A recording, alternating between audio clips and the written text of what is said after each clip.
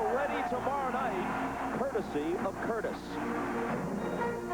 The New York Yankees are poised to sweep their second consecutive World Series. For many in pinstripes, it would be a repeat. For one notable exception, it would be a first.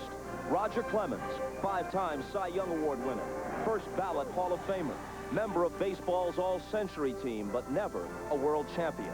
Not that he wasn't close once. In 1986, in another New York ballpark, he and his team had the lead late. But things have a way of happening to the star-crossed Red Sox, still without a world championship since 1918. Since then, the Yankees have won the World Series 24 times, and that's what brought the 37-year-old Clemens to New York. A chance to win a ring, as generation after generation of Yankees have done.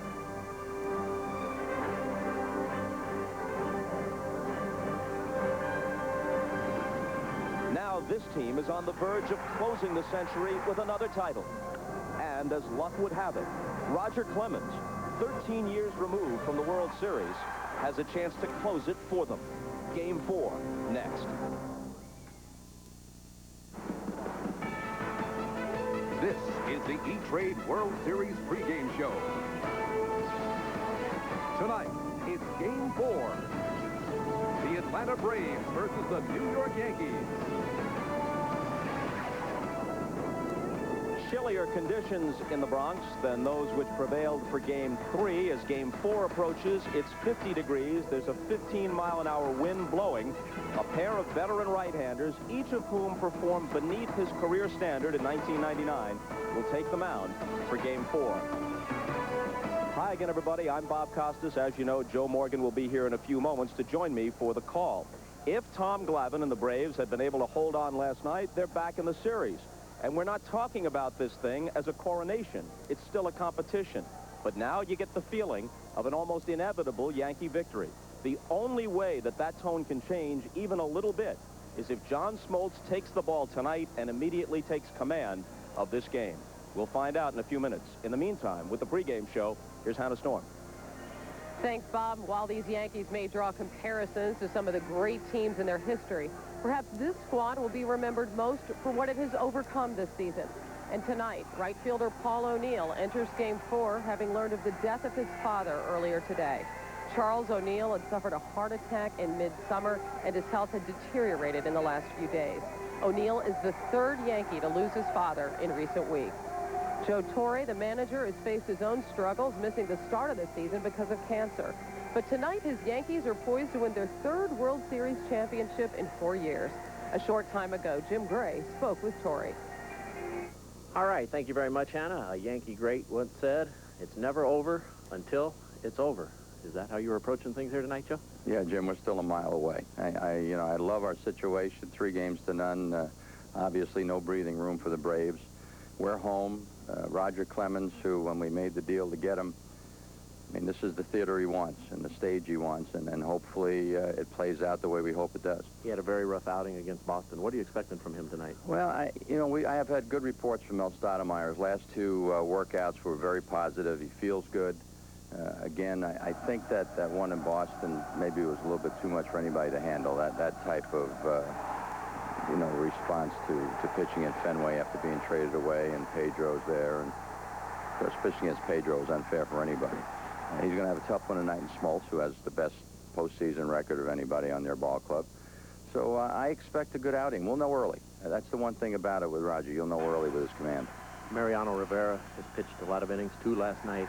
Could he go tonight if you need him? If this thing is up for grabs here in the 9th, he'll be out there for sure. I'd like to limit him to 1, obviously. But he's been pretty good pitch count-wise, so I think he's fine. Paul O'Neill playing with a very, very heavy heart. What's his frame of mind going into the game here tonight? Well, his dad's been failing for a while, and it's been touch and go, and his dad responded to his voice the other day, and he's been pretty much medicated very heavily, so passing away last night, it's a sad, sad thing, but Paul's been carrying this thing for quite a while. Joe, good luck tonight. Thanks, Jim. All right, let's go back upstairs to Hannah. Thanks, Jim. Tonight's Yankees starter Roger Clemens is a 5-time Cy Young Award winner who has already been named one of the best players of this century. But for all his accomplishments, Clemens has struggled on the postseason stage. 13 years ago, in just his third Major League season, Clemens was in the neighboring borough of Queens, pitching Game 6 of the World Series.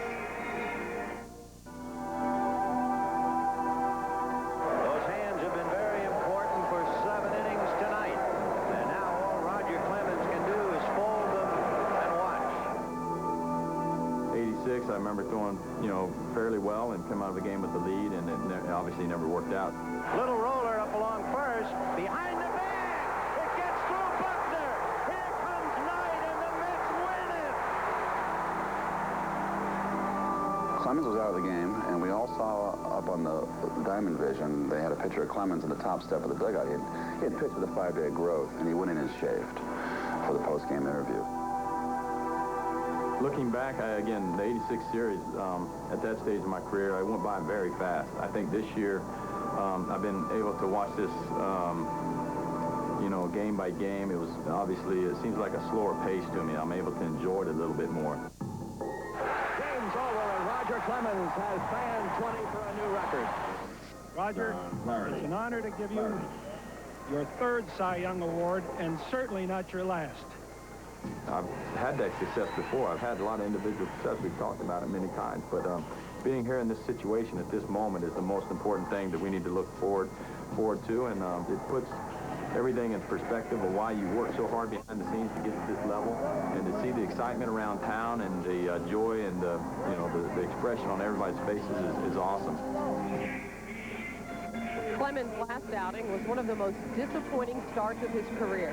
When he returned to Fenway Park for Game 3 of the American League Championship Series, he was shelled, knocked out of the game in the 3rd inning. Tonight, the Braves start John Smoltz, one of the great postseason pitchers of his generation. He faces the daunting task of taming a Yankee lineup that is averaging nearly 6 runs a game. Smoltz and Braves need a miracle. Win 4 straight.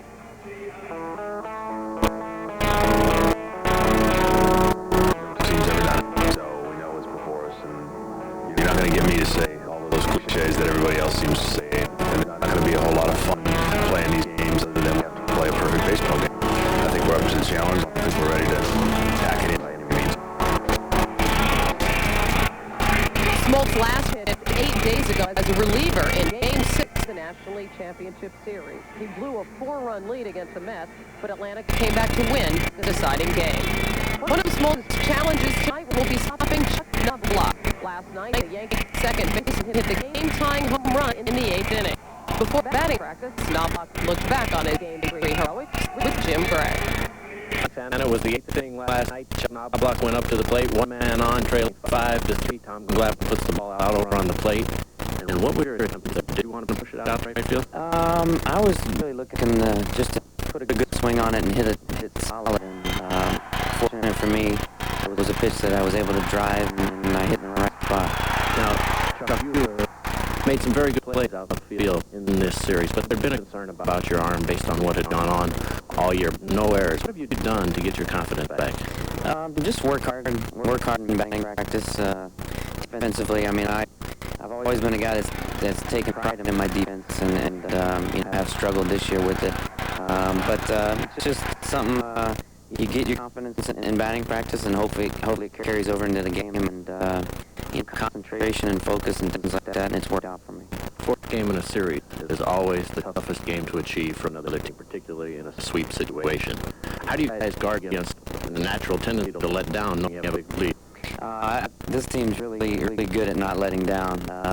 Even though we had a big win last night, everybody today has the same attitude as we had yesterday and the day before, and so on and so on. That just come out, work hard, try to win today. That's our goal every day, is to try to win, and when it's all said and done, hopefully we won this thing. Chuck, thank you. Good luck. You're welcome. Thanks. All right, Anna, let's go back upstairs to you. Okay, Jim Knobloch has done an admirable job overcoming the intense scrutiny of his defense and has been one of the offensive stars of the century's final World Series.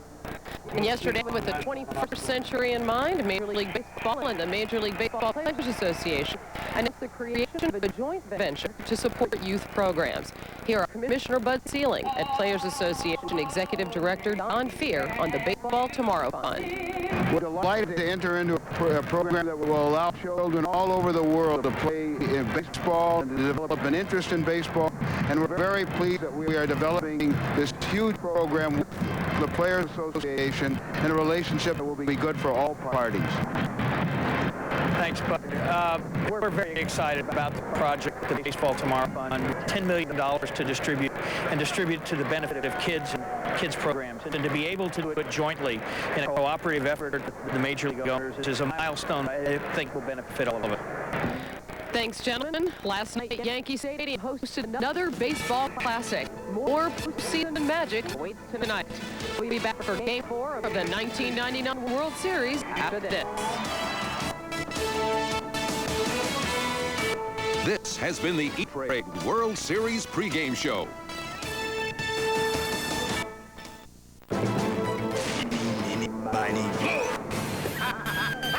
This is everything.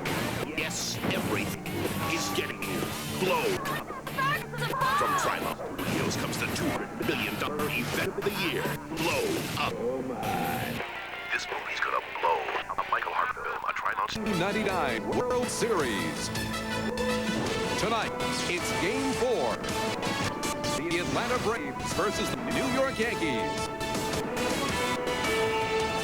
Beginning a few minutes from now at Yankee Stadium, Roger Clemens will try to finish this World Series. John Smoltz will try to prolong it. We're joined now by the Hall of Famer Joe Morgan. And it is not a stretch, even though we're talking now about what seems almost inevitably a Yankee victory and maybe a sweep. Not a stretch to say that the Braves could have been back in the series and maybe even with some luck could be leading the series 2-1. Well, Bob, they were leading Game 3 and Game 1 with their aces on the mound. In Game 1, Greg Maddux went into the 8th inning with a lead, and a lot of people felt after he got in trouble that they should have replaced him. They did not. Derek Jeter gets a base hit to tie the ball game, and they go on to win Game 1. In Game 3, Tom Glavine had a 2-run lead going into the 8th inning, and as soon as he got in trouble, a lot of people felt Bobby Cox was going to replace him. He did not, and the Yankees retired the ball game on a 2-run homer by Chuck Knobloch and won it when Chad Curtis hit a home run in the late innings. But Bobby Cox defends his attitude because he says that he had his 2 best pitchers on the mound, Glavine and, of course, Maddux, and he felt like they were the best pitchers available to him at the time. He doesn't have as much confidence in his bullpen as he has in those 2 pitchers. And, of course, he trusts them. He's been with them for so long. He asked them how they felt. They each said they could go out and work the 8th. We talked with Bobby Cox before the game, as we always do, and as always, there he was, even down 0-3, calm and cordial, and we asked him if he planned to have a meeting with his team. He said, no, you can't talk your way into a victory. Well, I agree with him. The players on this ball club know exactly what they have to do. They have to go out and win this ball game. The 2 things that bother the team most is to be swept and to be swept on the home team of their opposing players. Let's quickly go downstairs, find out more about the Atlanta club. Here's Craig Sager. Well, after being on the disabled list twice this year with a strained right elbow, John Smoltz did not know if he'd ever pitch again. But he lowered his motion to 3/4 and is now throwing relatively pain-free. He still relies on that 4-seam power fastball that's routinely clocked at 94 to 97 miles per hour. When he holds it with 2 seams and throws from 3/4 or lower, it changes the spin, and it turns into a totally different, nasty sinker. Physically, that's the difference. Mentally, he's still the same, laughing, playing cards in the clubhouse before the game. You couldn't tell if the Braves were up 3-0 or down 3-0. Craig, thanks very much. The lineups and the first pitch of Game 4 from Yankee Stadium when we come back.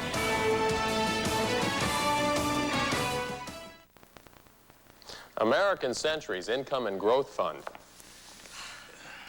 has outperformed its Lipper peer average.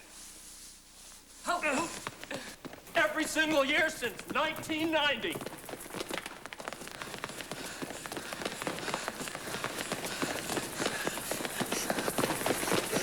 That's one nice track record. Call 1-888-ACI-FUNDS or your investment professional. Between every milestone are moments we share together. Now at McDonald's, we're saluting the Walt Disney World Millennium Celebration. Commemorate this momentous event with 4 special edition sculpted glasses. Where can you start celebrating the millennium?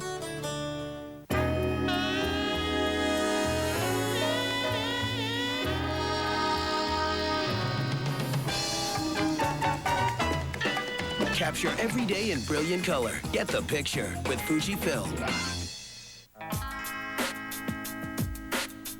Remember compliments you receive. Forget the insults. Be nice to your siblings. They're your best link to your past and the people most likely to stick with you in the future. Finally, a minivan to live by.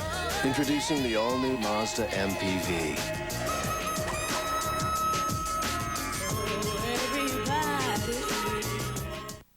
The network television premiere, Men in Black, NBC, November 28th. Results now, not tomorrow, now! If Jacobson won't play ball, we'll take him down! You're the computer guy. Ted, yeah. You did that network thing. Let's customers talk to our sales reps through our website. Yeah. You saved my business. E-networks from 3Com. It pays to be connected.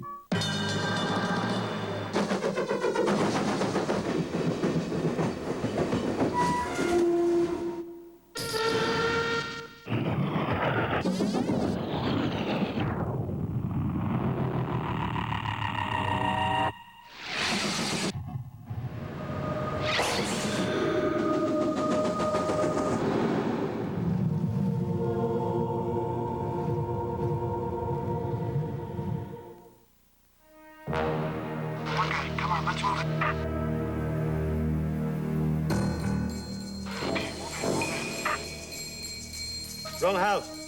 Go to next door.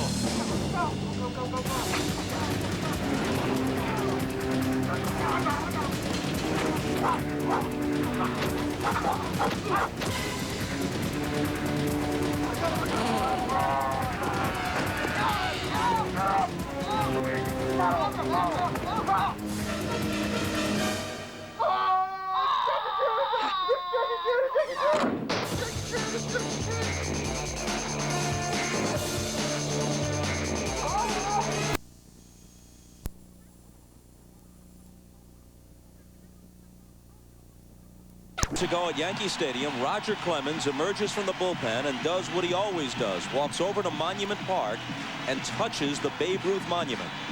The Yankees didn't win their first World Series of this century until they acquired a star pitcher from the Boston Red Sox. They may win their last World Series of this century tonight using a star pitcher they acquired from the Boston Red Sox. Of course, they have announced no plans to convert Roger Clemens into an outfielder.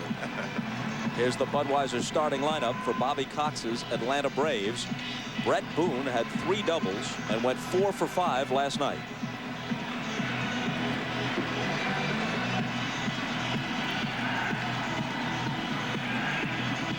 Roger Clemens hasn't taken the mound yet. His record of 14-10, certainly not what you'd call a typical Roger Clemens year. He is 37 years old, but we're talking about a 5-time Cy Young Award winner, a 6-time ERA titleist. 5 times he's led the league in strikeouts. He has the 2 20-strikeout games. It's credentials like that that led him to be named a member of the All-Century team. But the one thing he does not have is a victory in the World Series. And more important, he has never been a member of a World Championship team. Well, in his 2 starts, he has no decisions in each one. And there you see Roger Clemens' numbers. Everyone keeps saying that we'll know early whether Roger has it or not. A lot of times he's concealed injuries and gone out and pitched anyway. He has a good fastball, a splitter, a slider, and he has gone more to the slider and the splitter in the last couple of years. He used to have the overpowering fastball that he threw upstairs.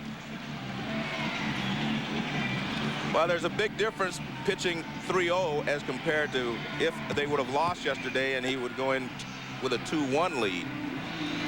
And this is the game that he's probably always been looking for in his entire career, a chance to clinch a world championship for his ball club. He pitched with the Boston Red Sox. He didn't win a championship there. Now he has an opportunity here with the Yankees to win his first championship and to be the pitcher on the mound when that happens. Let's take a look at the defense behind him. We've talked about how good the Yankees are overall. They have not committed an error during this World Series, meaning the position players. All of the guys you see there, excluding Clemens, of course, they are position players. They have not made an error. The time we saw him pitch against Texas this year was the best outing I've seen from Roger the entire season. He had sharp control. He was throwing strikes, getting out in front of the Texas hitters, and he was getting them to chase some pitches. He gets ahead, he gets you to chase the splitter or the slider. And let's take a look at the scouting report. Aggressive fastball. That sets up his other pitches. He tries to stay ahead. And you see, he throws more off-speed pitches when he's down in the count than before. If he got behind you 1-0, it was pretty much going to be his fastball. Now he will throw you a slider on those occasions. He'll come with a splitter sometimes. He has made some adjustments because he has lost a little bit off of his fastball through the years. He threw 7 innings of shutout 3-hit ball in the division series at Texas. Then he was shelled upon his return to Fenway Park. He lasted just 2 innings in a 13-1 defeat at the hands of Pedro Martinez and the Red Sox. Bob, that's the only game they've lost in postseason, and Joe Torre says that really doesn't count because it was Pedro Martinez. We're going to throw that one out. He says Pedro is that good that anytime he pitches, you know you're going to lose anyway. In today's Boston Globe, Dan Shaughnessy writes that tonight Roger Clemens is pitching with 10 days rest and 13 years of restlessness. He got to the World Series as a 24-year-old Cy Young Award winner. It's taken this long to get back. And not just any World Series stage, the mound at Yankee Stadium in the final World Series of the 20th century. Gerald Williams had a single and a triple last night. A little different approach from Gerald Williams. Last night we saw him trying to be patient and waiting for Pettit to give him a pitch to hit. He goes right after Roger Clemens, who threw him a fastball on the first pitch.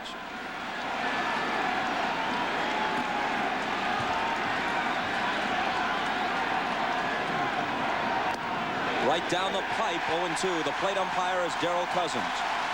Jerry Davis from the National League has first base. Jim Joyce, American League, at second. Randy Marsh, National League, at third. Rocky Rowe of the American League in left. Steve Ripley of the National League in right. The 0-2 pitch. Off the outside corner, the plate umpire, Darrell Cousins, is an American League ump.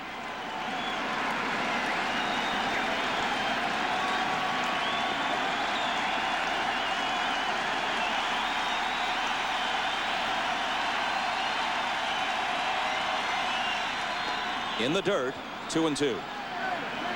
The last 9 times Roger Clemens has started, Joe Girardi has caught him. Tonight, it's Jorge Posada.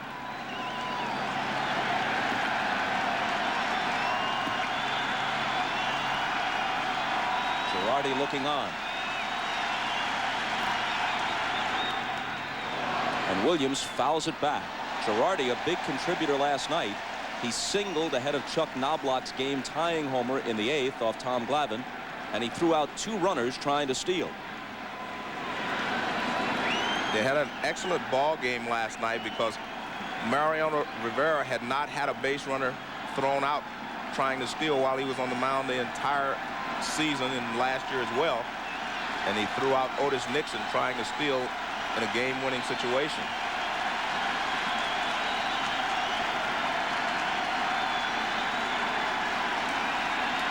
And another 2-2 pitch.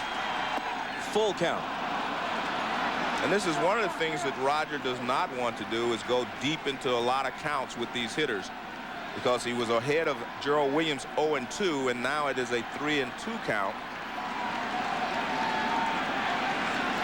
Obviously, Clemens is a veteran, but he doesn't necessarily have the calm demeanor of veterans like Maddox and Glavine. He can get pumped. And he starts the game with a strikeout as Williams chased ball 4.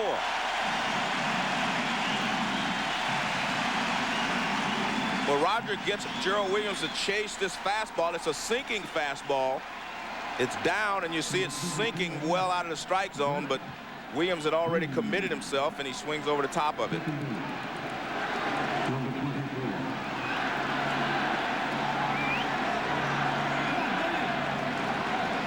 Now Brett Boone swinging a hot bat of late. Cuts and misses.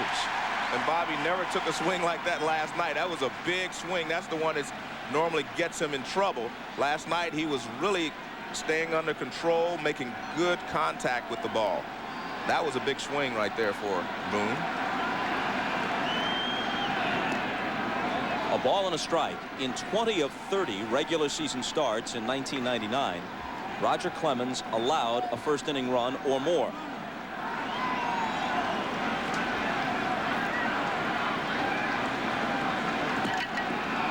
Sometimes takes him a while to settle down.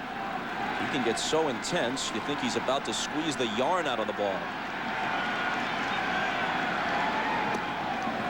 2-1 the count.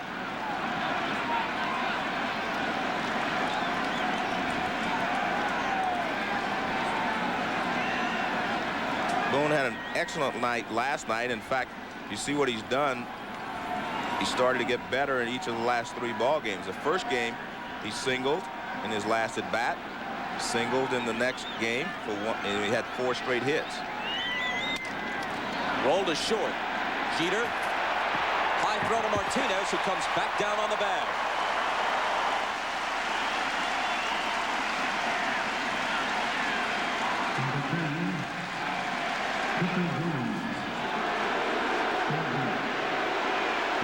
See, Tino has to reach up and get the ball.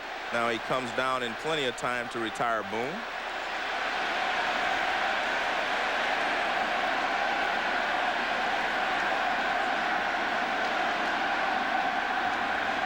So here's Chipper Jones, who in his career against Roger Clemens is 2 for 6 with a home run.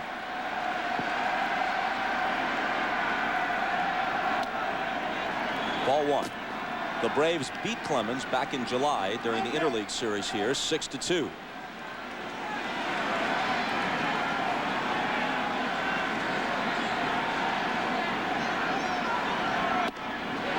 Got the inside corner.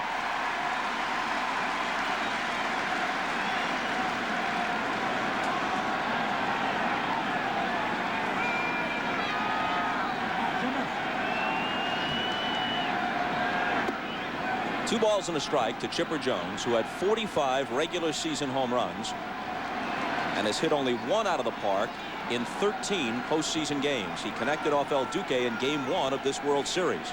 He has only 4 playoff and World Series RBIs. But part of that is because they pitched around him, and now Clemens is behind him, 3-1. Well, he threw him 1 fastball on the inside corner, which is where they want to throw the fastball. And then he's thrown 3 splitters out of the strike zone.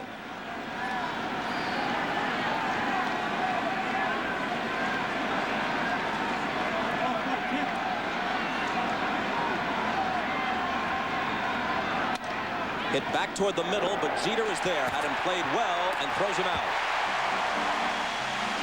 A perfect first for Clemens.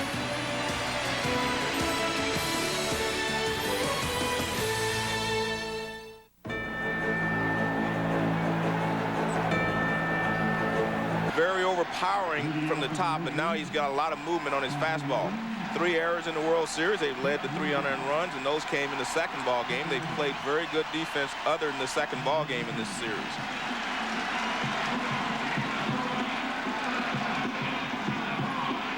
Last time we saw John Smoltz, Bobby Cox brought him out of the bullpen late in Game 6 of the LCS against the Mets, and he was pummeled. Mike Piazza took him out of the park to right center for what was then a game-tying home run. First one, a Knobloch, is taken for a strike. During the season, Smoltz was 11-8. In the 99 postseason, he's 1-0 with a save, but his ERA, partly because of that one disastrous inning against the Mets, is nearly 6. 0-2. Watching the first 2 fastballs, they're a little different than what I've seen from John Smoltz most of the season. He doesn't seem to be dropping down quite as much on those last 2 pitches, and he didn't get the same tailing action on his fastball that he's been using.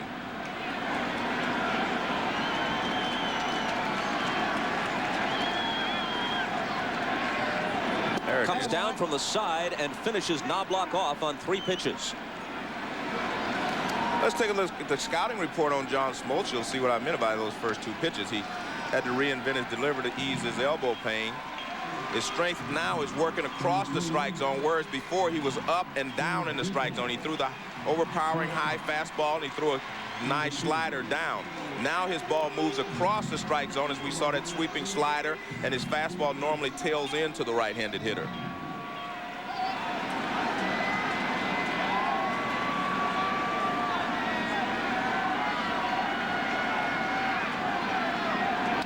Jeter fouls it back. You saw the career postseason record of 12-3. That's the highest postseason career victory total of any pitcher in history. But the guy who threw out the first pitch tonight at Yankee Stadium, Hall of Fame left-hander Whitey Ford, won 10 postseason games, and they were all World Series games. Jeter fouls it off. Smoltz has had the LCS and the World Series through the 90s, and since 1995, the Division Series thrown in. But the fact remains, he's been a very strong playoff and World Series pitcher. And Bob, he's been chomping at the bit. He wanted to start a lot sooner in this series. He was hoping to start game 2. Bobby decided to go with Millwood, but this guy is a big game pitcher. Jeter wouldn't bite. 1-2.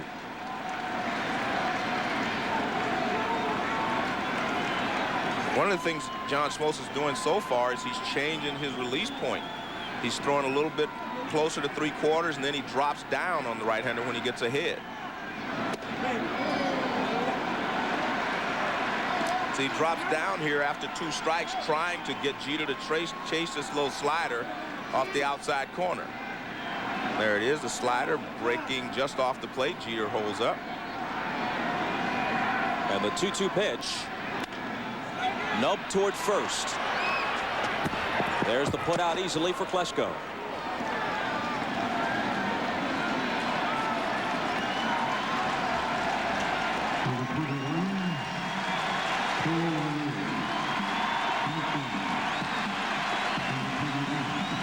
Here's Paul O'Neill. At least a portion of the crowd is aware of the fact that his dad passed away overnight.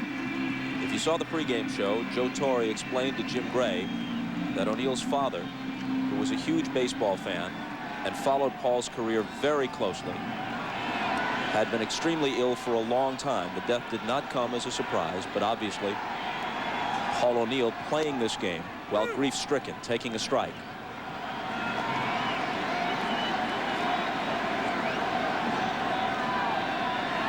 The O'Neill family is from Ohio, but his father was in the hospital here in New York at Lenox Hill Hospital, and Paul was able to visit him in the final days of his life. This Yankee ball club has had a lot of off-field, problems. As Scott Brosher's father passed away during the season, Louis Soho, and now Paul O'Neill. A ball and a strike.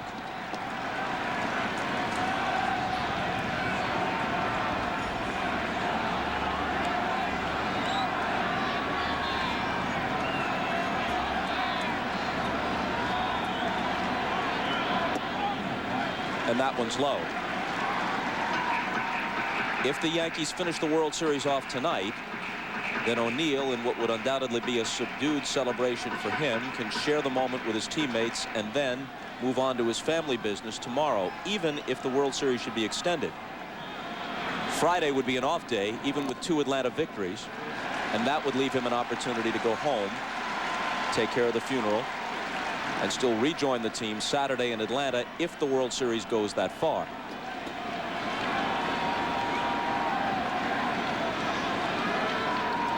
Smoltz is being very careful not to leave a ball inside with the short porch in right field. You see everything outside and moving away from Paul O'Neill.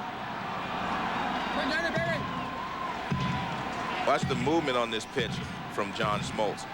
See the rotation, look at it start to really dive away from Paul O'Neill. Watch where this pitch ends up. Paul O'Neill fouls it off. It's just on the outside corner. And the 3-2 pitch. He walked him. First base runner of the game.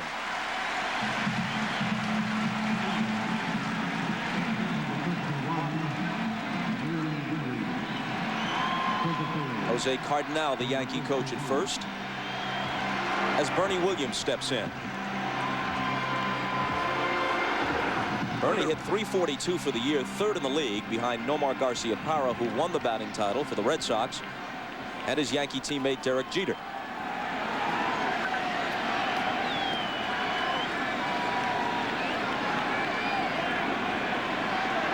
One of the things that makes this such a home field advantage for the Yankees is what happened to the Braves last night.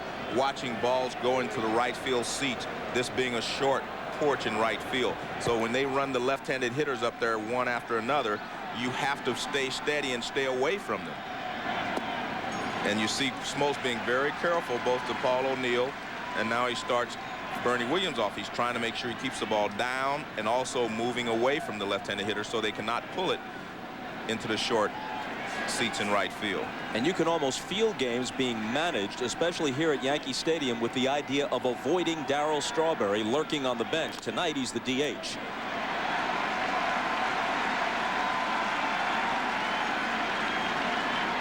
There's the straw man. He's 6th in the Yankee order for game 4.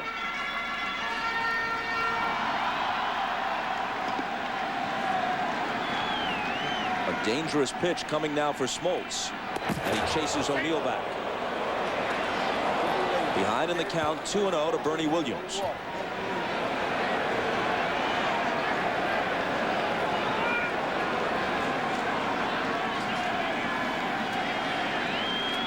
Tino Martinez, who had a home run last night, is on deck.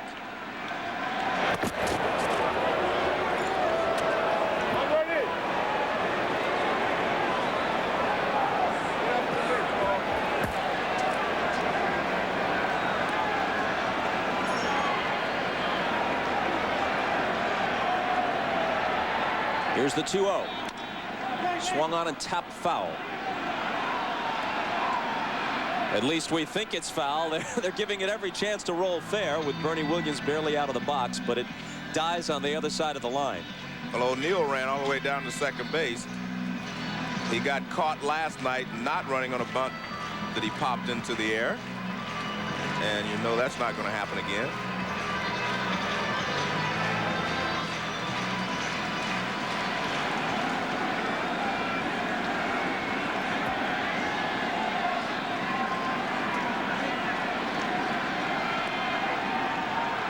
Smoltz staring in at Perez for his sign.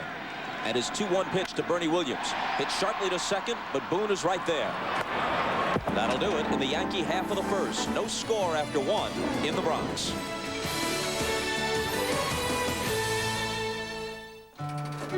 Two tickets, $28. 2 hot dogs, 2 popcorns, and 2 sodas, $18.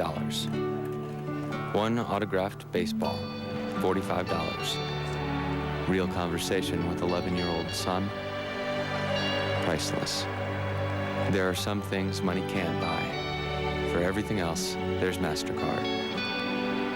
Accepted all over, even Major League ballparks. The year's most honored film is now on DVD. It's one of the most anticipated releases of all time. Critics say there's no better way to experience it. It belongs in every DVD owner's library. Saving Private Ryan, the special limited edition, in stores on DVD Tuesday. It's timeless, like her beauty. Ageless, like her smile. And like your love, everlasting. Is there any other way to show your love was meant to last a lifetime? Well, you could tell her. Then with the same 13 grand, she could have over $60,000 for her retirement. We just thought you should know. Ask a financial advisor about Sun America, the retirement specialist. Look at you. What a cold. Even your sinuses hurt. You know how Advil gets rid of tough pain fast? Well, Advil cold and sinus gets rid of tough sinus pain fast. This is in this, plus a decongestant. That's why they call it Advil cold and sinus. We nailed him. Oh, let's go.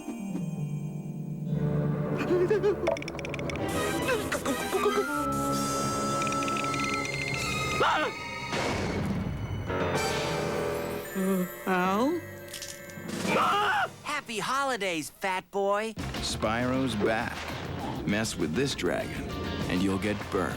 Ow! That's gotta hurt. PlayStation. NBC's coverage of the 1999 World Series is brought to you by Sun America, the retirement specialist, by MasterCard. MasterCard, proud sponsor of Major League Baseball and fan of the great American pastime. And by Bud Light, for the great taste that won't fill you up and never let you down, make it a Bud Light.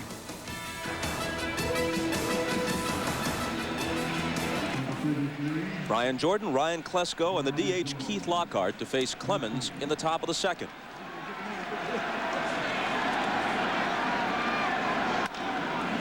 Bouncing ball, Knobloch. This is where he's had problems, but his flip to Martinez is right there. And with views from high above, it's the Bud 1 airship, over 165 feet long. The Bud 1 airship flies high over the biggest sporting events in the world. Budweiser, the official beer of Major League Baseball and the World Series.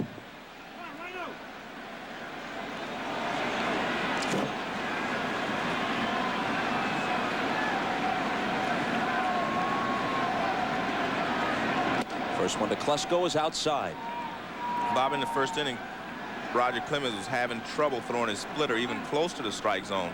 So if you're the Braves, you go up there looking for a fastball. First pitch to Brian Jordan was a fastball. He grounded out. And now the first two pitches here to Ryan Klesko are fastballs. When a guy doesn't have control of his splitter or his curve or his changeup, you just kind of eliminate those pitches until he starts to throw them for strikes. Here's his 2-0 pitch. And that one's in there, says Darryl Cousins. Fastball over the middle out to an 0 pitch. Actually, pretty much where Klesko likes the ball, right out over the plate. He hits this one over Knobloch's head for the game's first hit. Another pitch out over the plate. That one was down a little bit. He actually broke his bat, but he gets a line drive out of it.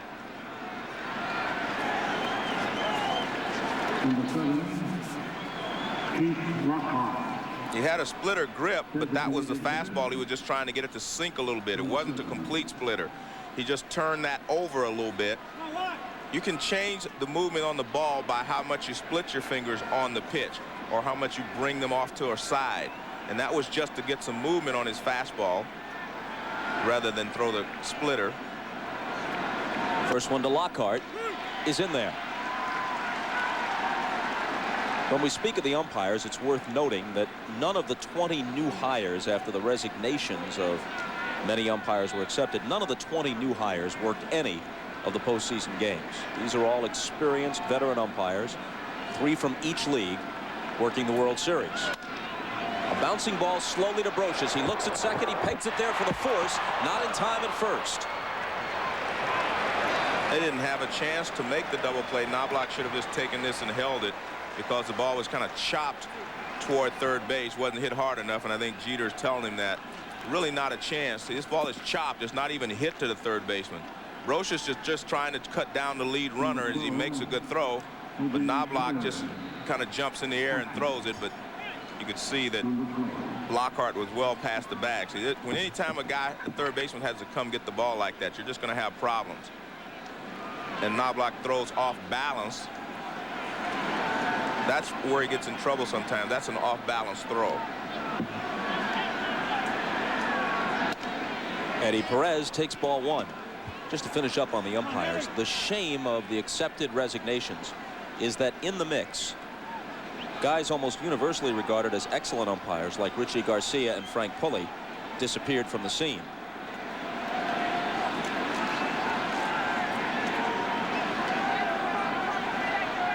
Here's the 1-0. 2-0 to Perez. Bob, he's still struggling with his control, meaning Roger Clemens. When we saw him in Texas, he was getting ahead of the hitters, and then you get the hitters to help you out by swinging the pitches out of the strike zone.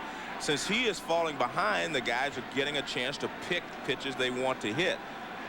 The Braves haven't been able to do a lot with it so far, but yet and still they're getting better swings than he would like.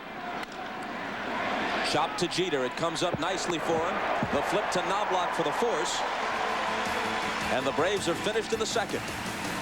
Back to Yankee Stadium after this.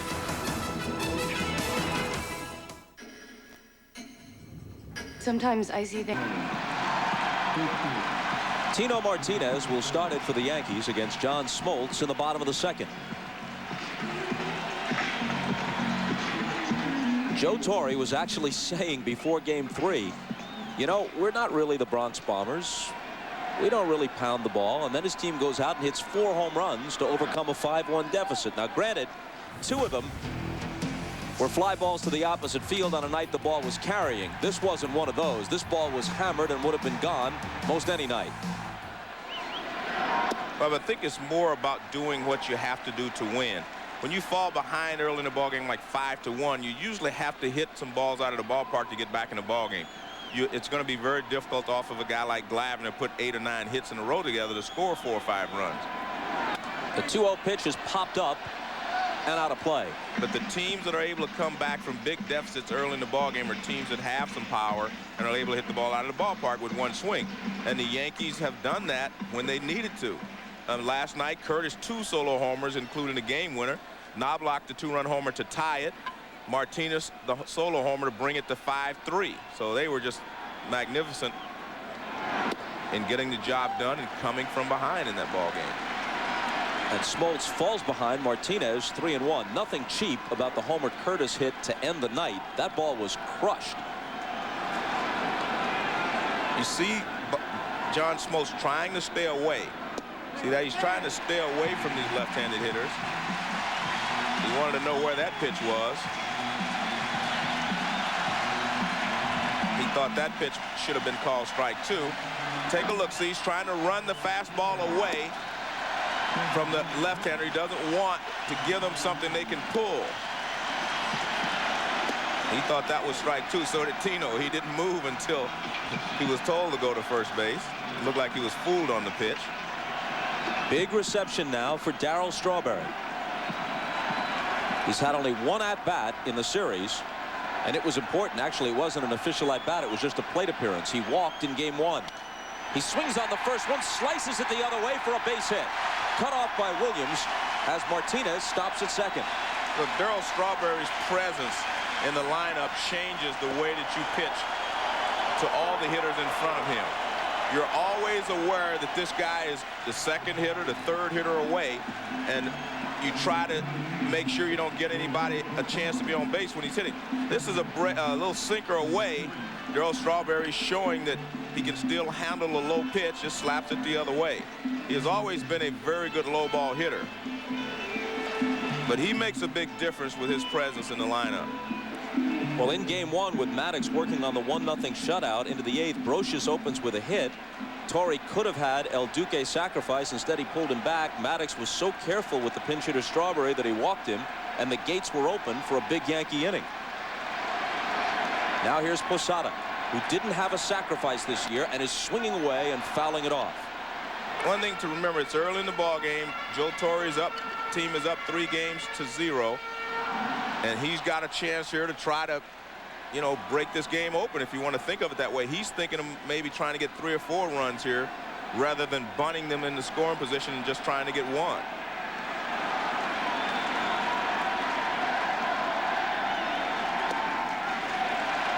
One and 1 the count. Left fielder Ricky Leday is on deck. His team has finished first, speaking of Bobby Cox, in its division 8 consecutive years. We're not counting 94 when the season wasn't played to completion because of the strike. 8 straight first place finishes. Only 1 world championship, though, in that stretch. The 1-1 pitch. Hit back of third in foul ground. Chipper Jones and Walt Weiss for a look, but they have no play.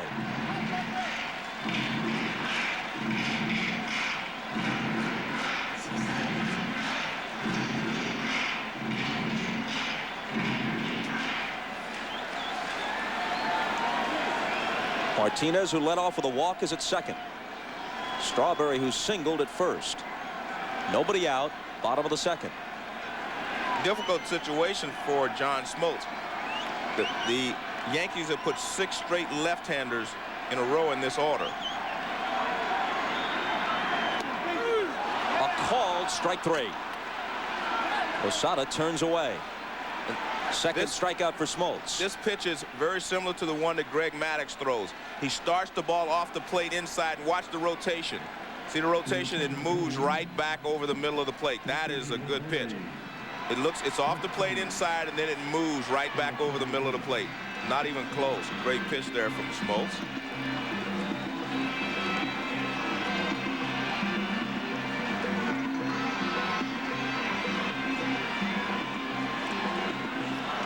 And when you play the Yankees here at Yankee Stadium, you have to face the 6 left-handers in a row.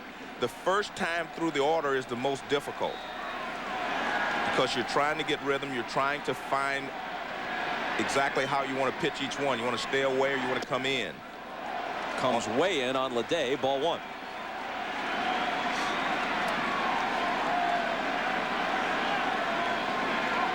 When you said that John Smoltz was a big game pitcher, Joe, you weren't exaggerating. And we'll tell you more about that after this pitch, which is taken for ball 2.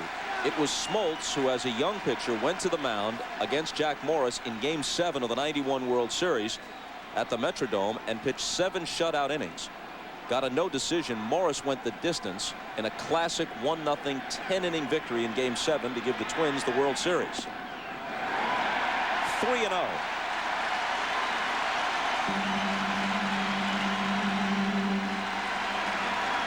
Here's a look at what he's done in the World Series. In '96 against the Yankees, he won Game 1 12-1, then was the loser in heartbreaking fashion 1-0 against Andy Pettitte in Game 5. A called strike to Ledet.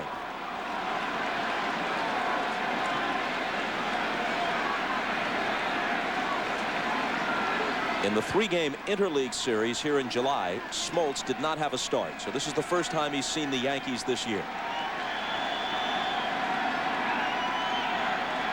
His 3-1 pitch is swung on and fouled back.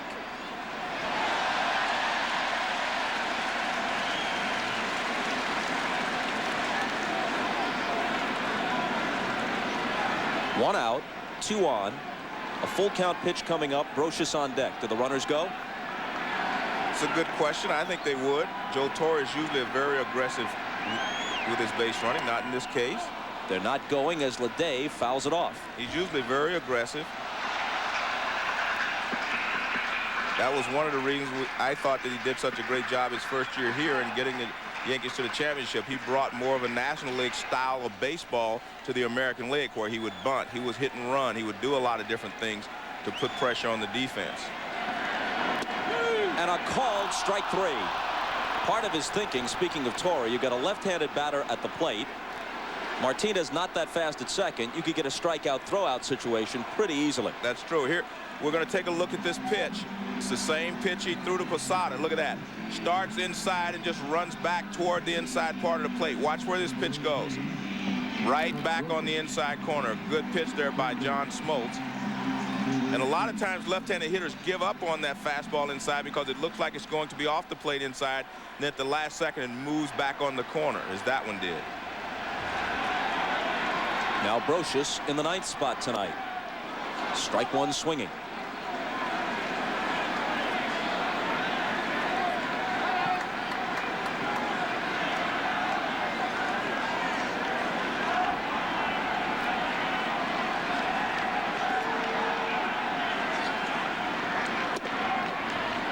Down and away, 1-1.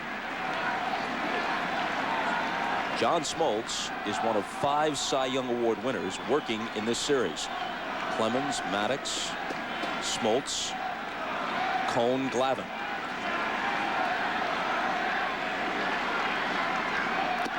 Outside, 2-1. Smoltz won his in 1996 when he went 24-8.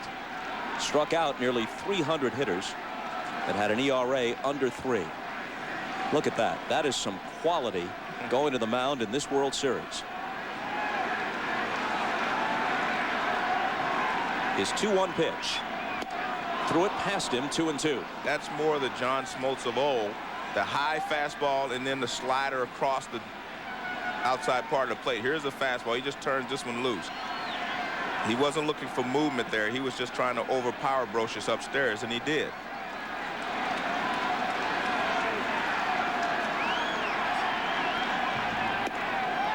Full count. And with 2 out, here is a safe thought. They will be going. Bob, you mentioned all those Cy Young Award winners, and El Duque probably fits in just as well with all of them. He just lost a lot of his time in Cuba. The runners go, and it's a called third strike after the first 2 men reached. Smoltz struck out the side. All of them on called third strikes.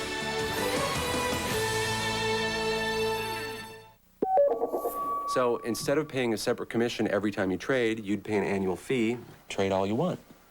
All I want? John Smoltz had to make some tough pitches after he walked the first hitter in Darryl Strawberry's single.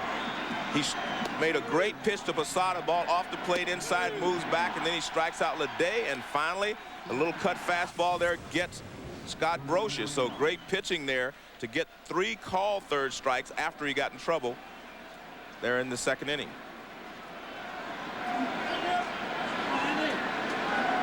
Andrew Jones standing in against Clemens as we move to the third. Bluffing a bunt and taking ball 1. He's had 6 career at-bats against the Rocket with 2 hits and 4 strikeouts. And as you see by that 196 mark, his bat remains quiet in this postseason. Rolled slowly to short. Jeter charges, throws on the run, and gets it.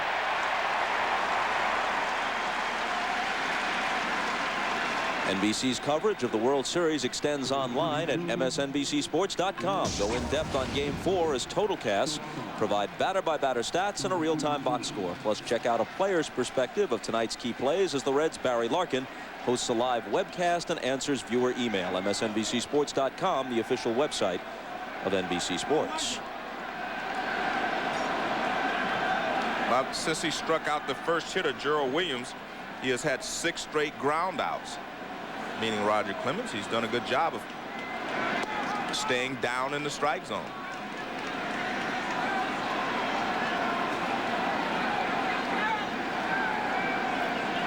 Clemens blowing into his pitching hand on what is now a 48-degree night. Weiss can't find the hole. Martinez backhands it and goes to the bag himself.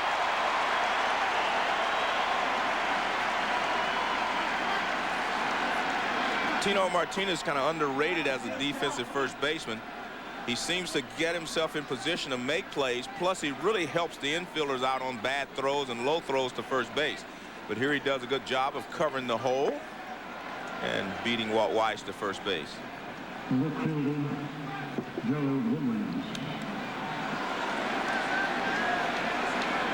The only hit off Clemens so far is a broken bat single by Ryan Klesko in the second.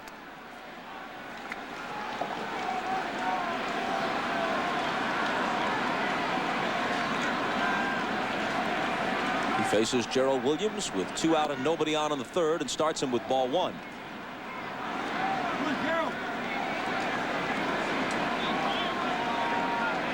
There's Klesko with Don Baylor, the hitting coach, and the sideline Andres Galarraga. Now Weiss walks into the picture in the Atlanta dugout. 2-0. As we glimpse Don Baylor on the Atlanta side, or Chris Chambliss in the Yankee dugout, Willie Randolph on the coaching lines at third for New York. You're talking about 3 guys who might very well be managing in the major leagues come the year 2000. 2-0 pitch, lofted into shallow right. Knobloch retreats from second and takes it. Clemens cruising through 3. Still no score at Yankee Stadium.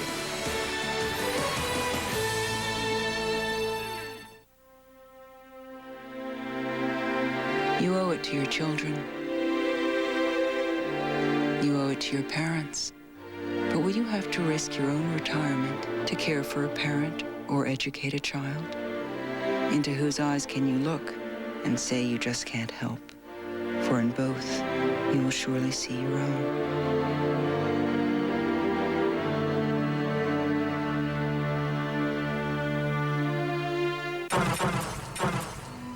When I was 9 months pregnant, my husband beat me. One night, he came after me with a knife and barely missed our son. I left. My kids and I ended up at a shelter. I realized it wasn't my fault. Women are beaten every day, and if we stayed, I knew he would hurt my daughter. All across the country, battered women and children are starting new lives, thanks in part to Philip Morris, one of the largest supporters of programs that feed, shelter, and counsel victims of domestic violence. But what frightened me most was that if we stayed, I was putting my son at risk of becoming a batterer himself. I grew up in a very loving home. My kids deserve to grow up in one too. Working to make a difference, the people of Philip Morris.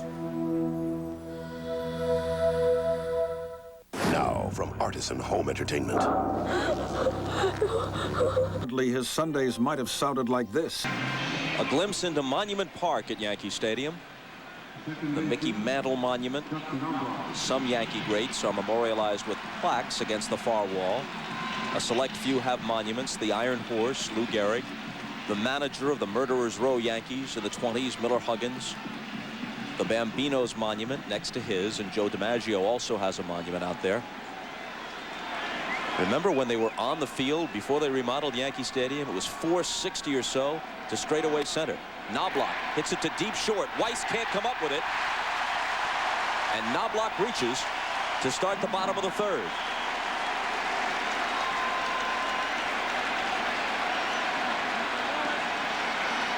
Well, it's a ground ball towards the hole. Walt Weiss gets there, but he's not able to come up with the ball. See, he'll get there, and it just hits off of his thumb. I don't know what they haven't ruled yet, I guess. No, the official score hasn't decided just yet. It was a tough play, but a play that could have been made. Base hit. And I think that's the right decision. It was not an easy play, that's for sure.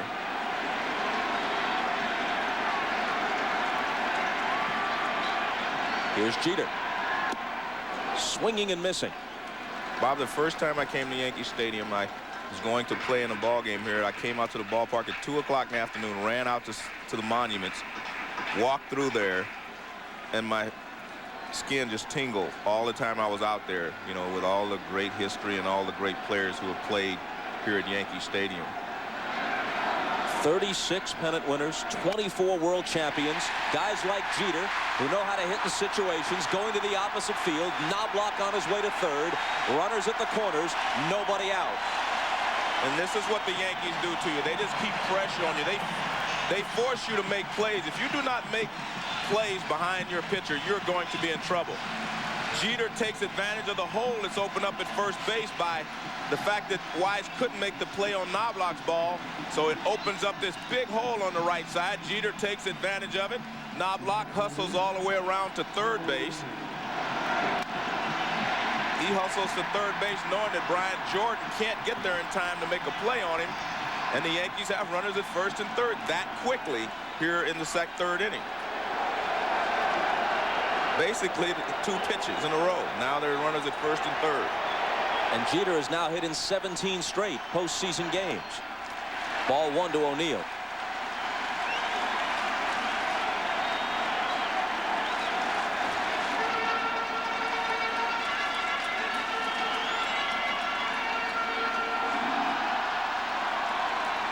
And naturally they're playing back, trying to stay out of the big inning.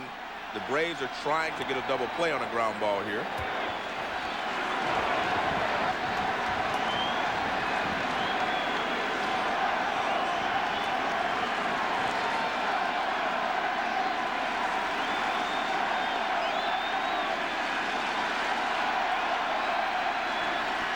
And the 1-0 pitch coming to O'Neill.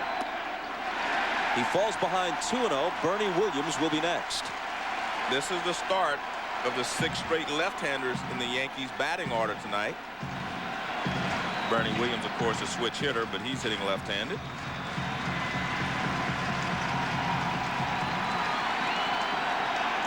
Torrey flanked by his trusted aides, Don Zimmer, and the pitching coach, Mel Stottlemyre.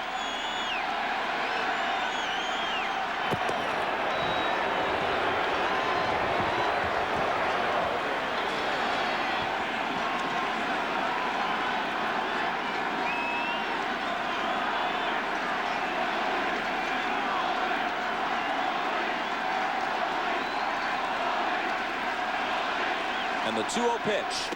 Swing and a miss. That's one of the better fastballs that John Smoltz has thrown tonight. Had a lot of pop on it, also a lot of movement.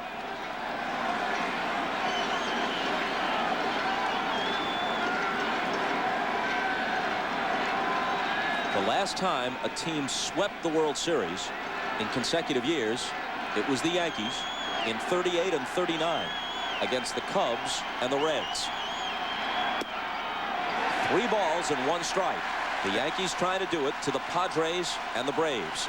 And the one thing the Yankees continue to do is show a lot of patience. That was a pretty good pitch there from John Smoltz to get the ground ball that he wanted. A little sinker down. Paul O'Neill took it. Now the count's 3-1. We saw Knobloch hit a first pitch. Next pitch was hit to right field by Jeter. Now all of a sudden you get the pitcher in trouble, and Paul O'Neill makes him work and makes him give him a pitch to hit. There goes Jeter, and the 3-1 pitch is fouled off.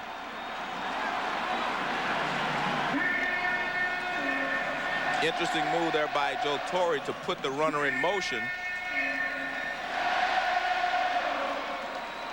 Because with no one out, you hit a line drive at someone, and you're going to get doubled up with a runner at third. But he figures if he starts O'Neill, someone has to cover the bag, so it's going to open up a hole for him.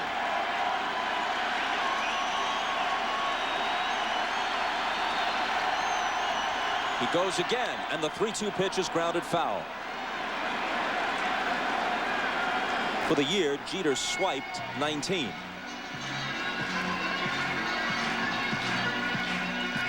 Let's take a look at what happens here on the right side of the line of the infield when the runner takes off. I mean, look at all this area here to hit. Also opens up the shortstop hole because he's covering.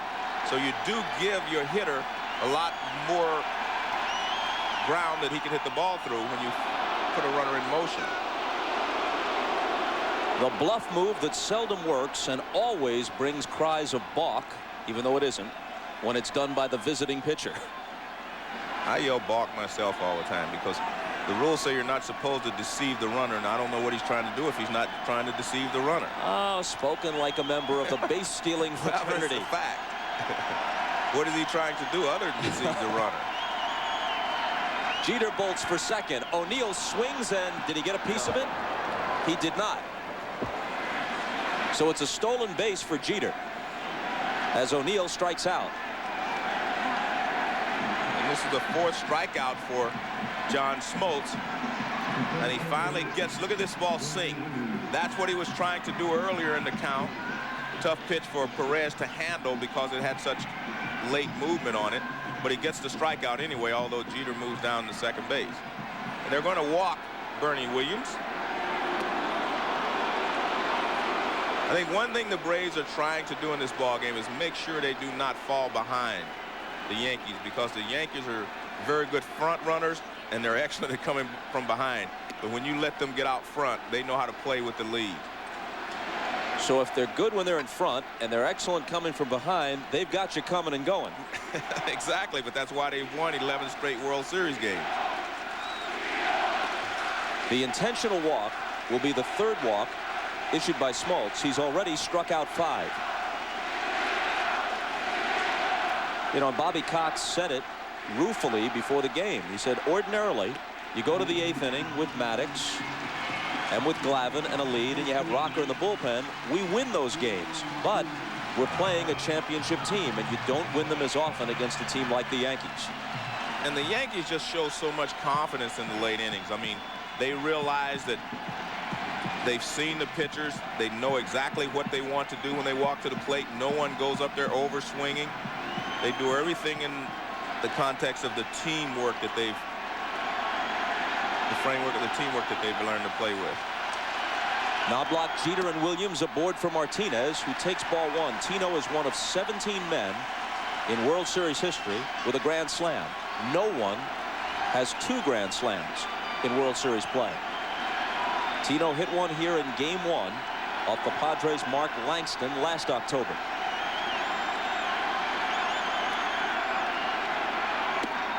That got the inside corner, 1-1.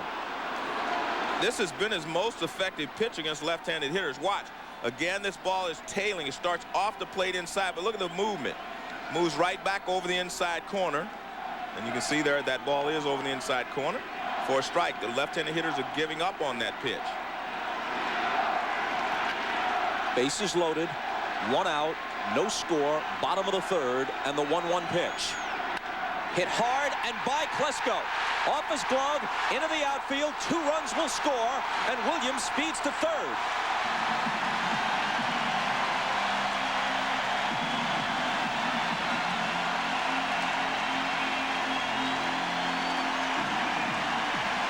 Well, we've had 2 balls hit on the ground this inning that could have been played by the Braves. They're not.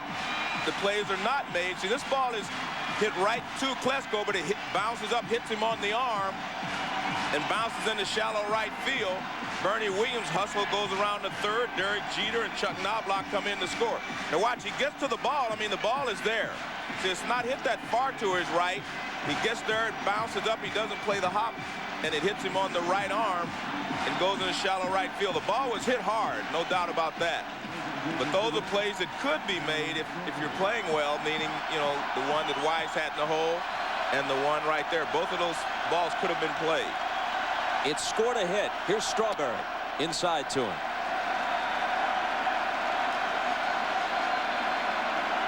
And that's not to say that they should be scored errors. It's just plays that you have to make when you're behind in a series, and they have not made them here in this inning. 2-0.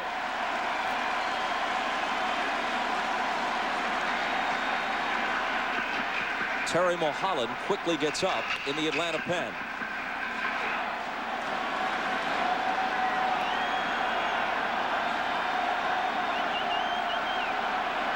The 2-0 pitch. Taken for ball 3. Strawberry probably has a green light here if he's sitting on a pitch in a particular zone. There you see what Joe Torre is saying right there is narrow your hitting area. Look for a ball in a certain area and attack it. He does take a rip and he fouls it back. And he got a good pitch to hit. He was patient. He got the pitch that he wanted. Fastball over the plate and down. Good low fastball hitter. He gets the low fastball and he fouls it back. Good movement on the pitch from John Smoltz is the reason that he fouled it back. But he did exactly what Torre says. The 3-1 pitch. And the count runs full. That pitch there just seemed like it moved so much Strawberry couldn't even catch up with it. This is a fastball that just explodes away from him. Look at that. See, that ball jumps away from him. It jumps out toward the outside corner. All he can do is swing at it late. He was looking for a fastball, but he was late on it. Strawberry backs out. He hit a homer in both the division series against Texas and the ALCS against the Red Sox. If he connects here, the series is all but over. Fouls it back. I mean, I'll tell you what, Smoltz is really throwing him some quality pitches here. Great late movement on all of these pitches. Strawberry's right on them, but the ball is moving just a little bit at the end, and he's not able to put the ball in play.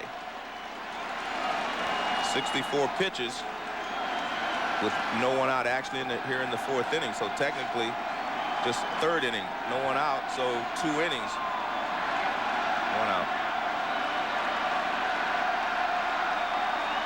Either way, it's still early. Yes.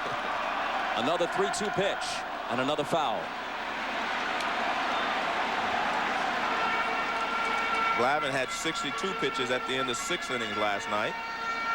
And you see Smoltz already at 65 in 2 1/3.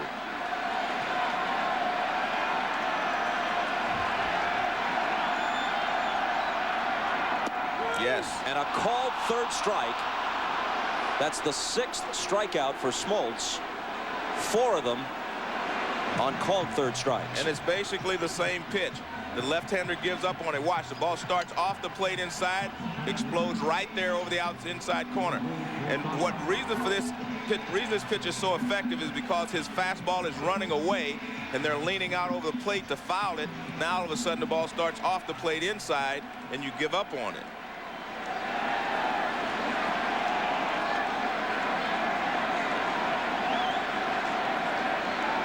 Now here's Posada. Struck out looking in the second.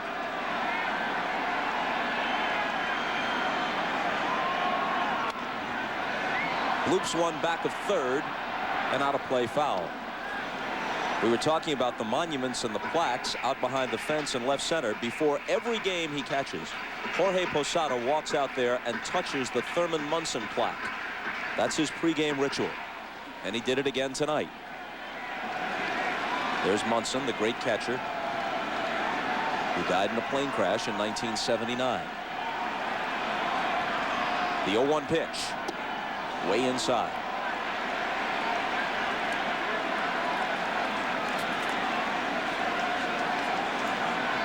.68 pitches for Smoltz, 33 for Clemens.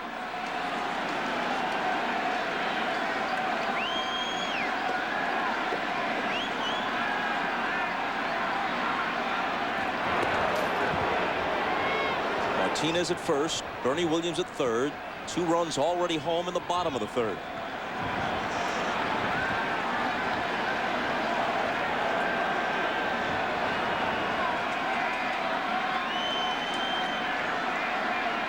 Here's the 1-1.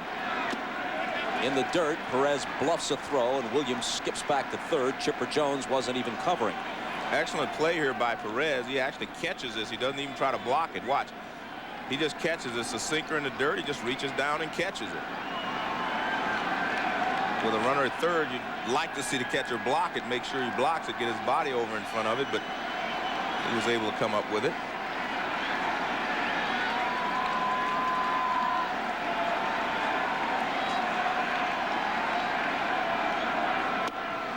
Two and two to Posada. You look at this inning. It starts with an infield single. Then a single to the opposite field by Jeter. Jeter steals second as O'Neill strikes out. That leads them to intentionally walk Bernie Williams. Tino Martinez with a sharp ground ball that really should have been taken by Klesko. He misplays it into what was scored as a hit, and just like that, the Braves are down 2-0. Full count now to Posada. So Martinez will run from first. But that's what good teams do. I mean, they just keep pressure on you to make all of the plays. You can't make half of them or 3/4 of the plays. If you're going to beat the Yankees, you're going to have to make all of the plays.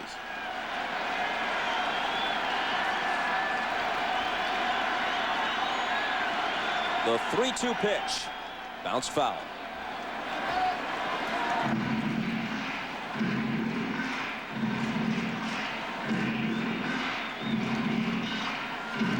I saw a quote from Bob Gibson where he said his 60s team could beat the all-century team, right? Well, maybe this Yankee team can do the same thing. Another 3-2 pitch with Martinez running, and a line drive for a base hit. Williams trots home. Martinez wheels to third. Posada's hit makes it 3-0 New York. The only pitch that John Smoltz has really had success with is a fastball inside. See, it starts inside again. Posada's right on it this time. The ball moves back on the inside corner, and he rips it to left field. That's the pitch that he's been able to get his called strikes on, but he wasn't able to do so here. Posada adjusts to it and rips it to right field for a base hit.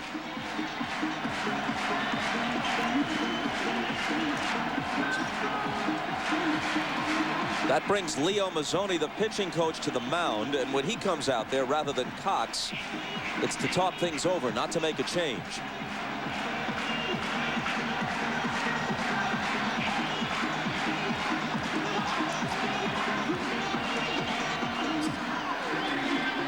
I think that was just a visit to see and make sure that John Smoltz is feeling okay.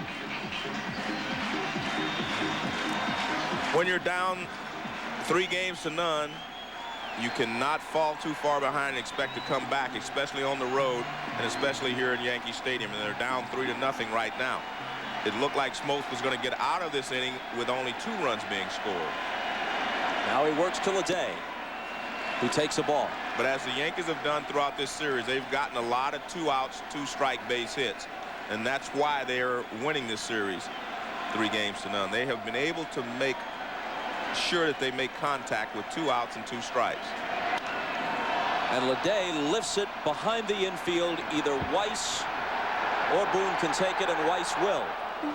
So the Yankees are done in the third, but the Braves trail this game 3-0 and the series 3-0. Hey, having funds yet? CNBC and CNBC.com. Profit from it. Oh, God, I can't even tell you how thrilled I was to see you tonight, Steve. I mean, trapped out in that storm, totally stuck, with no way to get home. And then I saw you crashing through those barricades in that big, huge, giant... Oh, what do you call those things? Monster truck? Monster truck, like my knight in shining armor. I can't believe you were there. I mean, what are the odds? Do you believe in fate, Steve? Fate?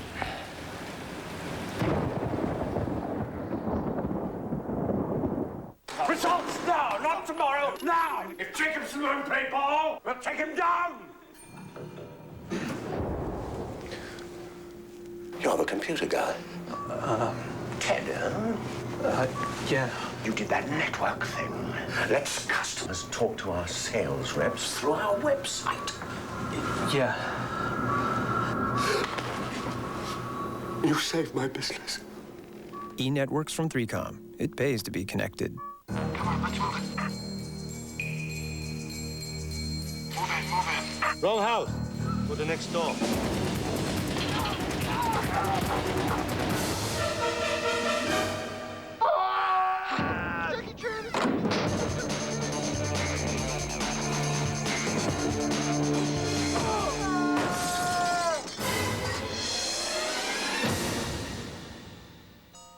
TD Waterhouse, member New York Stock Exchange.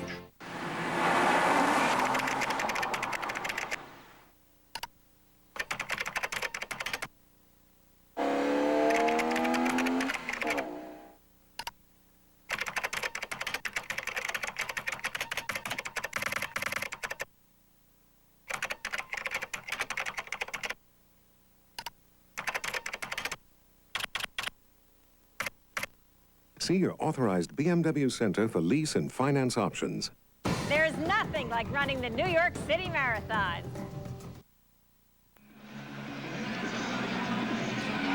Bob, Roger Clemens has done a great job of limiting his pitch total as well as just keeping the ball on the infield. Everyone on the infield has had a chance. Ground ball up the middle to shortstop, 4 ground balls to shortstop, 1 to each corner. They've done a great job. Look at this. All the balls are hit on the ground. You can't hurt Roger Clemens hitting ground balls to the infield. And that's what he has done so successfully tonight. In his first playoff start this year, he was staked to a 3-0 lead at Texas. That happened before he ever took the mound. The Yankees got 3 in the top of the first on a Strawberry home run. Here, it took them 3 innings, but now he takes a 3-0 lead into the 4th. And in most cases, they say you'll know early whether Roger has it or not. If the ground balls are any indication, he does have it. And we've seen him change a little bit of his grip on his splitter to get the sinker moving better and to be able to throw strikes with it. He wasn't throwing strikes with his splitter to start the game, so now he's throwing a 3/4 splitter where the ball is just moving and sinking a little bit. Strike 1 to Brett Boone, who grounded a short his first time up. Chipper Jones and Brian Jordan will follow in the 4th.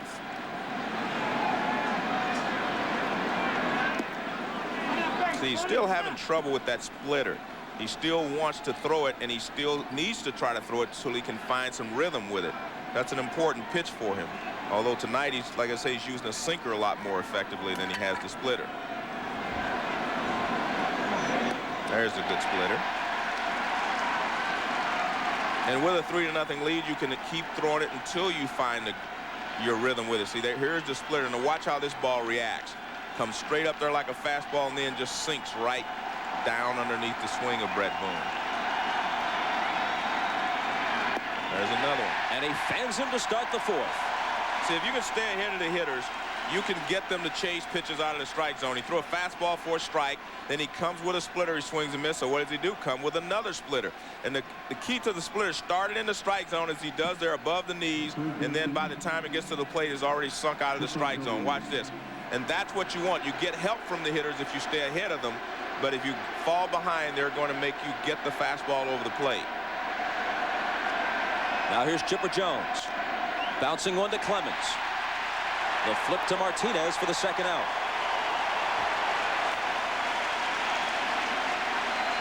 And now, while we have a moment, we'd like to announce the MasterCard All-Century starting lineup as selected by you, the fans.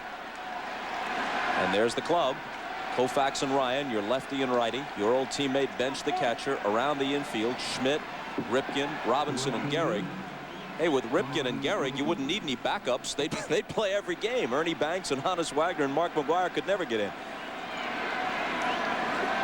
Willie Mays, Babe Ruth, and Ted Williams in the outfield. Now, all of those guys are tremendous. The problem with it is, you got to leave Hank Aaron off.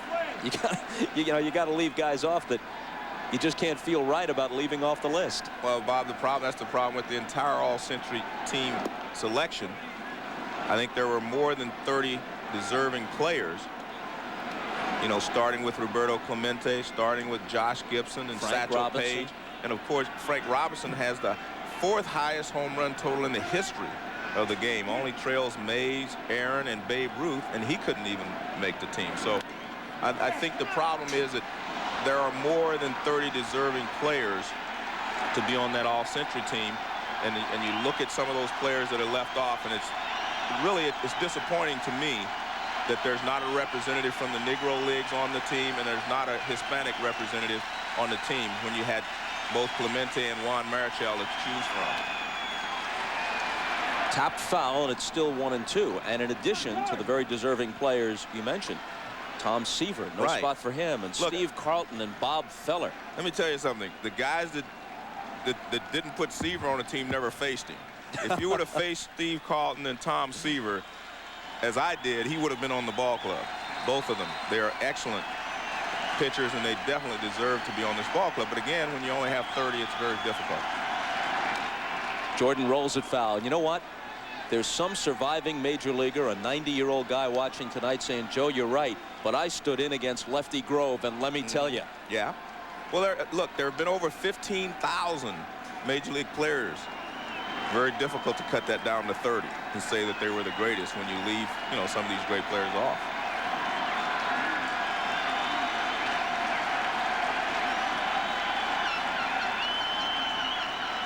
Clemens on the all-century team, as we mentioned, part of the pitching staff. The 1-2 pitch from the 5-time Cy Young Award winner misses outside. 2-2 to Brian Jordan. Well, Roger Clemens was going for the strikeout here. This is a fastball off the outside corner. He's trying to get that movement back over the outside corner that we've seen John Smoltz use, but he did not get the movement on that pitch. A little pop, and it looks like that's going to make the seats. You know, I heard from Mark McGwire yesterday, and he wanted the fans to know this. There was some kind of mix-up with his luggage, Mark tells us, and that's why he was the only guy not wearing a suit at the all-century celebration. He was in jeans and a jacket. That's what he flew in wearing, and they couldn't locate his clothes in time. He's a guy with a real respect and knowledge of baseball history, and he didn't want anyone to think that he intentionally slighted the occasion. Here's the 2-2 pitch, and Jordan hangs in. Actually, I didn't really notice it. You were the one that brought it up. You know, I'm looking from the booth. I said, he's got jeans and sneakers. Man, if you can't dress up for this, you know. Yeah, but that is tough because, like you say, he can't just walk out and buy one off the rack on a Sunday afternoon. Not at his size.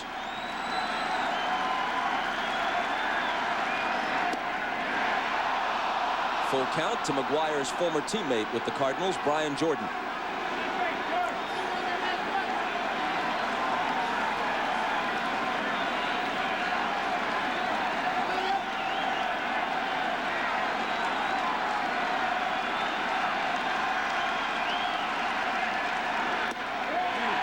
And he works him for a walk, and he earned it. And Roger Clemens is, you know, very upset. He thinks that he should have had the call on that pitch. Watch his reaction. And Tino Martinez is going to go in to calm him down. I think this is a great idea here. There was more than one pitch in this sequence that he wanted for strike 3. And you can see that ball is clearly low. But Roger thought it crossed the plate knee-high before Posada caught it. And you can see it does get the outside corner, but I think umpire Darrell Cousins called it as low. And Roger was getting upset out there, and a good job by Tino Martinez to go in and say, hey, relax, big fella. You've got a 3-0 lead. Let's take it on to the barn. Klesko has Atlanta's only hit off Clemens. Second inning single. Klesko's a homer threat, especially in this park. If he catches hold of one, the Braves climb right back into it. 314 down the line and right. 318 to the foul pole and left. Before they remodeled this park, it used to be 296 to the right field corner and just 344 to a low barrier in straightaway right. But then it went out quickly toward very deep gaps, 407 and 457 and 461 to straightaway center, where the monuments were on the field alongside the flagpole. 0-2 to Klesko. And Bob, I mentioned when I was here, I ran out and watched the monuments. But the most satisfying thing for me was when I stood in the batter's box and knowing that I stood in the same spots that Babe Ruth had stood in, Lou Gehrig and all the other great Yankee players. So this place has so much tradition that every baseball player that's ever played the game is missing something when they do not get a chance to play in Yankee Stadium. And didn't you hit a homer here in the All-Star game off Jim Palmer? I was hoping you'd bring that up. Happy to help. The 0-2 pitch. A little bouncer that Martinez comes up with and tags Klesko to finish the inning. After 3.5, looking for the sweep. 3-0 New York.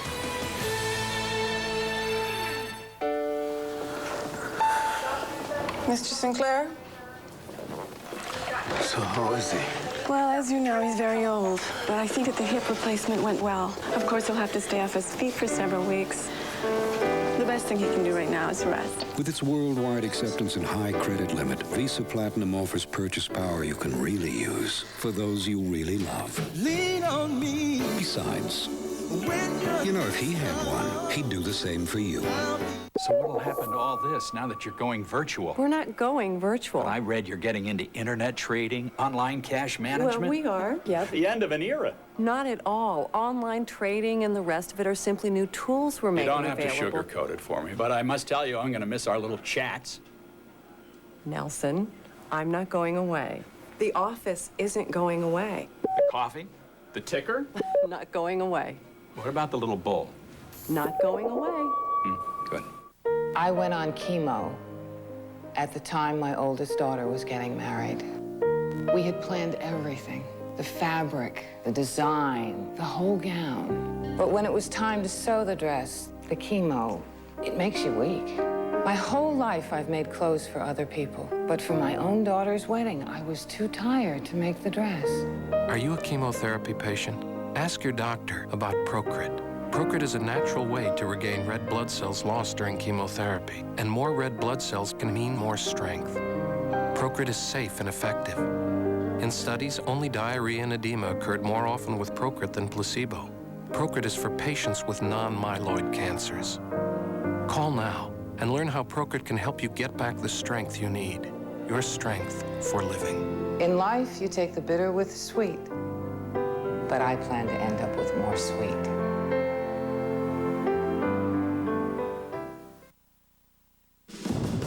NBC's coverage of the 1999 World Series is brought to you by Merrill Lynch. There's a new way to work with Merrill Lynch, any way you want. By IBM, are you ready for e-business? And by Advil, nothing you buy is proven to work better than Advil.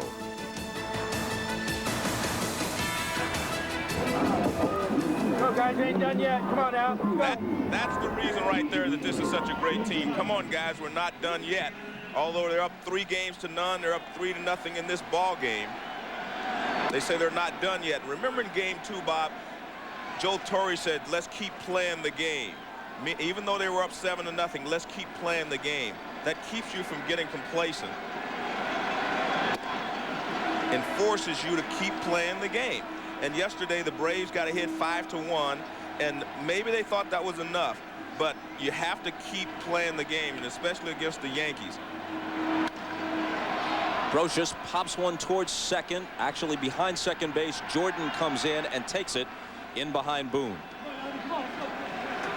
And the views from high above are courtesy of the Bud One airship. The brewmasters at Budweiser remind you that fresh beer tastes better. Budweiser, the official beer of Major League Baseball and the World Series.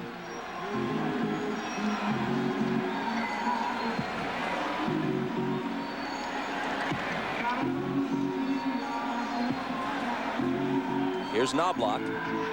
He struck out and started the 3-run third with an infield single.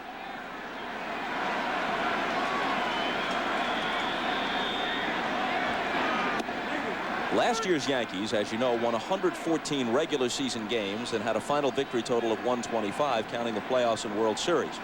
This year, Joe Torre's team won 98 during the regular season, but they have a chance if they win tonight to go last year's team one better in one respect. They would finish this postseason 11-1. Last year, they blitzed through the competition 11-2. Jordan coming in again, and he takes it once more.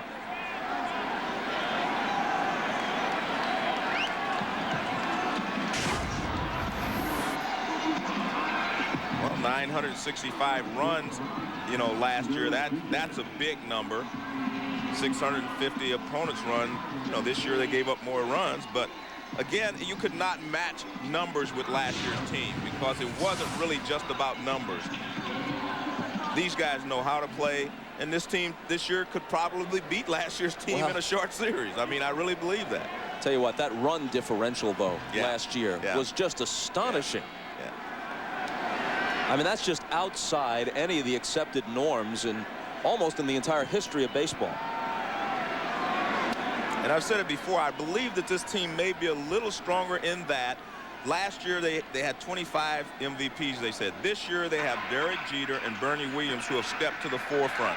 Last year Scott Brocious really kind of carried them in the World Series. You know, Paul O'Neill. But this year they have had consistent production from both Jeter and Williams, and the other guys kind of chipping in. Chipper Jones got on that one quickly, and he throws Jeter out.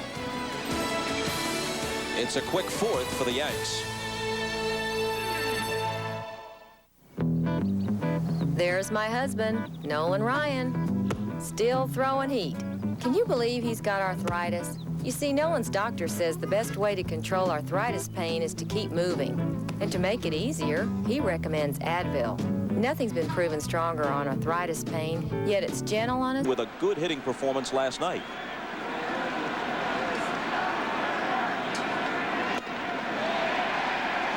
A ball and a strike to Lockhart. Bob, there are losses, and there are very, very tough losses. And last night was a very tough loss for the Atlanta Braves, because if they could have won the ball game, they know they're back in this series. Whereas when you lose and you go down 3-0, you're in a hole that you know that you can dig out of, but you're probably not going to dig out of. And I think that really has an effect on them. And you can see it a little bit in tonight's intensity in this ball game. The 1-2 pitch. Hit past Clemens. Knobloch trying to smother it. He couldn't have made a play even had he stopped it. A leadoff hit for Lockhart. But Clemens is making the Braves keep the ball on the ground. Here's that little sinker away right by Roger Clemens. He made a dive for it, wasn't able to get it, and then you see Knobloch make a dive for it as the ball goes into center field. Clemens can't get it. Knobloch can't get it. And that's the second base hit of the ball game for the Braves.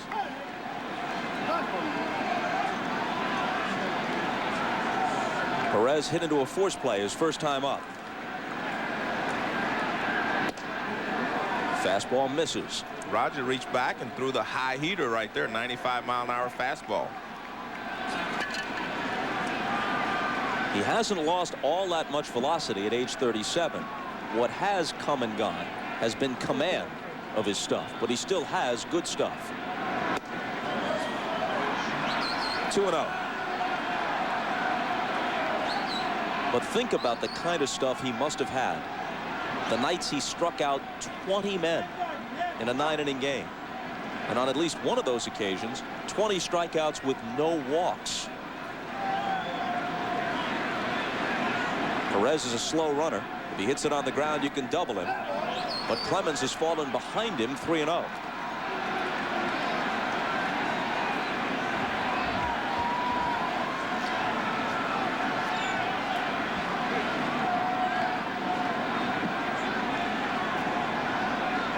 Bobby Cox was telling us before the game, and he said it really truthfully, almost matter-of-factly, we outplayed them virtually the entire game last night. We were playing a good game. We should have had it won, and just like that, it slipped away from us. And that's why it's such a tough loss, Bob. You know, you gave it everything you had. You played a good ball game. You led going into the late innings, and this Yankee team came back on you. I mean, that's a tough loss. I mean, there's no way you can get around it as an individual or as a team. It's just something that sticks with you. They hit the ball better than they had for several games. They were aggressive on the bases. They were playing smartly up until the end, and they couldn't close the deal. Here's the 3-1 pitch. Hit slowly to Brocious. Can they turn two? There's one. Knobloch's relay. They get them both. And you see Roger Clemens there. He's excited.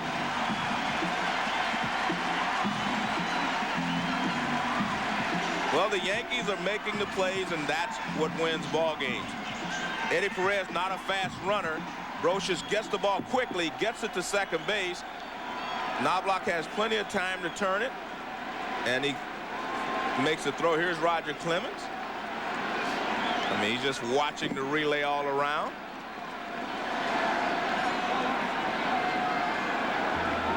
That's an excited bench right there.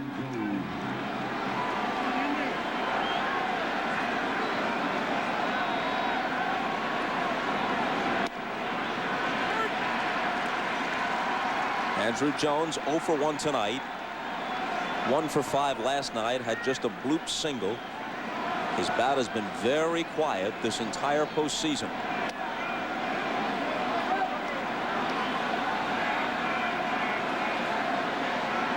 You can tell it's sinking in. Maybe it has already on Chipper Jones, Ryan Klesko, and the rest of the Atlanta Braves. This isn't just any old team thrown in the Yankees' path. Admittedly, they've been in a team hitting slump for a while, but this is a team that won 103 games. More than any other team in the major leagues. He got in on Jones, but he manages to fight it off and foul it to the seats.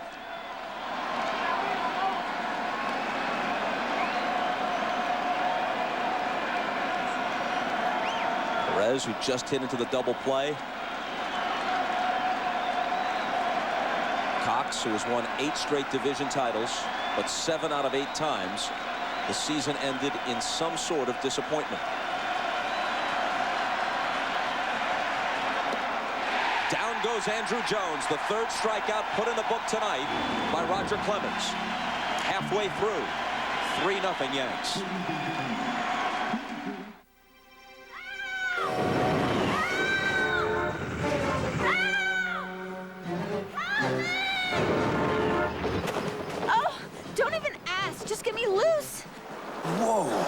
Constrictor knot with a midshipman's hitch. What? That's quality work. Out of train! Hurry! That's the problem these days. Everybody's rushing.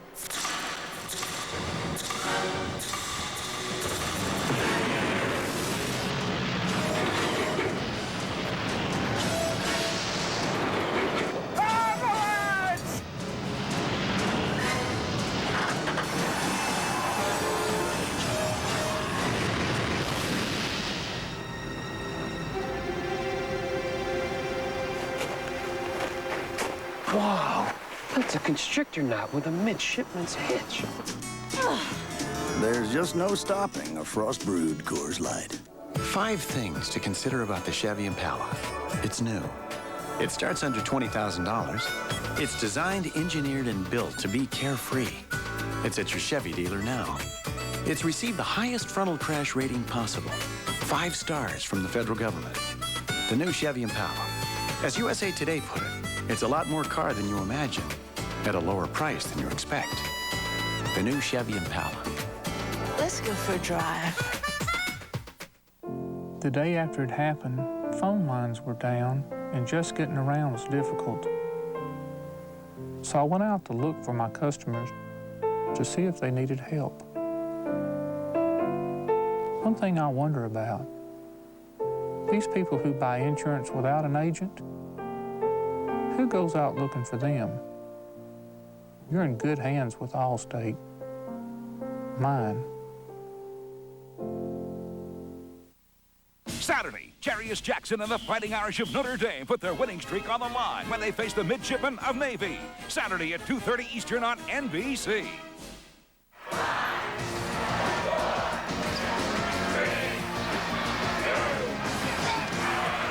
NBA 2000, are you ready? And in between innings, you can see the excitement in the Yankee dugout. I mean, they are excited. They can see the goal line now, and they're going to run for it. And Roger Clemens is really throwing the ball well tonight. O'Neill leads it off and takes strike one from John Smoltz as we start the bottom of the fifth. Bernie Williams and Tino Martinez to follow. If it ends tonight with a Yankee sweep, the MVP voting will be interesting. Yes, obviously, no starter worked more than one game. El Duque was terrific. So was Cone in game 2. Curtis had the 2 homers, including the game winner in the 3rd game. Jeter's hitting nearly 400. Knobloch has scored 5 runs. And although he's had some awkward moments in the field, he hasn't been charged with an error, and he's 5 for 15, but nobody jumps out as the obvious candidate. Well, I think when you do not have an obvious candidate like that, I think you have to look at somebody like Mariano Rivera, who is definitely the big gun coming out of the bullpen. And if he pitches in tonight's ball game, you might have to look in that direction. But it's, I mean, this is a great Yankee team that gets contributions from every area of the game. Unsung contributors like Jason Grimsley and Jeff Nelson last night, who held the Braves in check while the Yankees mounted their comeback. Brett Boone flips to Klesko to retire O'Neill. I think Jason Grimsley's performance last night was the real key, because the Braves had been scoring runs. He came in and he just shut them down, and that gave the Yankees a chance to start their comeback. And then, as you mentioned, Jeff Nelson came in for a couple of innings and did a good job as well. But I think Grimsley's performance was the key.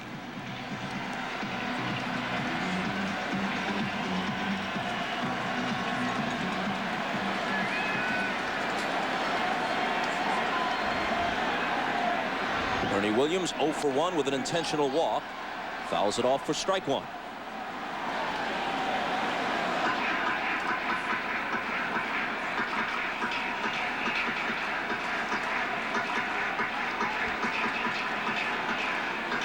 If the Yankees win tonight, that's 12 straight World Series victories, dating back to the time they were down 0-2 to the Braves in '96, then won the last 4.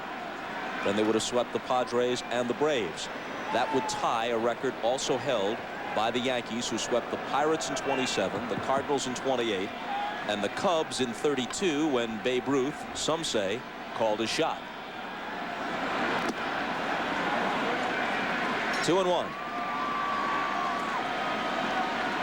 Joe Torre, who waited thousands and thousands of games as a player and manager before ever getting to a World Series, now may see his team win it for the 3rd time in 4 years. Well, the interesting thing, parallel to even last year's World Series, the San Diego Padres had the lead a couple of times themselves going into the late innings and couldn't hold it. And this year the Braves have gone into 2 out of the 3 games so far with a lead in the 8th inning and couldn't hold it. So these Yankees are they're good finishers, and they just know how to play the game. Ripped foul. And look at the pitchers they've beaten, either hanging the defeat on them or winning games started by these guys. Going back to '96, Smoltz, Maddox, Glavine, Kevin Brown last year, when Brown was so tough to hit for the San Diego Padres. Whatever has been thrown in their path, they haven't just defeated, they've decimated.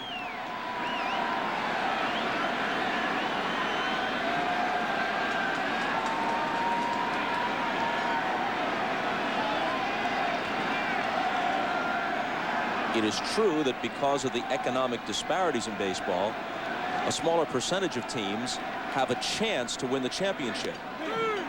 Called third strike, and Bernie Williams sits down. But because of the new playoff format, you have to run a gauntlet that's more extensive than it used to be. You got to go through the division and the LCS and the World Series, and the Yankees, the second half of this decade, have done that. Here's Tino Martinez, his second time up. He rips the ball off the arm of Ryan Klesko to drive in a couple of runs, and that's where we are. Basically 3-0. All the 3 runs were scored in the third inning by the Yankees, and that's the only inning either team has scored in. So very important inning there, and we talked about how it got started and how the Yankees were able to cap it off.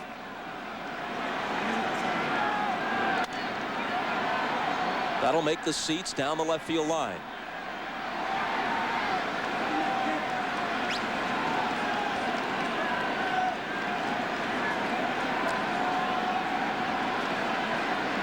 Of course, we're talking about what seems likely.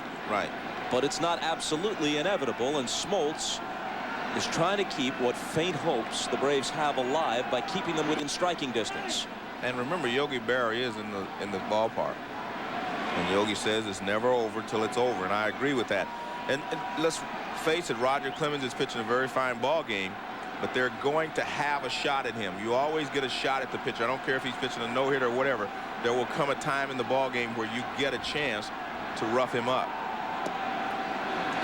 Of course, if they get back-to-back sweeps of the World Series, then another Yogi Berra quote will apply. It'll be deja vu all over again.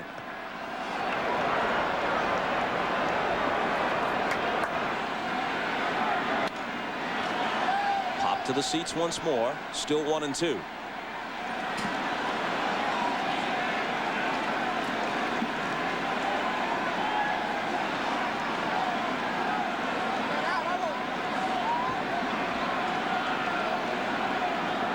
There you see what John Smoltz has done. That third inning, really. There's the first changeup he's thrown. I mean, a slow changeup right there. Third inning is where he had the most problems, and that's when the Yankees scored their 3 runs.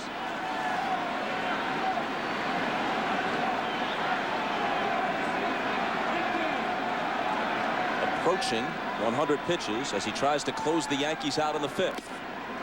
And he runs the count out full to Tino Martinez.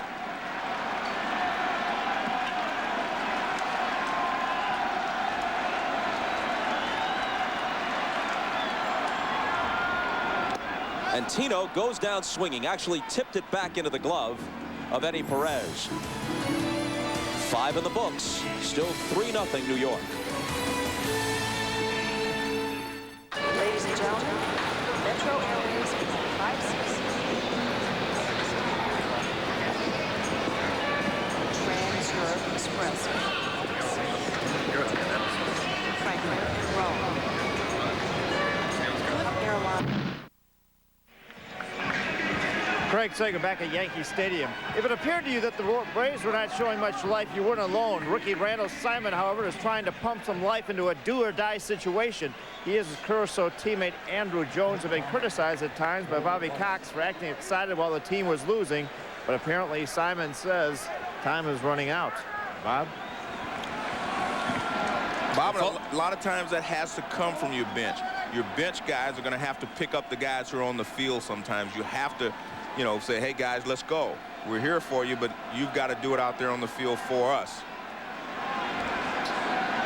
If only it were that simple, Simon, to just root your way back into the game.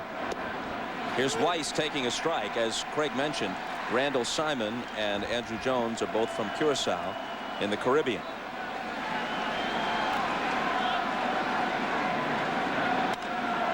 Nice play by Clemens, and Weiss is gone.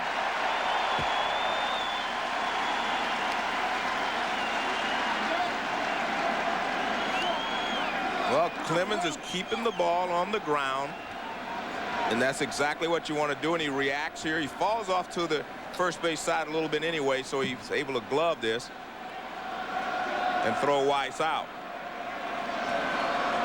I'm going back looking at my scorecard. I do not see a fly out to the outfield. Where is it? I see a pop up to second base. but not a fly out to the outfield. Yeah, that's what it was. This hitter up here now, Gerald Williams, popped to Knobloch in the third, and now a mock Braves cheer rises up at Yankee Stadium. Mock chop with a broom. Mock cheer. How galling is this? To his left, Jeter. Nice play on the move. Got him.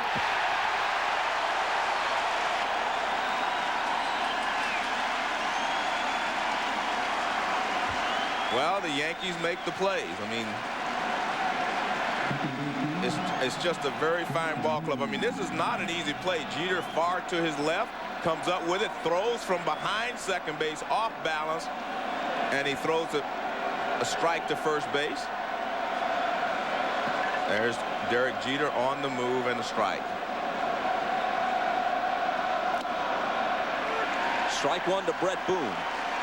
The next Brave to reach second base will be the first. That's how good Roger Clemens has been through 5 2/3. This is Clemens' 12th postseason start. He's had a bunch of no decisions. His overall playoff and World Series record is 2-3. Actually, in the World Series, he has no record. 2 starts in '86 for the Red Sox, both a no decision. He left with the lead late in what could have been the clincher at Shea Stadium, Game 6. The bullpen couldn't hold it for him.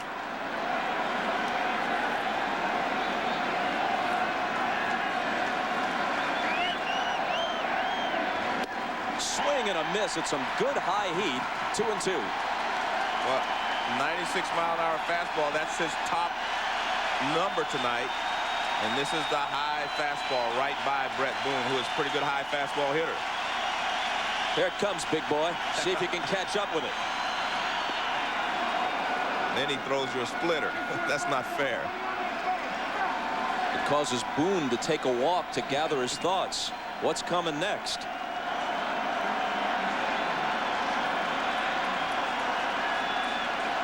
Talking about Clemens' postseason record, that was the rub when he was struggling a little bit this year. In effect, he was swapped for David Wells, and Wells is one of the great postseason pitchers of his generation. 8-1 in his career, 5-0 in the playoffs and World Series as a Yankee. So it's important for Clemens to get this victory in the books. And he walks Boone. Clemens and the crowd thought he had him struck out. And again, Roger is showing, you know, his frustration at a lot of these calls. This is a fastball towards the outside corner. He thinks he gets the outside corner. And so does Posada. He doesn't even move the glove. Close pitch. And you see Roger saying he got him. And then he puts his glove up to his mouth so the umpire will not see him yelling. Smart move there by Roger.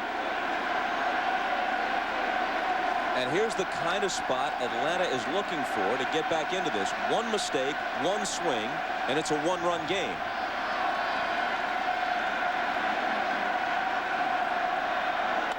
Jones pokes it. Brocious, a great stab, whirling throw. 3 tremendous plays by New York defensively. Clemens, Jeter, and maybe the best of all 3, Brocious, to retire Chipper Jones. Wow, what a play. Clemens leads the cheering section. This Millennium Moment is brought to you by American General Financial Group. The date was October 3rd, 1951. He hit his homer at 3:58 p.m., touching off scenes in this place which never before had been witnessed in connection with the winning of the pennant. Ticker tape fell from many offices on Broadway in the traditional salute to conquerors. That's the way it was covered when Bobby Thompson hit the shot heard round the world. American General Financial Group. Live the life you've imagined. What is the value of victory? What makes success so sweet? At American General, we help over 12 million people every day live the lives they've imagined. With retirement services, life insurance, consumer loans, and whether they have big dreams or little dreams, the real victory is seeing their dreams come true. American General Financial Group. Live the life you've imagined. is my daddy. He's a Gemini man. He fixes cars. He can fix anything. People like my dad. He says it's because they trust him. Gemini Automotive Care, only where you see this sign. Today, we're coming to you from one crazy dog park. Now that you can get whatever you want at Pets.com, it's like Mardi Gras. Don't give up. Don't give up. Squeaky toys, new collars, leashes. Oh, wow, he's got a stuffed thing. I love stuffed things. This is the happiest day of my life. Come on, jump, jump. Woo! Got it. Pets.com, because pets can't drive. Oh, yeah. Oh, this is my kind of party. Oh, yeah. Own the most honored film of the year, the special limited edition of Saving Private Ryan, winner of 5 Academy Awards, including Best Director Steven Spielberg. The special limited edition of Saving Private Ryan on video and DVD November 2nd.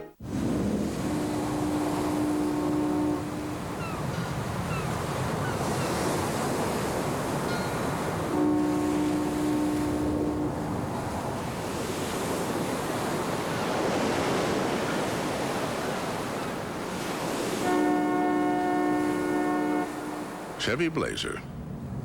A little security in an insecure world.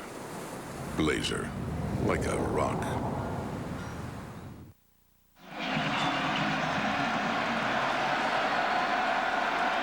After the Yankees put on a fielding clinic in the top of the 6th, they send Strawberry up to start the bottom half. And that was a 100th pitch for John Smoltz.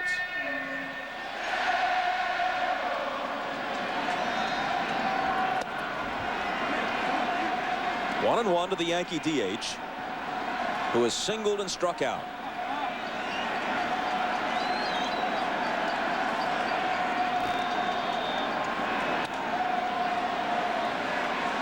The Braves trailing by 3 in the game and the series, and down to 3 turns at bat.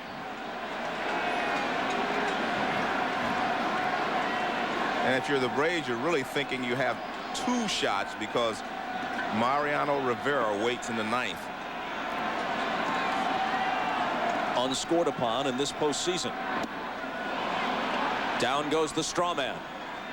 Let's go back to the inning-ending play by Scott Brocious on the little nubber hit by Chipper Jones. And this is a real tough play because Chipper Jones runs so well. Watch how quickly he gets rid of the ball. One step, a jump, and a throw, right on target. Nice play there by Brocious. Watch this. See, you have to get rid of the ball because Chipper Jones runs well. If you stop, plant, and try to use your arm strength, he'll beat it out. But he gets rid of it quickly, and it's there. And there's Clemens.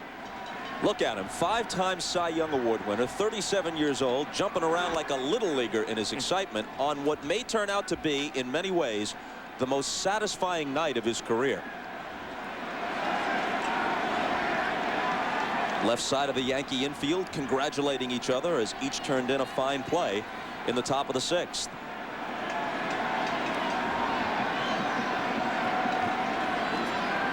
The 0-1 to Posada.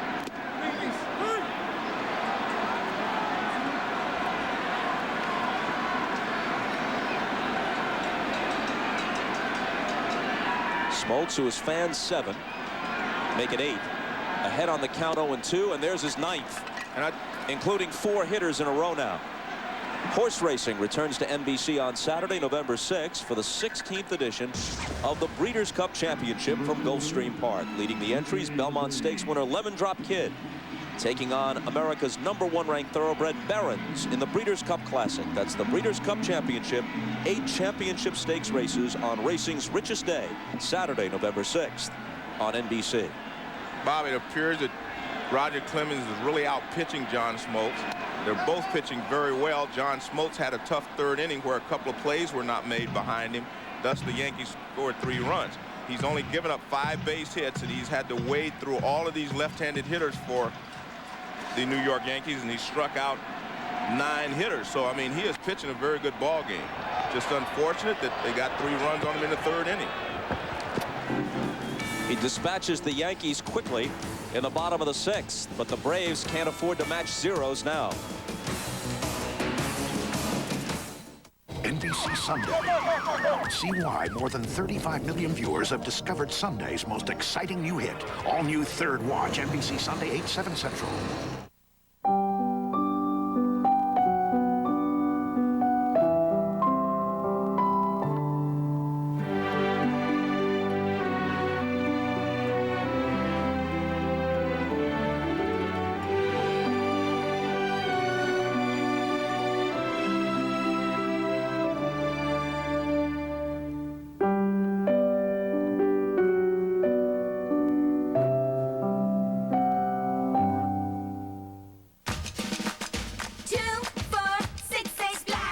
Strong.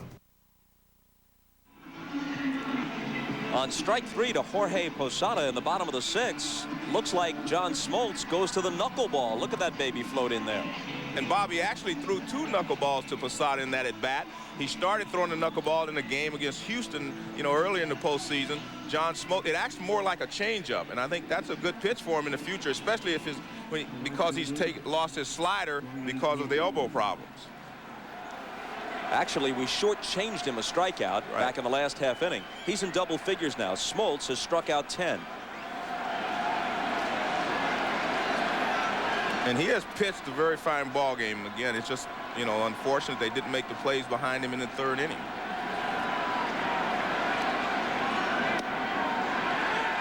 Strike 1 to Brian Jordan as he leads off the top of the 7th. And you have to be impressed with Roger Clemens. He's done it in a different way than, he did when he won all the Cy Young Awards. He's not overpowering, but he's using all of his pitches well. He's mixing in the good high fastball. He's throwing a lot of splitters and sinkers. I mean, he's just using his entire arsenal, and he's throwing strikes. That's the key. He's struck out only 3, but he's getting lots of ground balls, and when he's needed it, his defense has helped him. 1-2. And watch this. This is a little slider over the outside corner. A little slider right there, knee high and away. There's a splitter. Devastating. Jordan looks back at Darrell Cousins, the plate umpire, perhaps asking whether it was a strike. It certainly wasn't, but sometimes you can't hold up. It looks like a strike as it approaches. Well, you can see the split grip on his hand there, and all of a sudden, look at that ball explode down and in on Brian Jordan. And here's Bobby Cox as he sees the outs slipping away. They've got 8 left. Klesko.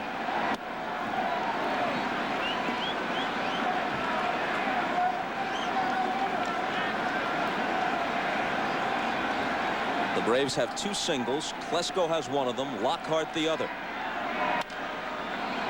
Knobloch. 2 gone.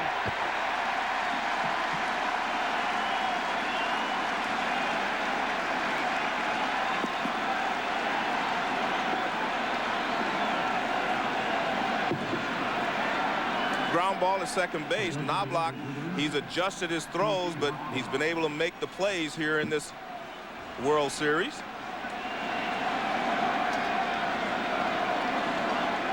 There's Roger Clemens leading it from the mound. He's leading the charge. Lockhart chased it upstairs and couldn't catch up with it. Here's what the Braves are looking at. If Clemens retires Lockhart, they have the bottom of their order, the 7, 8, and 9 hitters in the 8th, and then maybe they've got to look at Rivera in the 9th.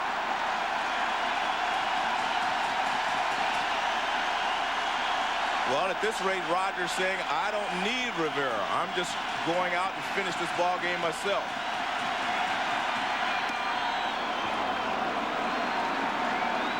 Eddie Perez, the catcher, is on deck, or would be on deck, but Greg Myers, a left-handed hitter, moves out to bat for him if Lockhart should prolong this inning.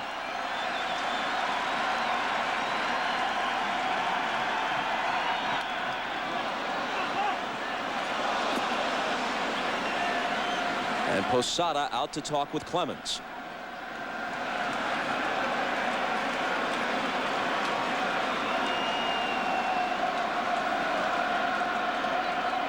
It's the World Series. It's no time to fool around, but looking ahead, if it's 3-0 and if Clemens has a shutout through 8, do you think Torrey, with a 3-0 lead, holds Rivera back and lets Clemens stand out there and finish it?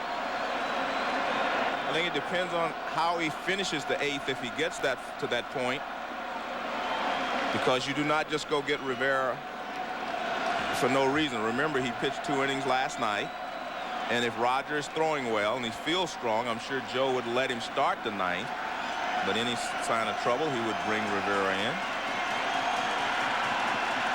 The 2-2 pitch to Keith Lockhart.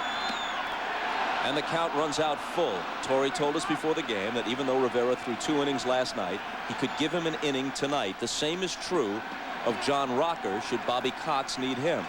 But he said Rivera could give him an inning if the game was on the line, the World Series was on the line. And Lockhart pops it up. Brocious wants it. 6 outs from a sweep.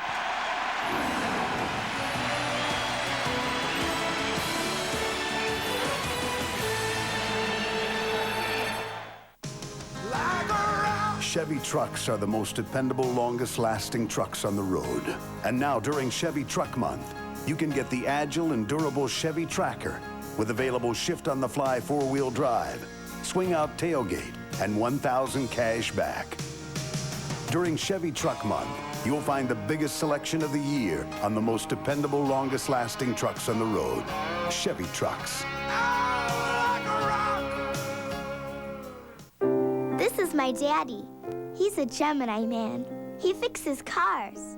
He can fix anything. People like my dad. He says it's because they trust him. Gemini Automotive Care, only where you see this sign. Okay, let's take another call for our expert. We've got Ed in Cleveland on the line. You guys are way off. That sector's trending up, and with overseas support and strong earnings, it's an obvious buy record. Consumer confidence is strong. Excuse me.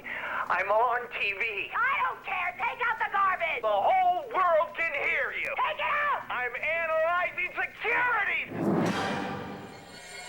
It's time for E-Trade, the #1 place to invest online. Lexmark is brought to you by E-Trade, the #1 place to invest online. By Chevrolet Trucks, the most dependable, longest-lasting trucks on the road. By Coors Light, Frost Brew to tap the clean taste of the Rockies. And by John Hancock, official sponsor of Major League Baseball. Keep going. Yeah, we'll get some more right here. Come on, guys. That's Chris Chambliss, the Yankee batting coach, and maybe someday soon, a manager somewhere in the major leagues, saying, come on, we'll get you some more now. Let's go. Let's not let up. Brocious fouls the first one away as Smoltz works into the 7th. Well, it's easy sometimes to look out there and see you're leading 3-0. Roger Clemens is on top of his game and feel like you have enough. That's what a hitting instructor and the coaches are supposed to do. Pump you up. We need some more runs. Let's make it easy for Roger. There's Chris Chambliss, hitting instructor for the Yankees.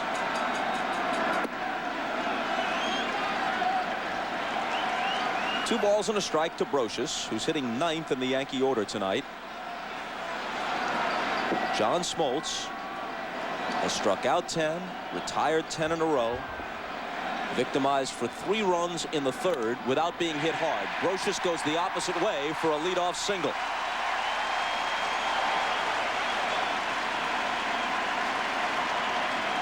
Leo Mazzoni, the pitching coach, to the phone.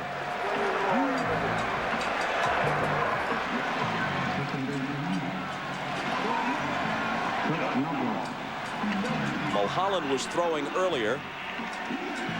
Remlinger is also down there.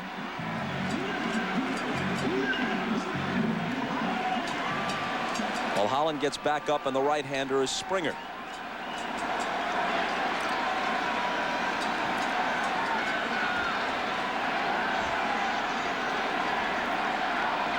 Do you lay one down here? That's what Torrey's thinking. Knobloch pulls back, taking strike 1. Well, the attitude in the dugout was that we need more runs. You get the leadoff hitter on, and I think he was going to take one shot at it. I'm not sure he's going to make him bunt completely. You're in a situation where you might want to use Knobloch's ability to, you know, use the bat by maybe hitting and running or something like that. No, he's deciding he's going to bunt all the way. Now with 2 strikes, we'll see what Torrey decides.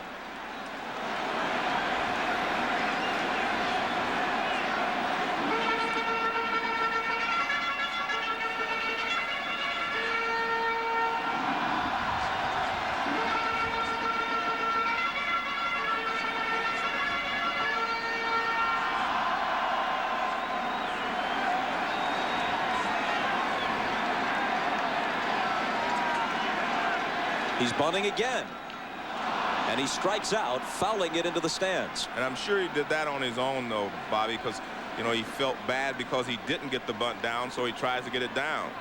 And you can look at Joe Torre, and you can see that they're a little surprised, too. But he felt like he didn't get it down. He's going to go ahead and get it down. So number 11, Knobloch, is the 11th strikeout for Smoltz.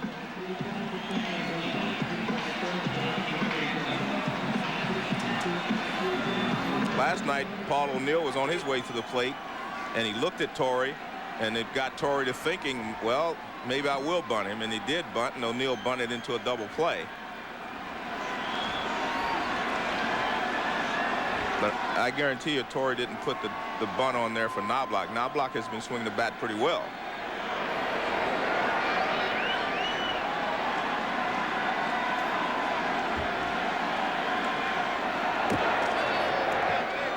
Brocious chase back. Jeter to the plate. He's grounded out, single, grounded out again.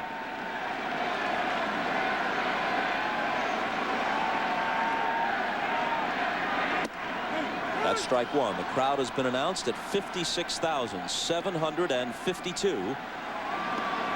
Perhaps on hand to witness the final game of the 25th World Championship season for the New York Yankees, dating back to their first one in 1923.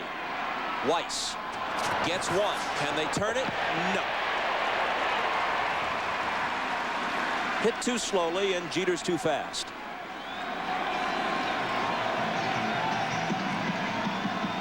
Jeter chops this to shortstop. He doesn't really hit it there.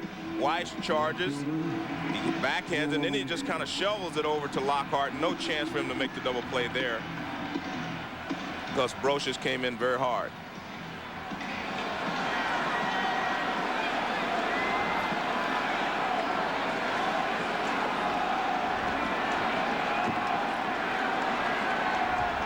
Of the Yankees' 24 World Championships to date, only a third of them have been won at home. There's an oddity. Jeter breaks. Perez guns it to second, but Derek is in there.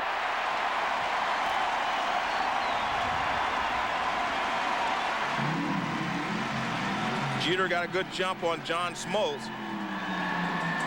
Perez comes up and fires. He doesn't get it exactly where he wants it, but the ball is late anyway, as you can see Jeter getting in there safely. Now watch, he gets a pretty good pitch to throw on. He looked like he didn't have it in his hand properly, and he bounced it to second base, but Jeter's safe. As you can see, goes straight in.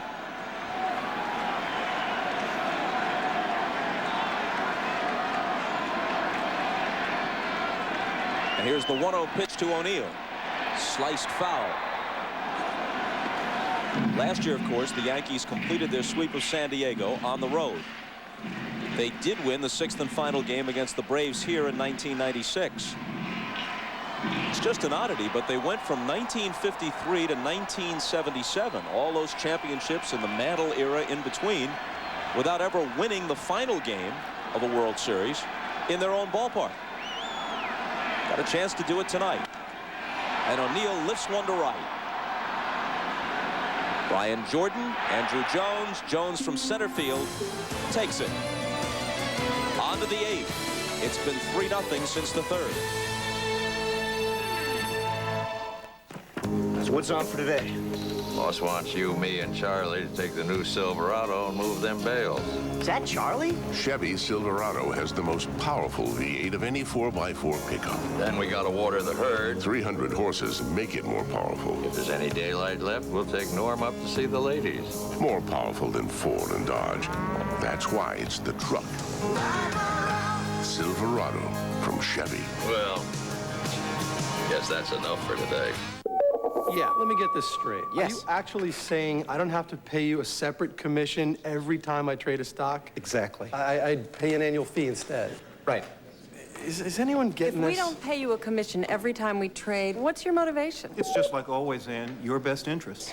Could you just explain it again? Maybe what it is the fee is based on the value of our portfolios. So when we succeed, they succeed. You'll have to be patient with us. This is all very new.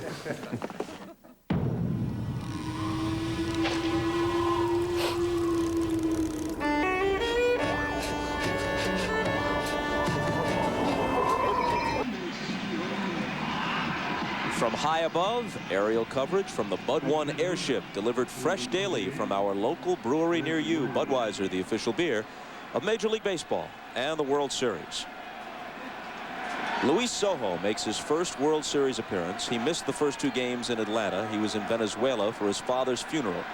Now as the Yankees move to the 8th with a 3-0 lead, he replaces Chuck Knobloch for defense. Greg Myers comes off Bobby Cox's bench to bat for Eddie Perez.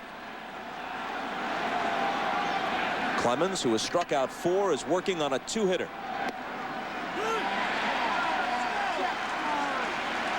Jose Hernandez is underneath all that bundling, saying to himself, I don't recall it getting quite this cold in Puerto Rico.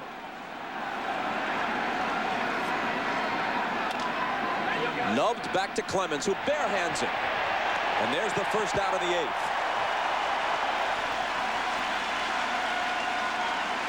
Look at those numbers. With the exception of Pettit, who was roughed up last night in Game 3, you are talking about some masterful performances by the Yankee starters in this World Series.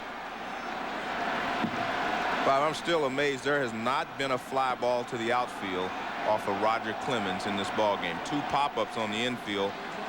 Other than that, all strikeouts and ground balls. This is just a great performance by Roger Clemens.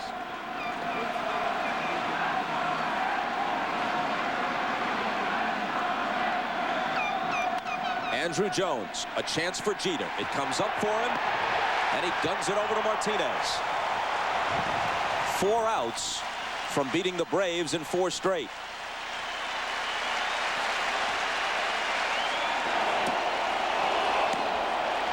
Just in case, Stanton the lefty, Nelson the righty.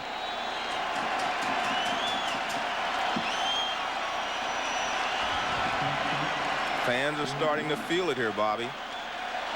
You can hear the buzz going through the crowd.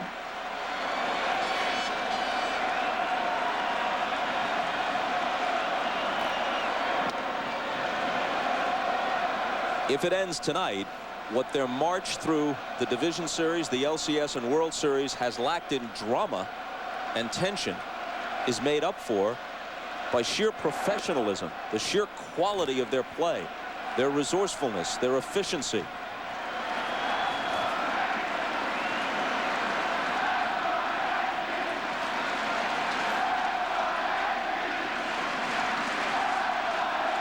Only a few days ago, we were talking about this series as the one to decide the team of the decade. And it's shaped up as a series that should have gone 6 or 7 games and been hard fought throughout. And maybe if Bobby Cox's team could have caught a break in the late innings of games 1 or 3, it would have been different. 3-1 to Weiss.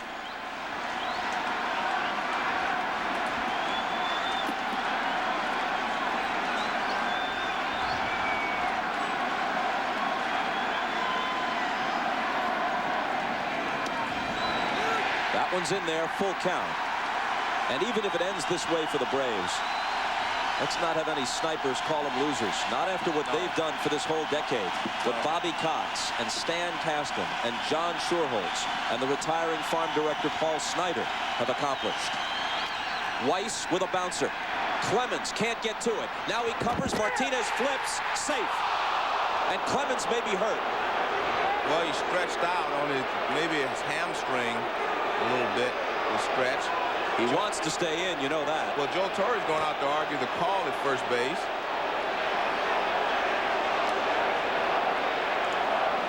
Watch what Roger Clemens does. He bounces off the mound. He's going to try to field it himself.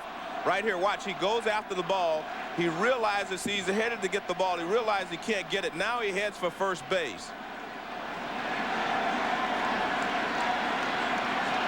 He gets to first base, and then he has his leg stretched out there. I'm not sure if Wise steps on him or not. He does step on his leg, right? Glides over it.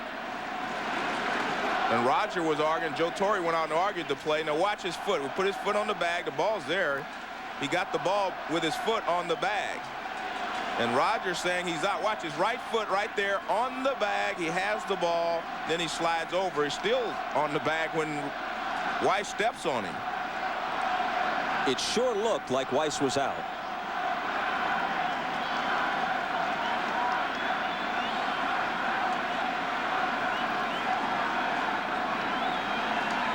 The complete game is on the endangered species list in baseball, but Roger Clemens has been a horse throughout his career. He's thrown 115 complete games and 45 career shutouts. He wants to stay in. Well, let's take a look again. Watch now. Roger goes after the ball. He thinks he can catch it and then flip to Tino. He sees he can't, so he continues on to first base, which is the proper way to make the play. Now watch. He puts his right foot on the bag right there. He catches the ball. His whole leg is on the bag by the time Walt Weiss steps on his leg. And they still call him safe at first base. Jerry Davis says he's safe.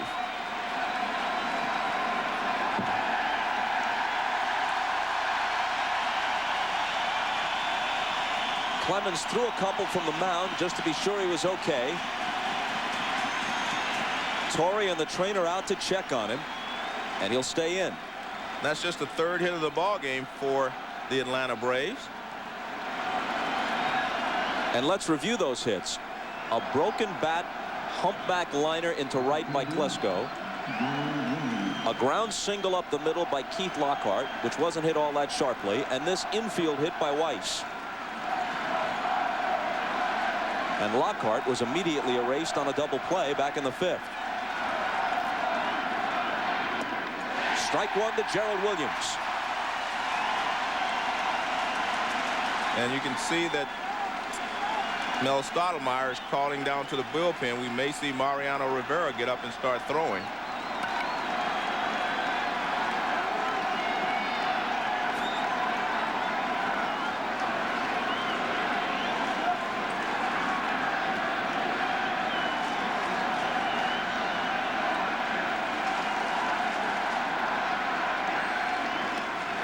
Strike two swinging.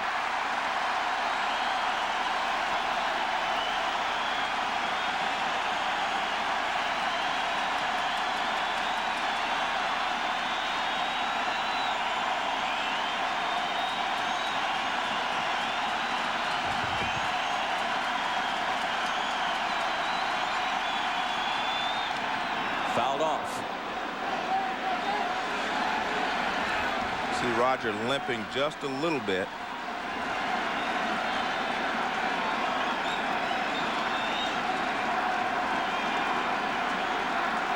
It appeared that he grabbed his right hamstring when he stood up after the collision at first base. A line drive base hit over the leaping Jeter. This will bring the tying run to the plate. Baseball is just a funny game, Bobby. It doesn't matter how well a guy's pitching. It just seems that you always get a shot at him. And the Braves have their shot here. Fastball, sinker type, and he rips it to left field for a base hit. Out comes Joe Torre. Now the first visit would not count as a strategic trip to the mound because he was checking on Clemens, who might have been hurt. So he doesn't have to take him out here, but he's going to. Weiss, who moved up on the Williams hit, is the first Brave to reach second against Clemens, and listen to them roar as he leaves the Yankee Stadium mound.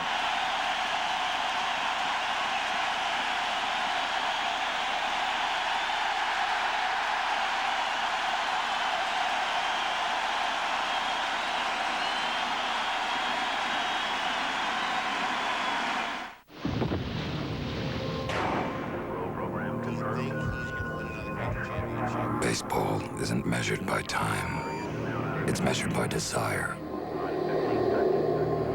The game moves toward the end, fueled by sweat and blood. And what matters then isn't how long it took to get there, but whether or not you have the stuff you need to finish it off.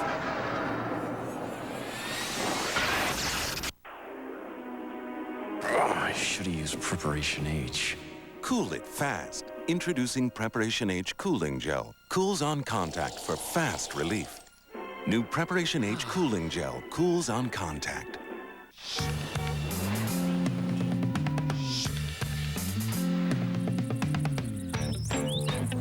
Faster, more reliable, higher quality, more profitable. Nortown Networks is building the new high-performance internet, and it can be whatever you want it to be. So tell us, what do you want the internet to be? Come together right now over me. Introducing the new Chicken Club from Burger King. Delicious all-white meat chicken topped with crispy bacon, fresh lettuce, and tangy tomato. Hey, this is one new club everybody's gonna want to join. Burger King. Have it your way.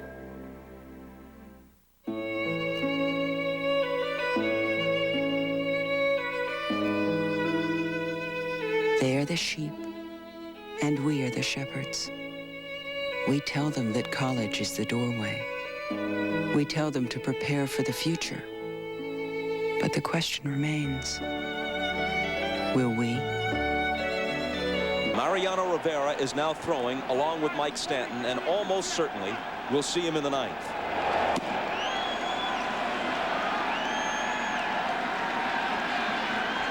Brett Boone hit 20 home runs during the regular season. A home run swing, and he comes up empty.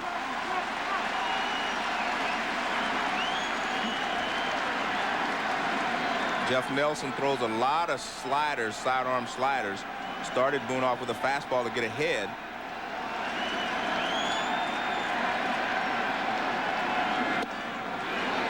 A ball and a strike.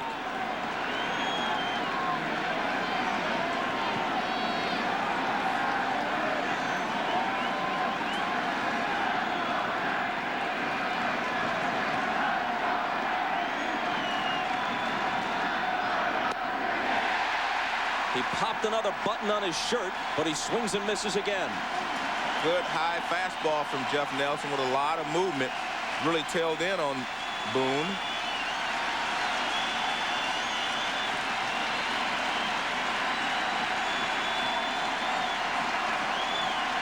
The 1-2 pitch. A bouncer over Nelson's head. It trickles through the middle. A run's going to score, and they'll have runners at the corners with 2 outs. Weiss crosses the plate. Williams to third. And he wants possibly Rivera. Now you might want to have Chipper Jones bat right-handed in this situation at Yankee Stadium. On the other hand, if you got Rivera, why fool around?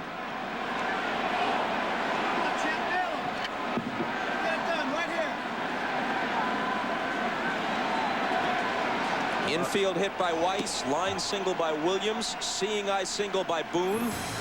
Nelson's gone, and when we come back, it'll be Rivera standing on the hill. Transmitted in any form.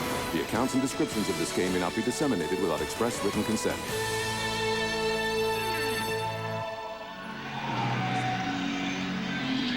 Mariano Rivera, unscored upon in this postseason.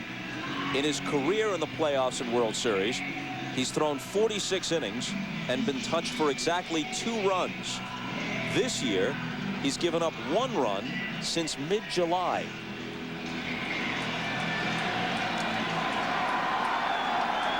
He's going to face Chipper Jones, who has the Braves' only home run in this series. Game 1, 4th inning, off El Duque. Well, he really crushed the fastball that El Duque was trying to get outside, and he got it on the inside corner. Bob, I noticed Mariano started throwing late in the bullpen. In fact, after they made the call, he still stood there and threw about 4 extra pitches. You know, it's a cool night, and it just seemed to take him a little longer than usual to get ready because he didn't start at the beginning of the inning.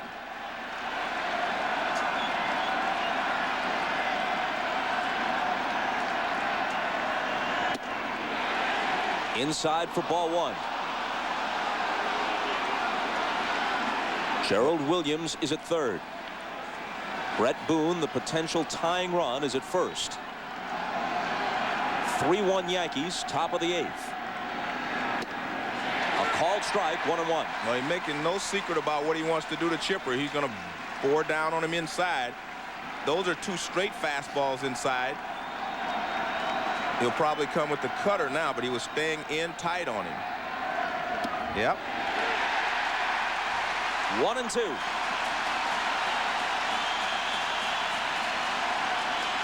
He's got such great control. I mean, he just hits the outside edge to a right-hander, inside edge to a left-hander. And Chipper lines it just foul. And the funny thing I'm watching here, though, with Rivera, he is throwing a straight fastball, not the cutter. Watch, this is the straight fastball that he's, you know, he normally uses the cutter. Look at this. That's the straight fastball. See, it doesn't move in. It just stays right on the inside corner. Chipper rips it. Tino Martinez makes a dive, and it's just foul. Just foul. The Yankees are lucky Tino didn't touch it. It was hooking, and as it got past him, it went barely foul. Another 1-2 pitch. 2-2. Well, he thought Chipper was looking for a fastball inside because he turned on the last one, so he wants to show him a pitch away, but he's definitely going back inside on Chipper Jones.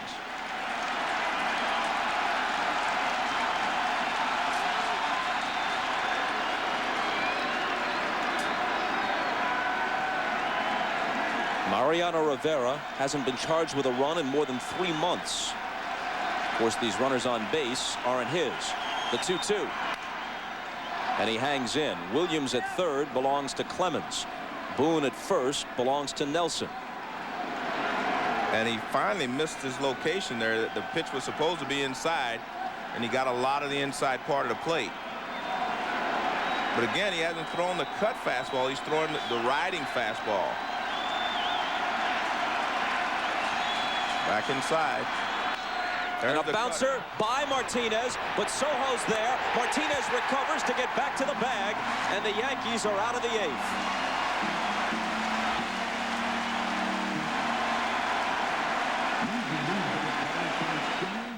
What would you do with a crystal face hand polished to withstand 2? Coming soon to Will and Grace, the return of Grace's mom, Debbie Reynolds. And after all these years, Jack's mom finds out he's... And Jack's phony marriage gets pretty real. You know you shouldn't look, but there is a certain morbid fascination, isn't there? And then there's this. All when Will and Grace returns this Tuesday to NBC. The veteran Terry Mulholland comes on.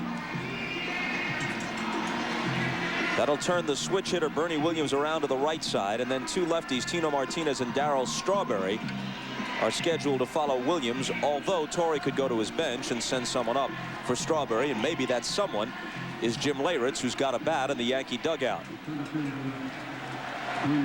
Entirely new battery for the Braves as Greg Myers, who was used as a pinch hitter in the top of the inning, replaces Eddie Perez behind the plate.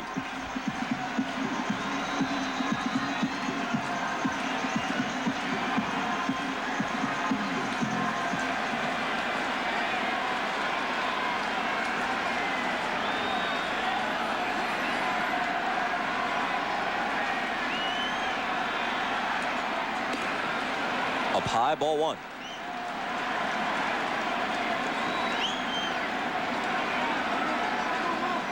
Well, Mulholland's job is to make sure that he doesn't give up anything here. He's really got to focus and make sure that he can give his team a chance in the 9th inning. Popped into shallow right. Boone back. Jordan in. And it's Boone as they collide.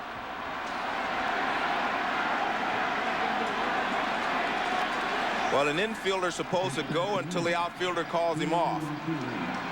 And Boone kept going, and I guess he didn't hear Jordan. You see, Jordan is calling, but Boone is underneath it, and so is Jordan.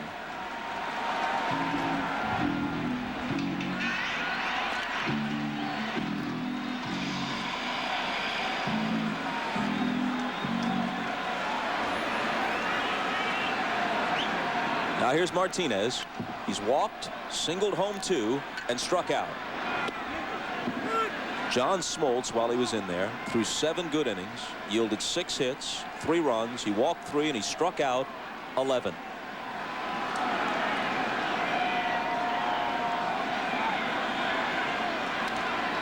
Foul back 0-2. Another excellent postseason performance by John Smoltz. And he could have easily had a shutout, Bob, if a couple of plays on the infield would have been made behind him in the 3rd inning. But they were not made, and he gave up the 3 runs.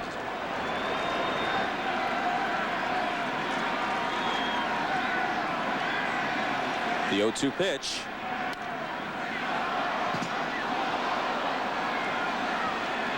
If it ends tonight, there may not have been much drama in this postseason run because the Yankees were never pushed to the wall. But there has been drama in their season. Considering the tradition of the Yankee franchise, this is a year in which they lost Joe DiMaggio and Catfish Hunter. A little pop into foul ground, and it's Myers off with the mask to make the catch as Klesko was bearing down on him from first base. So Catfish Hunter and Joe DiMaggio passed away. Yogi Berra, after being gone 14 years in a dispute with George Steinbrenner, was welcomed back to Yankee Stadium. In fact, he and Whitey Ford combined for the ceremonial first pitch tonight. Paul O'Neill and Luis Sojo and Scott Brocious all lost their fathers. O'Neill early this morning as he passed away in the middle of the night. Darryl Strawberry's personal problems plagued him still, and yet he returned and was welcomed back. Leyritz batting for Strawberry here. Chuck Knobloch's dad is deep in the throes of Alzheimer's disease. The season began with Joe Torre revealing that he had prostate cancer. He missed the first 36 games. So there was drama off the field surrounding the 1999 New York Yankees.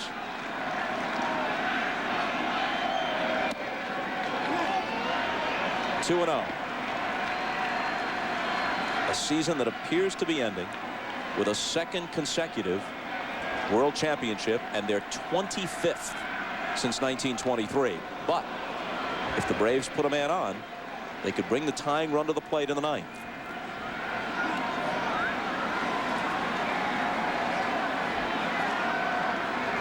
Brian Jordan, Ryan Klesko, Keith Lockhart, the scheduled hitters in the 9th. The 2-1 pitch. 3 balls and a strike to Leyritz, who, as you may know, has always been a dangerous playoff and World Series hitter. He has 7 postseason home runs.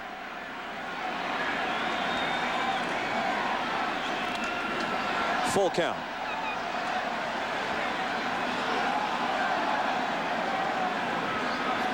A fan here has reached over the railing and has already updated the sign. He hopes not prematurely.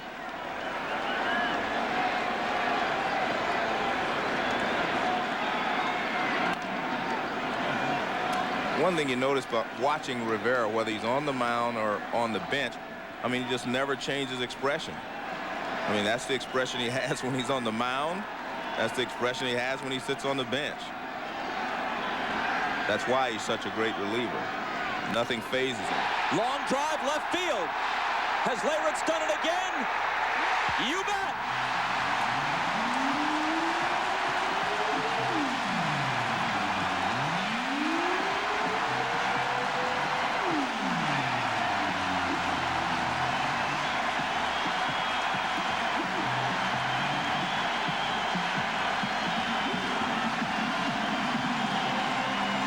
You know, you could send this guy to a resort during the spring and summer as long as he comes back in October. Well, this is something you just could not let happen if you were Mulholland. He gets a fastball up and over the middle of the plate, and Larry hits it out of the ballpark. As I said at the beginning of the inning, you have to focus. You cannot let them score another run.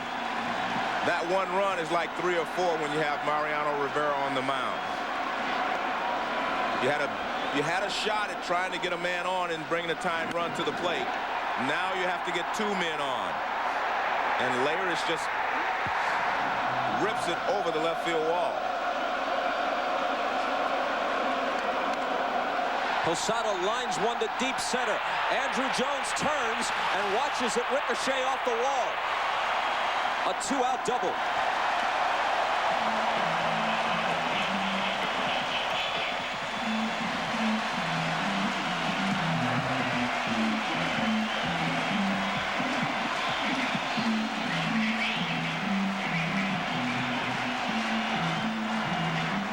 Mulholland leaves another fastball. It looks like it's right in the middle of the plate. Not where he was trying to throw those 2 pitches, but Posada drills it over the head of Andrew Jones in center field. It's off the wall, and Andrew plays it as it bounces back towards him, and it's a double for Posada. Ricky Leday walked all the way to the batter's box, and a lot of people were wondering, where's Chad Curtis? And then at the last moment, Chad, last night's hero with the 2 homers, popped out of the dugout.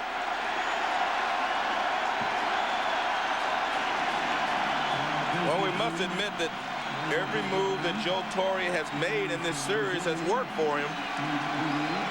In game 1, he had an opportunity to bunt with Orlando Hernandez to get the tying run in the scoring position. He chose to go with Darryl Strawberry to try to win it, and they did win it.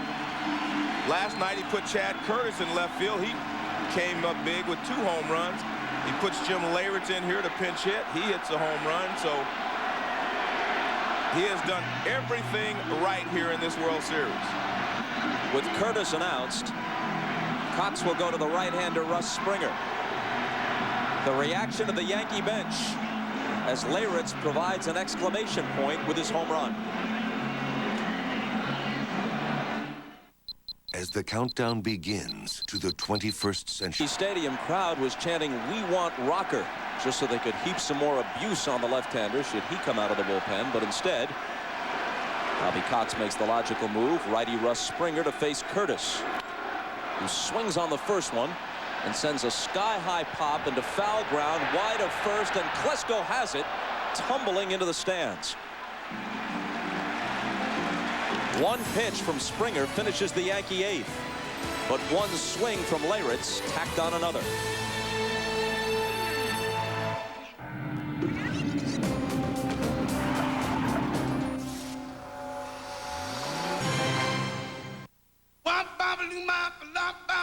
The network that brought you the Temptations now brings you the story of a music revolution.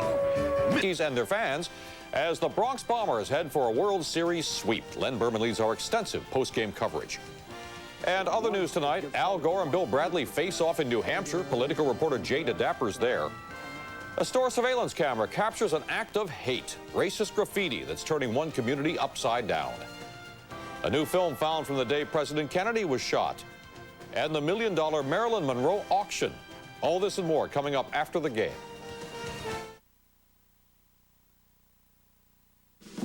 NBC's coverage of the 1999 World Series is brought to you by American General Financial Group. Live the life you've imagined. By Oldsmobile and your local Oldsmobile dealers.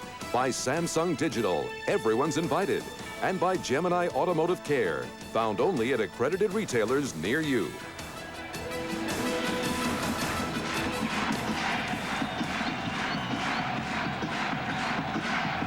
Chad Curtis stays in the game after batting for Ricky Leday. He'll play left.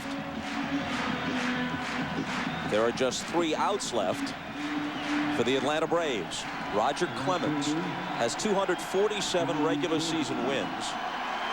2 in the playoffs. This would be his first in the World Series. So if you combine them, the 250th victory of his career would be the sweetest.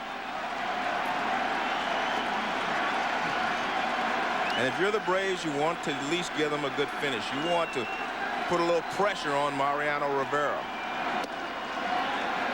A ball to Brian Jordan. You do not want to go quietly here in the ninth.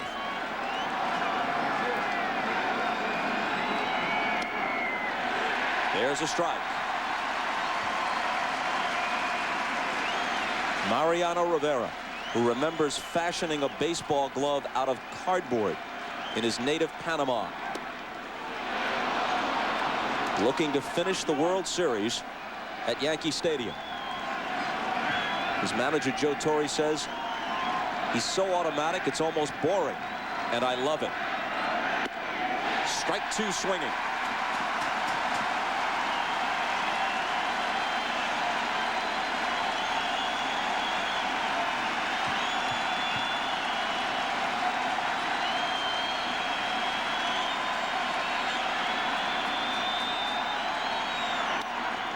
He hangs in.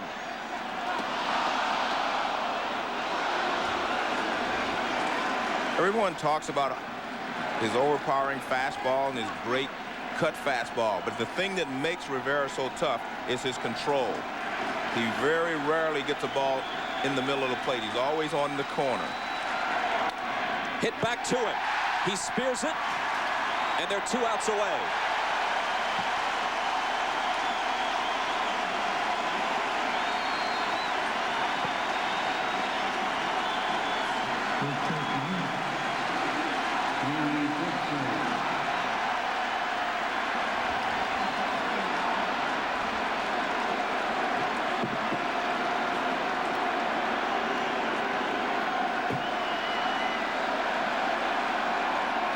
And someone has run out onto the field in right. And the security forces take care of that. Clemens and Knobloch, both of whom have had their critics this year.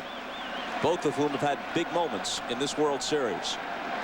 And I think they're all happiest for Roger because he doesn't have a ring. They all have one, and now he joins the circle.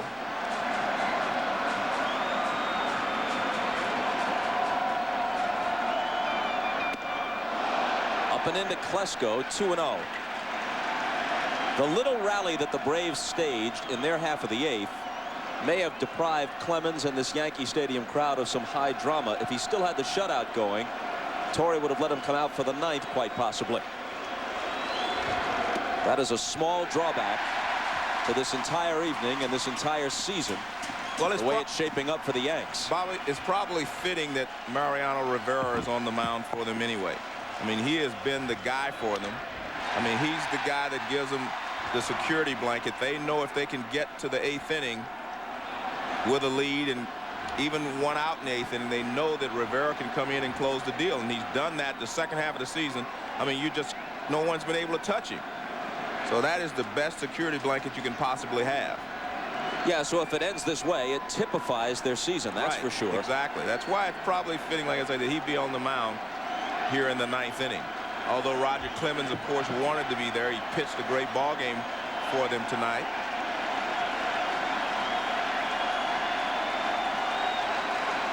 From a pummeling at Fenway Park to quite possibly a series-clinching victory 10 days later at Yankee Stadium. Klesko's bat is shattered as he lines one foul.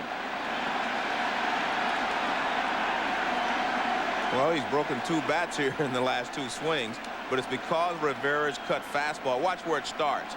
It starts on the inside corner. Klesko goes for it, and it just eats him up. It just continues to go up and in. I mean, his cut fastball is just an amazing pitch because he has such great control with it.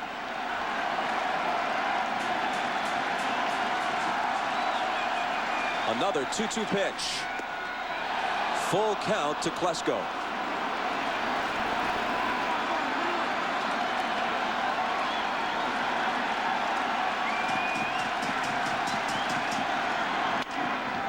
A little bloop. Back goes Soho to take it.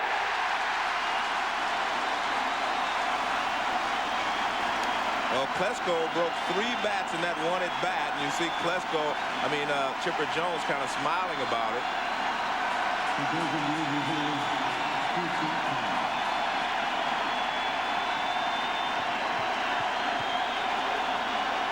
Atlanta's last hope is Keith Lockhart, who's 1 for 3.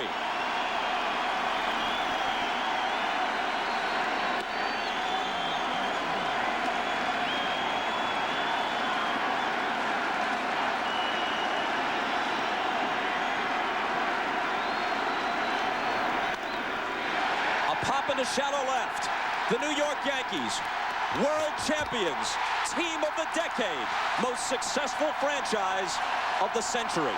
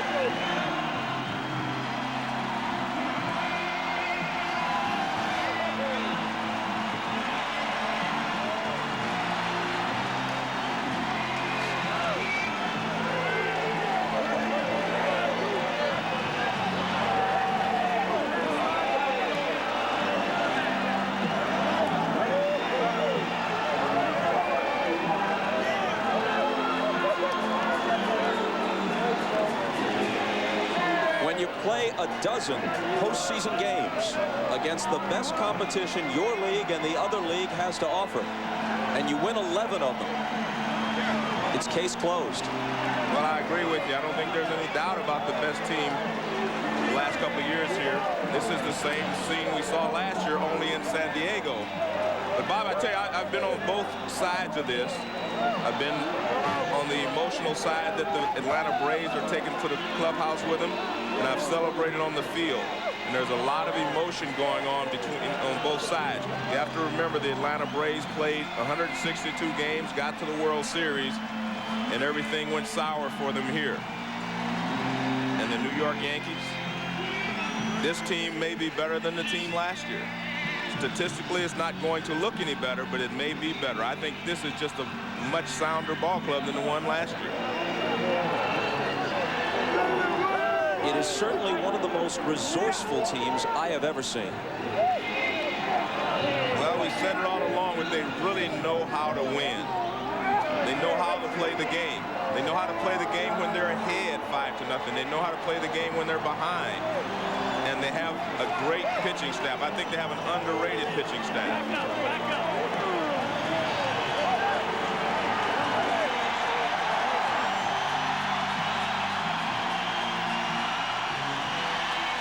Paul O'Neill wiping tears away.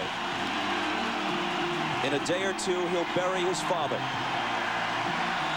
Tonight, for the third time, he's a member of a world championship team.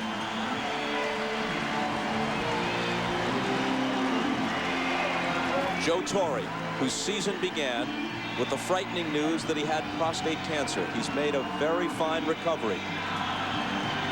And another moment of joy for him as well. And perhaps it's most satisfying of all the people in pinstripes tonight for Roger Clemens. His Hall of Fame credentials long since established. 5 Cy Young Awards, 5 times the strikeout champion, 6 times the ERA champion. The one thing he didn't have, a World Series victory, and most importantly, a World Series ring. He's got it now, and in the clincher, no less.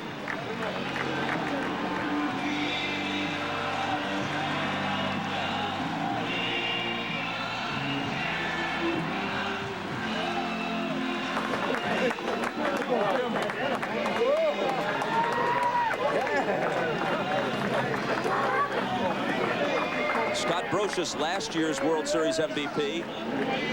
Mariano Rivera, it's just been announced, wins it this time. Clemens and Torrey embrace it.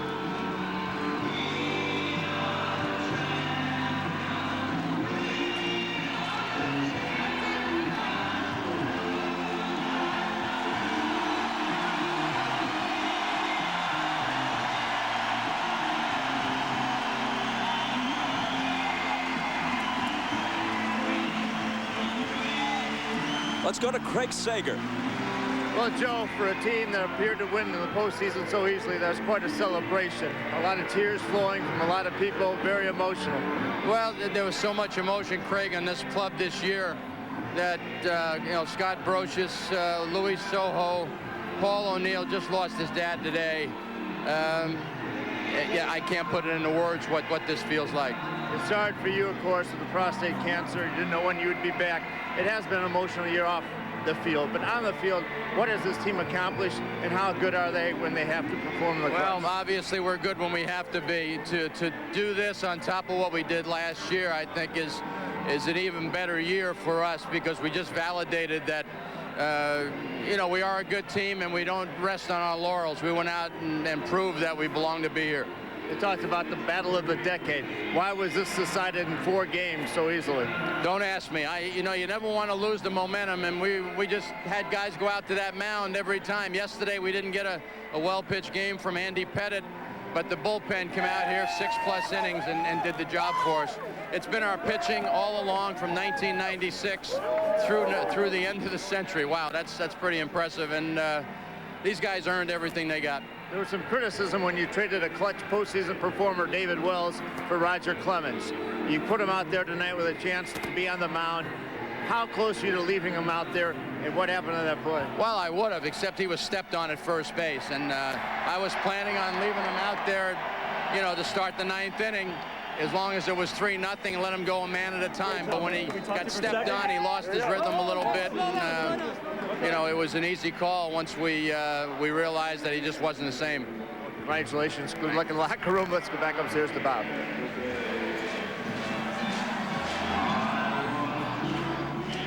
And now We Are the Champions gives way to the obligatory Sinatra Serenade. New York, New York, blaring over Yankee Stadium one more time. Roger Clemens is the Chevrolet player of the game. And we'll be back to the Bronx with all the official presentations, the trophy presentation, the MVP in the locker room, right after these messages and a word from your local station.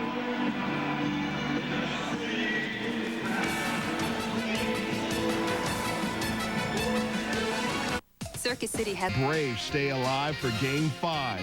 Steve thinks he... I'm sick of the dang Yankees. Last year was a total fluke. Atlanta Braves team of the decade. Yankees suck. Here we are. I'll see you in October, son.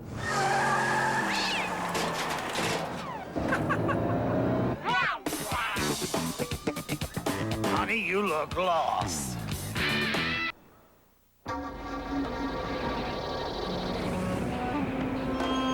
Jeep dealer today. You gotta wind me. And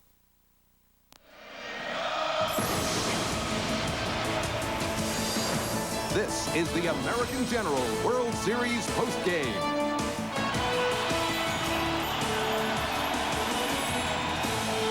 Back at Yankee Stadium, and right away, let's go to Jim Gray in the Yankee locker room.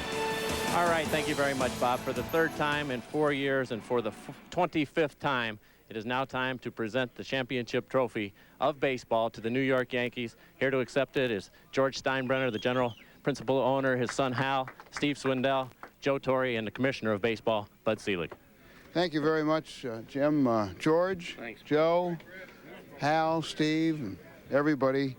You're the team of the decades. A remarkable performance. George, you and I have been through a lot together, and I just... 25 years. That's right, and I just want you to all know this is a remarkable performance. You are the team of the decade. You deserve it. And from all of us in Major League Baseball, congratulations. Thank you, Bud. Thanks. I just want to say to the Atlanta Braves, they were a great team. And when you defeat a guy who has been your hero, like Ted Turner, it really is sweet. And I just congratulate him on a great job that he's done with that team of his, because he's been a hero all my life. George, have you thought, George, about where this team fits in the history of the Yankees? He can answer that better than I can. I think it's one of the greatest because they overcame so much this year. They really did. The loss of Joe DiMaggio, Catfish Hunter, Yogi Berra came back. Can you just describe the culmination of this year? We've had Joe go through what he went through, Straw go through what he went through, and 3 of our young men lost their fathers this year. So it's a mentally tough team, which depicts New York. New York is a mentally tough town, and we did this for New York. How long can this go on, George? Forever. Joe, I guess it never gets old hat to hold this. This is your 3rd in 4 years. Would you have ever imagined this from where you were at the beginning of the season to where you are right now? I'll tell you, I didn't care at the beginning of the season. I was just hoping to get better and to be involved with this group of players. I couldn't be more proud of a group. Every single one of them played 9 innings every single day. There was a lot of emotion.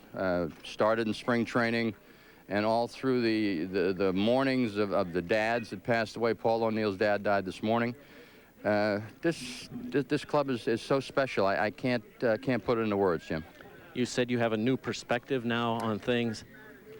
Where does this triumph rank, or what is the meaning of it to you now with that new perspective? Well, you know, the first, there'll never be another first in '96.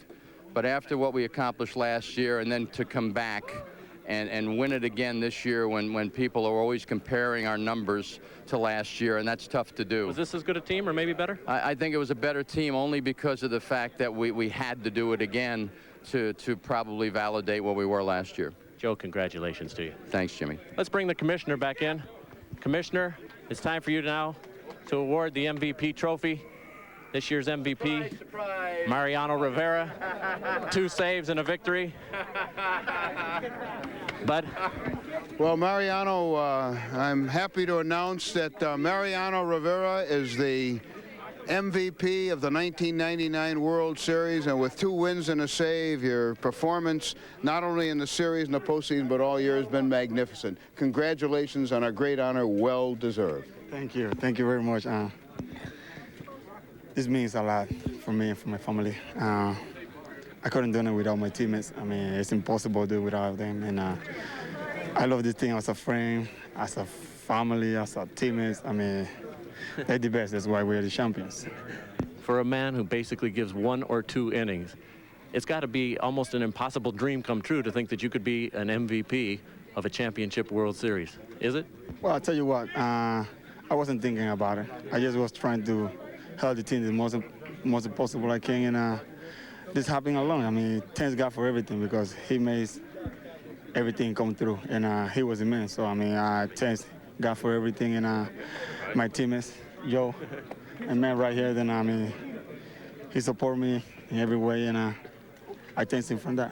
How have you been so unhittable and unstoppable since mid-July? It's been phenomenal. Well, I mean, it's things that you don't think about it. I just try to, like I said, try to do my little job that I always do, and it just happens, you know. I mean, I was trying to get save the games, get the wins. I mean, and it happens. I mean, what I can say is happens, you know. Roger Clemens' performance tonight, how would you describe it? I mean, it was the best. I mean, that was Roger Clemens that I always see pitching, you know, and I knew it, that he was going to do it. I knew it because this guy was pumped up, and I said, well, forget about it. This guy is the man, and he did it. Congratulations to you, Mariano. Thank you very much. Great. Derek Jeter now joins us. Derek, come on in. Congratulations to you. Thank you. 3 out of 4. You just expect to be here every year now, I guess, huh? Well, I don't think you ever expect it. I mean, this is difficult to get to this point in the season, but you can't say enough about this team. You know, I was saying it before. It's just a team that knows how to win. You guys, it seemed as though in the key situations, you're down in Game 3, you come back. It just seems like whatever it took, you guys figured out a way to win. What was the inner confidence from within on this bench, just knowing that it didn't matter the situation, somehow the Yankees would find a way? Well, you know, I think it starts with the pitching. You know, we have a great pitchers on this team, and I think the story going into this series was how great the Atlanta pitchers were, and rightfully so. But you know, we have some guys that go out there and know how to shut some guys down as well. We played great defense. We came with some big hits, and like I said, we just find ways to win. We talked earlier in the year, and the expectation level of this team was so high. You said it's so unfair to compare to last year. Joe Torre just said this may be a better team than last year's. Its postseason record is better. What are your thoughts on that? Well, I think, you know, going into the season, like you said, the expectation level of this team was a little, I think, unfair. You know, 125 wins, it's never happened before, probably never happen again, and people expected us to do that. But we still went about our business in the same fashion, and we went out there, we played well, we played every game like it was the last game of the season, and that's why we're standing here right now. Derek, do the Yankees themselves consider themselves a dynasty? I think so. I think we won 25 championships in this century, and yeah, that's one every 4 years, and I don't think it gets much better than that. What do you have to say about the Atlanta Braves? Here's the team. It seemed as though they were just on the cup, right there, and they just couldn't quite get over the hump, and some key balls went in different directions. What are your thoughts on the Braves and how they performed throughout this decade? They have a great team, obviously. They had the most wins in all of baseball, and their pitching staff, you can't say enough about them as well. But you know, 3 of the 4 games could have gone either way. It just, fortunately, it went our way. Derek, congratulations to you. Appreciate it. All right. Roger Clemens, if we can bring you in, Roger, and Dave Cohn, these two gentlemen. Roger, you've waited 13 years for another opportunity at this since 1986. Describe the feeling now. Was it worth the wait? You know, number one, I feel very blessed, and very blessed to be a part of this team. And you know, we played with some heavy hearts. Our right field, I mean, you talk about put things in perspective and how much fun and glorious this is. I don't know if I could have done what Paul O'Neill did, go out there and play. And Luis Sojo came back from his father passing, and Scotty Broch's father passed away too. So we definitely had some heavy hearts around here, and so our prayers go out with them for sure. It's just been wonderful to play with these guys tonight. I kind of feel, I think I might kind of feel what it's like to be a Yankee for sure, and it's just great. These guys told me they were going to try and get this done, and they're right on the money. Let me ask you, you hurt your leg on that play. Would you have completed this game otherwise? Well, I was trying. I mean, obviously they got another base hit and chased me out of there, so you know, it was a good move. You never question what Joe Torre says, for sure, and David said that before too. So you're getting a little wet. Was becoming a Yankee and getting this championship ring, was it everything that you thought it would be? Yeah, with the watches that Coney gave out for his perfect game, I want him to design the ring for sure. Roger, congratulations. Dave Cohn, come on in here. You threw 7 innings the other night, gave up 1 hit. You've been with this club now for some time. Can you compare and describe the difference? It seems like it's a little bit more mellow in here, almost like the expectation level was obviously a 3-0 to win, but it seems somewhat subdued. Well, I think it's just a lot of repressed emotion right now because there's so many human interest stories, as Roger referred to. But what a great feeling to come through, especially for Joe Torre this year and what he's been through and his family. And, you know, it's just one right after another of all the human interest stories. A perfect game culminated now with a world championship. Could you have personally asked for a better year? No, you can't. I mean, we have no complaints. I mean, we feel very lucky and humble. I mean, Atlanta's a great team. You know, we didn't expect to sweep them, that's for sure. And I think a couple of games could have probably gone either way. Dave, your contract is up. You've expressed a desire to be a lifetime Yankee. What is your expectation of the club and the organization for you next year? I tell you the truth, I have no idea, Jim. Yeah, I just want to enjoy this moment for now. We really deserve this moment, and after everything we've been through, I mean, I've had the time of my life playing for the Yankees, and I'm going to enjoy this one for what it is. Finally, the starting pitching. Orlando Hernandez gives up just 1 hit. You give up just 1 hit in your innings. Today, Roger gives up just 4 hits, and Andy gives up 10 hits. I believe that's 16 hits by the starters. That's almost unprecedented in a World Series, isn't it? Well, yeah, I guess you'd have to go back a ways, maybe back to Whitey Ford and some of the years he had, but it has been. I mean, the starters have really stepped it up, and of course the bullpen as well. When we needed the bullpen, and Mariano Rivera, he's just been automatic, and without him, the starters' efforts go to waste. All right, Dave, congratulations to you and all the Yankees. Okay, thanks, Jim. All right, Bob, let's go back upstairs to you. Jim, thank you. Joe, as I watched Joe Torre receive the championship trophy, I thought of this. The first car Joe Torre ever owned was a 1960 T-Bird, bought from Bud Selig's car dealership in Milwaukee when Joe was a young player with the Milwaukee Braves. Who would think that almost 4 decades later, he'd be taking the championship trophy from Bud Selig for the 3rd time in 4 years. We'll hear from John Smoltz of the Braves, from Darryl Strawberry of the Yankees, among others, when we return to Yankee Stadium after these messages.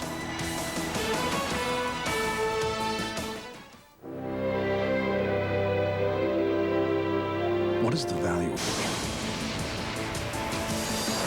This is the American General World Series postgame. Back in the New York Yankee clubhouse, I'm Jim Gray. The celebration continues here in New York. 22-3 in the postseason the last couple of years. They go 11-1 this year, and you have now won 12 straight World Series games consecutively. Darryl Strawberry now joins us.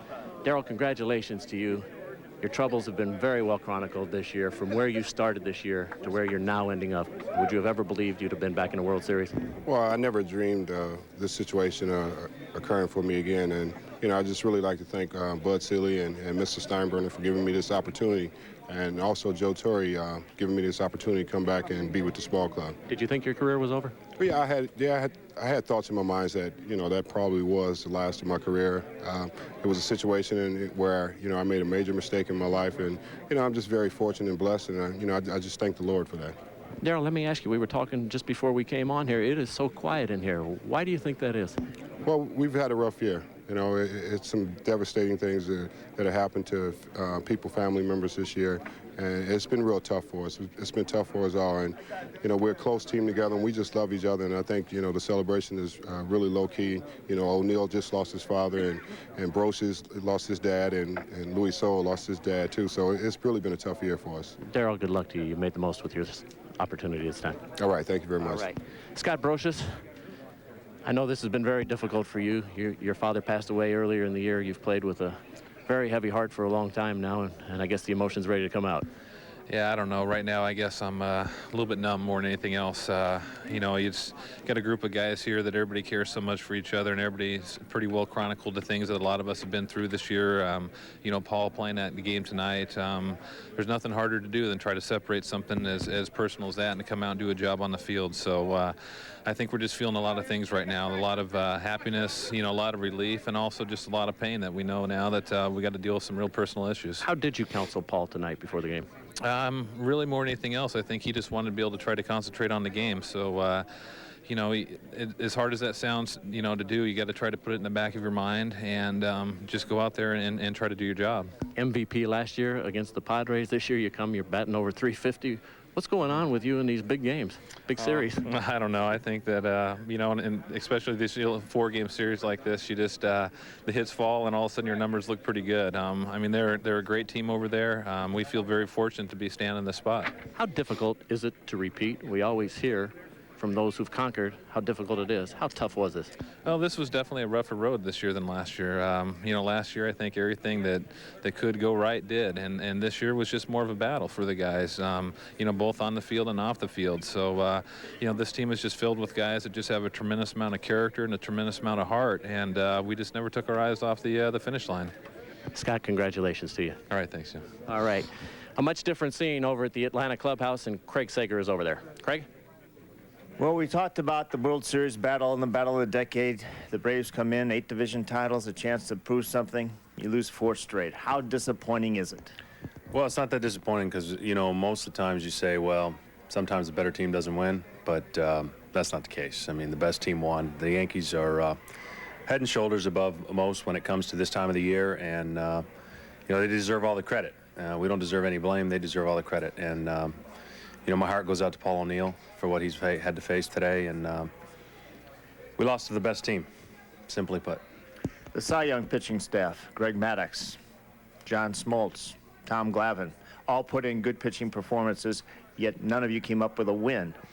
What is the problem? Well, execution. They made every play they had to make, got every hit any way they could do it, broken bats, doesn't matter. We missed a couple opportunities, especially today, to make some plays. I felt it should have been a 1-0 ball game. Roger Clemens was awesome, and that's what happens at this time of the year. I mean, we've been in enough situations to know how to win, and we've been in enough situations to know that we've lost a lot of games we shouldn't have. But you can't hold your head up, you know, down. We have to keep trying to make sure we can do it right. And the Yankees, if you look at them, they're a model of the last 3 or 4 years of they know how to win. Joe Morgan mentioned you were victimized by a couple of ground balls or called hits that easily should have been made. You have to make those plays against the Yankees, whereas Roger Clemens got great defensive performances. Against this Yankee team, you cannot make any mistakes. No, you can't. I threw so many. Today I felt like it was the best game I've ever pitched, and sometimes it happens. You give up some runs, and I threw so many good pitches that they either didn't hit, didn't swing at, or waited till they got a pitch. That's what makes them so good. I think they got all singles with the exception of Lewis hitting a home run. you cannot do that against the Yankees. You can't make those mistakes, and we knew we had to play a perfect game, and we just didn't do it. Your manager, Bobby Cox, obviously has been here through this run. We talked to him earlier about how some of the disappointing losses, whether it was, you know, earlier seasons playing against Minnesota, Toronto, it seemed that he took this one very hard. Well, he did, and I think we all are, because we scratched and crawled to get here. And it doesn't matter when you get here. You have to win. As you all know, when you don't win, it looks greater on our end when we don't win when if somebody else comes here and loses to the Yankees. And that's a little bit unfair, but Bobby's done a great job. And, you know, I think what the organization has done over the last 10 years, maybe the next century will be ours, the next decade, I should say. They talk about the millennium ending, but obviously you guys still have your nucleus of your pitching staff. Your run doesn't end now with this. No, I don't think so. And, you know, our organization from the top bottom has always given us a chance. And I'm sure there'll be some more changes. We've had, you know, our injuries should be coming back next year. And, you know, the pitching staff's getting a little older, but we're still, you know, I still think we're capable of putting together another good 3 or 4 years. Thank you very much for being with us. My pleasure. Let's go back to Bob. Craig, thank you. And you have to be filled with admiration for John Smoltz, a voice of perspective and proportion. Craig and John alluded to the fact that Bobby Cox, who holds it in pretty well, was overcome with emotion after the series ended. We requested an interview with him. And Bobby Cox, who was always accessible, always cooperative, one of the best people in the game, really, it's understandable that he took a pass this one time. We'll come back to Yankee Stadium with more after this.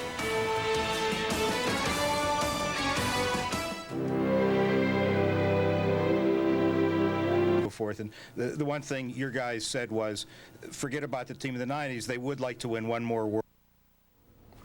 All right, Atlanta manager Bobby Cox, we apologize for the...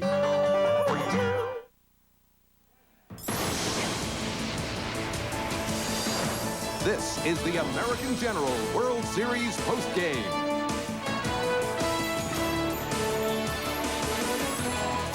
Just a few minutes ago at Yankee Stadium, Roger Clemens with a few teammates came out of the clubhouse, continued celebrating on the field, and eventually wound up on top of the Yankee dugout, slapping hands with youngsters and older fans alike, celebrating the first World Championship of which he has been a part in a career that otherwise had included every conceivable honor, and now it's just about complete for him. 20, Andy, 20. I think it is complete. I mean, this is what you play your entire career for. All the Cy Youngs are great, but a championship that you share with your teammates is something special. Let's go once more to Craig Sager. Thank you very much. You know, you talk about celebrating. We mentioned last year you didn't get a chance to do it at home.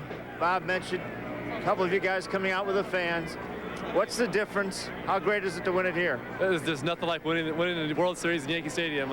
96 was the best, and last year was great as well. You know, winning on the road was tough because the fans didn't get to enjoy it. But to do it this year, to get the sweep here in front of the best fans in baseball, you can't top that. And with? I got my kids here. My kids are just hanging out. They're ready to get me back home. They wanted to make sure we won this thing so they can go trick-or-treating on Sunday. Didn't want to go 7. No, we didn't want to go 7. They were going to abandon me, so fortunately we won it. All right, thanks, Simon. Let's go over to Jim Gray. All right, thank you, Craig. Back in the clubhouse here, Bernie Williams joins us. Bernie, the pressure of living up to that big contract, did it take its toll this year? Well, not really. Not really. I think that I was going to play no matter what was going to happen as far as the contract went. I think I was very blessed to be in the situation that I was, and I was able to capitalize on the opportunity. But, you know, you got to separate your business aspect from the game, from the playing aspect, which is the most fun. You have the longest tenure of any Yankee. How much do you cherish just all of these moments, and can you put them all together, or do they all become muddled? You've had so many now. Well, it's just a great feeling. You know, I was here in 91, 92, 93 when we weren't as good. And it's just great to see all the guys coming up from the minor league system, guys like Mo and Derek and Jorge and Ramiro and all the guys, you know, that has been given the opportunity to play for this team, you know, coming up from the minor league system. And it's just amazing. With the difficulty of trying to repeat and the expectations of this team, can you guys always perform up to that level and meet everybody's expectations? Because if you fall short, everybody's unhappy. Now you got to go do it again next year, don't you?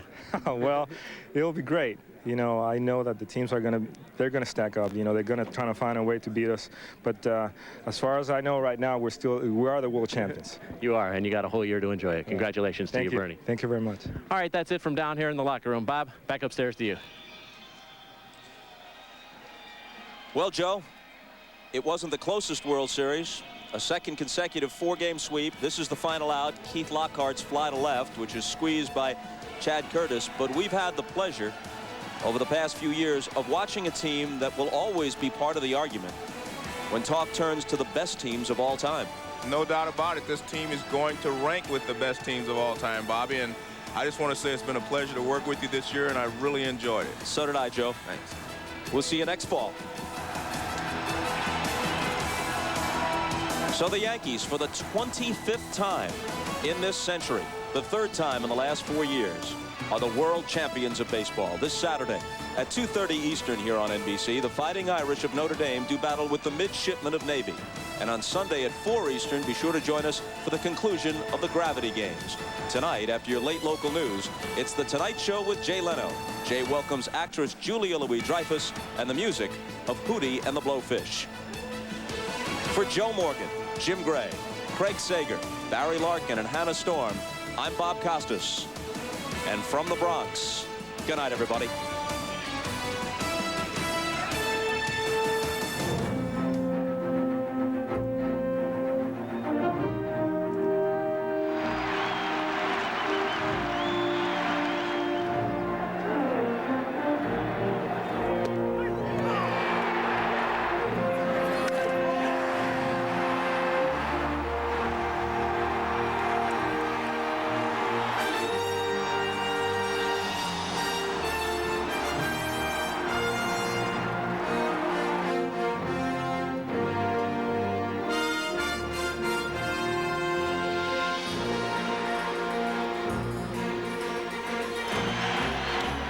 In the air to right, Jordan going back to the track, to the wall,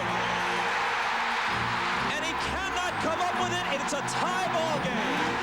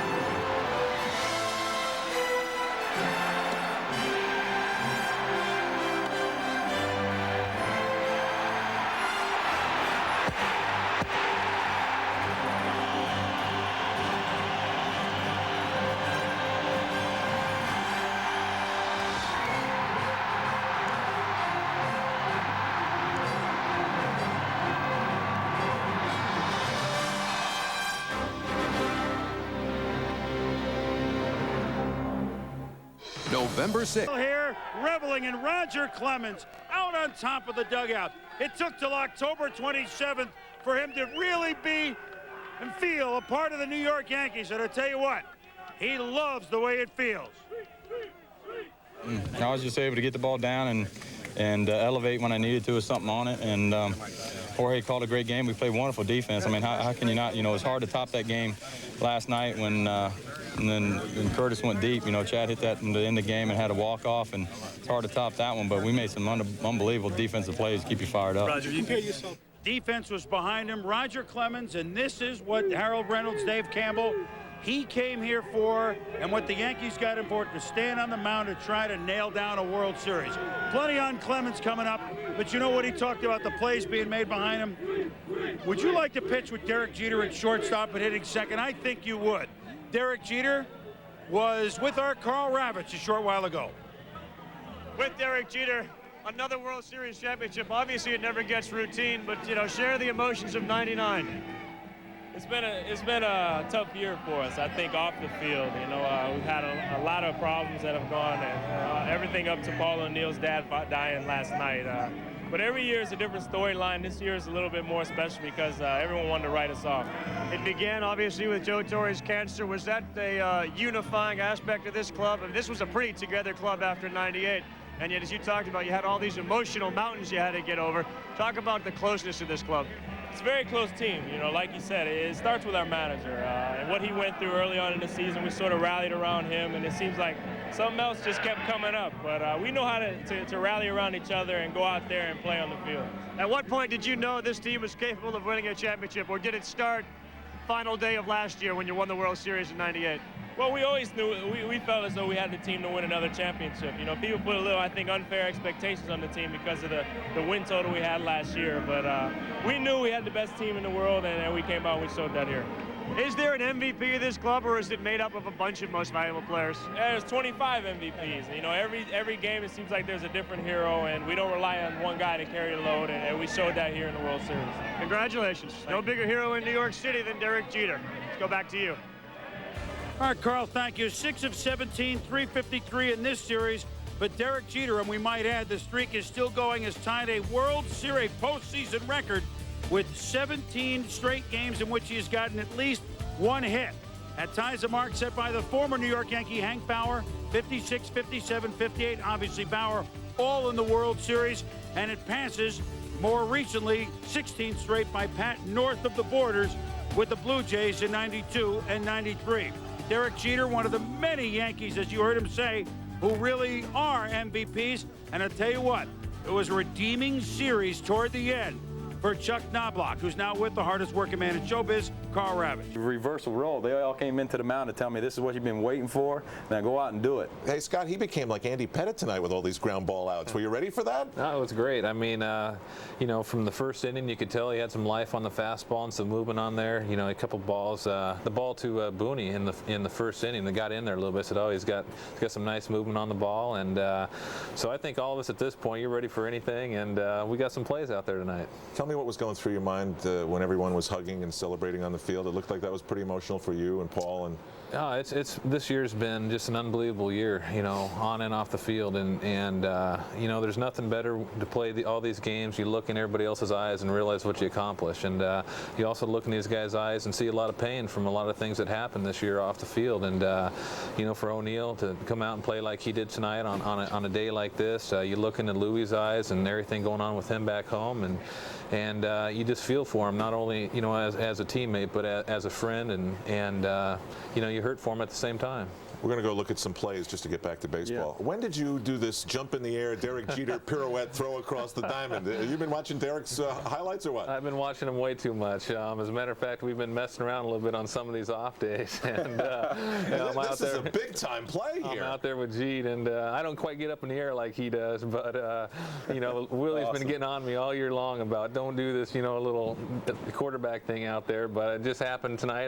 There's a play out there to be made, and luckily it went on target. Now, Roger, you fielded your position. Derek Jeter had a big play. Scott had turned an amazingly well-timed double play as well. Yeah, how did you generate all these ground ball outs? Well, I was able to locate down and feature the ball up in the zone when I wanted to. I wanted to go, you know, east and west and north and south, and I was able to do that. And I wish you could have seen my face. They probably had a couple of them. They kept trying to calm me down in the dugout in between. There's one. There you are. This is show Scotty's. If they go back to Scotty's, that ball's hit good too. And G made a great play, but it was one after another. But yeah, watch this. This is awesome. It was so good we had to see it again. Yeah, look. Dude, you did a lot of cheerleading tonight. Yeah, I did. So now, when people ask you 10 years from now about your career, where does this night and this achievement fit in? Well, this is what we've been waiting for. I mean, you know, you want to feel like what it feels like to be a champion, and it all came together for me tonight, I guess, and just being in New York, I felt fairly comfortable. But again, I just wanted to fit in. When you come into a fast-moving train like this team was last year, to watch this one again, it was a machine that was just rolling along, and these guys were focused and no superstars, and they, you know, they busted up on me no matter what credentials I'm supposed to have, and I try and do the same thing, you know. And then when we get on the field, we're all serious. Everybody grinds it out, and you know, I just have to go back with these guys and their parents. You know, I told O and them, you know, my father died when I was extremely young, and I just know that they're very blessed. Their parents got to see them do wonderful things and watch their sons do great things. And for them to go out there and battle, I was out there pitching in a game, and I didn't even know this man's father had passed on. And these guys go out there and try and, you know, do their job, and they're expected to be great. Mm-hmm. And same situation with Paul and Louis. It's unbelievable. And I mean, that's why these guys and the character, the type of men they are. Yeah, we know what their dads were like just by meeting them. That's right. All right, now you ex-Red Sox players who come to New York and win world championships, you do weird things. You know, Wade Boggs gets up on the horse. You went back onto the field and were high-fiving all the fans. Check this out, Scott. Sure. You think this guy had a good time? Look at this. I don't know, what is that hanging out of your back pocket? Those are the shirts. Those are championship T-shirts, and they have them now because they didn't come back with me. I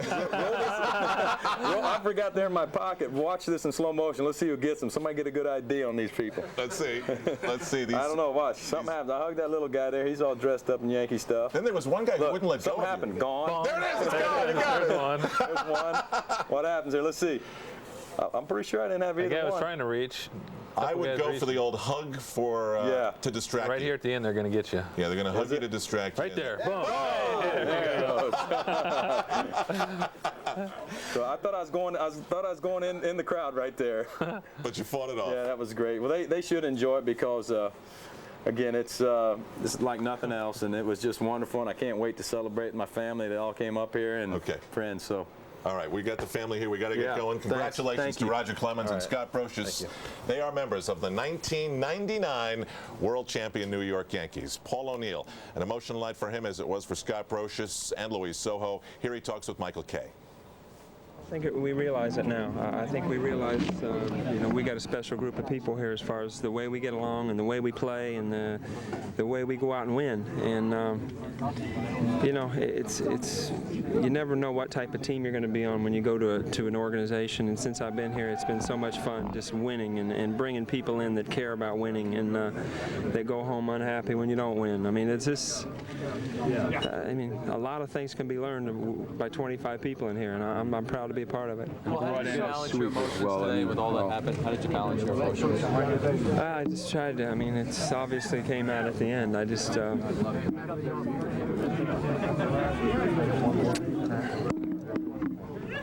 You brought in Roger Clemens this year. Obviously, players change teams constantly in baseball nowadays, but a guy obviously who was so associated with the Red Sox. You thought a few years ago, Roger Clemens, Mr. Red Sox, is going to win the championship as a Yankee. We couldn't ask for a better situation. I mean, up 3-0 with him an opportunity to go out and close this thing out. And the performance he had tonight, I mean, he wanted it more than anybody in the world. He wanted this game, and he did a great job. I mean, well, how are your emotions warring right now? I mean, do you feel any happiness? Certainly. I mean, there's a lot of accomplishment here, and I'm proud to be here. I'm proud to be part of this team. I mean, to be part of a back-to-back World Series, it's awesome. But believe me, I lost somebody who was special. Thanks, Paul.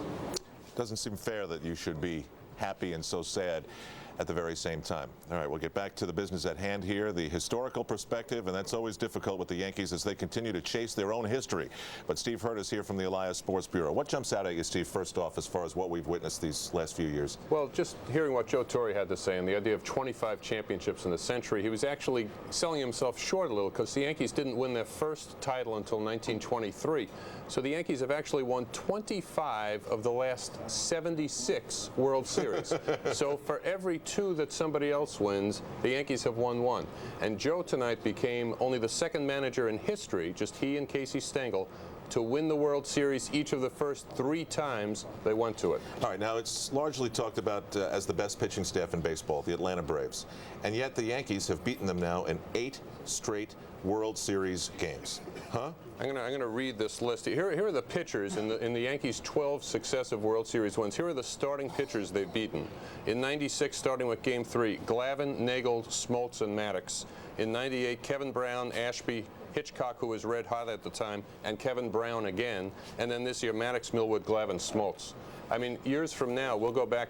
Some of those guys will be in the Hall of Fame, and people will be looking back at how did the Yankees win those championships. But whatever they faced, the Yankees did more. Quite clearly, Mariano Rivera changed the game, because even from the comments of the Atlanta Braves, he was in their head. I mean, they viewed him as just about unhittable, and he has been. Didn't give up a run, and was the clear-cut World Series MVP choice. You know, every year, Al, it seems there's a closer in baseball who dominates more than any other. It's just the way the game has evolved now. I've never seen a guy this hot for this long. 3 months without giving up a run is almost statistically impossible. We talked last night about, of course, the Yankees have won 5 straight World Championships at one point, late 40s, early 50s. Is winning 3 out of 4 in the 3-tier system that exists now as impressive as that? I think so, and especially the way they've done it. They only lost 1 game in this postseason. Since baseball went to the 3 tiers, this is the first team that went through the 3 levels and lost only 1 game. Even in other sports, that's rarely happened. The Canadiens did it a couple times. The Philadelphia 76ers did it once. Moses Malone said faux, faux, faux. It was actually right. faux, 5 faux. But it's more difficult in baseball because the equation changes every day because the pitchers are different. And for the Yankees to have done this, and with the pitcher they had tonight, you know, Roger Clemens, when they announced the All-Century team this week, I was looking out on the field as they announced the players, and I counted 5 guys out there who had never won a championship, never won the World Series. Ty Cobb didn't, Ted Williams, Ernie Banks, Ken Griffey Jr., and Roger Clemens. That's changed now. Now it's down to 4. All right, thanks, Steve. Nice to see you. Steve Hurt of the Elias Sports Bureau helping us put the Yankees in perspective, and it's not an easy job for as good as they've been. And if there's one thing El Duque knows how to do, it's smoke a good cigar. But where's it from? Marv? All right, thanks, Al. El Duque, the winner in game number 1. Here are the numbers on Roger Clemens, the winner tonight, as we look at Roger in postseason. Overall, 3 up and 3 down, but tonight his first ever World Series victory. He did pitch for the Red Sox in '86, came up with 2 no decisions back in '86 against the Mets. Tonight, 7 2/3, did a terrific job, gave up 4 hits, 1 run, walked 2, and struck out 4. Much more to come on the Jeep Yankee post-game report. As we head to commercial break, let's take a listen in on the Hispanic radio voices of the New York Yankees: Beto Villa, Armando Talavera, Roberto Clemente Jr. And here is their call of the final out. Con una rolata hacia la tercera. Viene el envío en camino. Le tira y conecta. Fly hacia la pradera de izquierda. Busca la pelota. Chad Curry se pone debajo de la bola y la captura. Y los Yankees se titulan campeones de la Series Mundial de 1999. El campeonato mundial número 25 para la franquicia más afamada del deporte.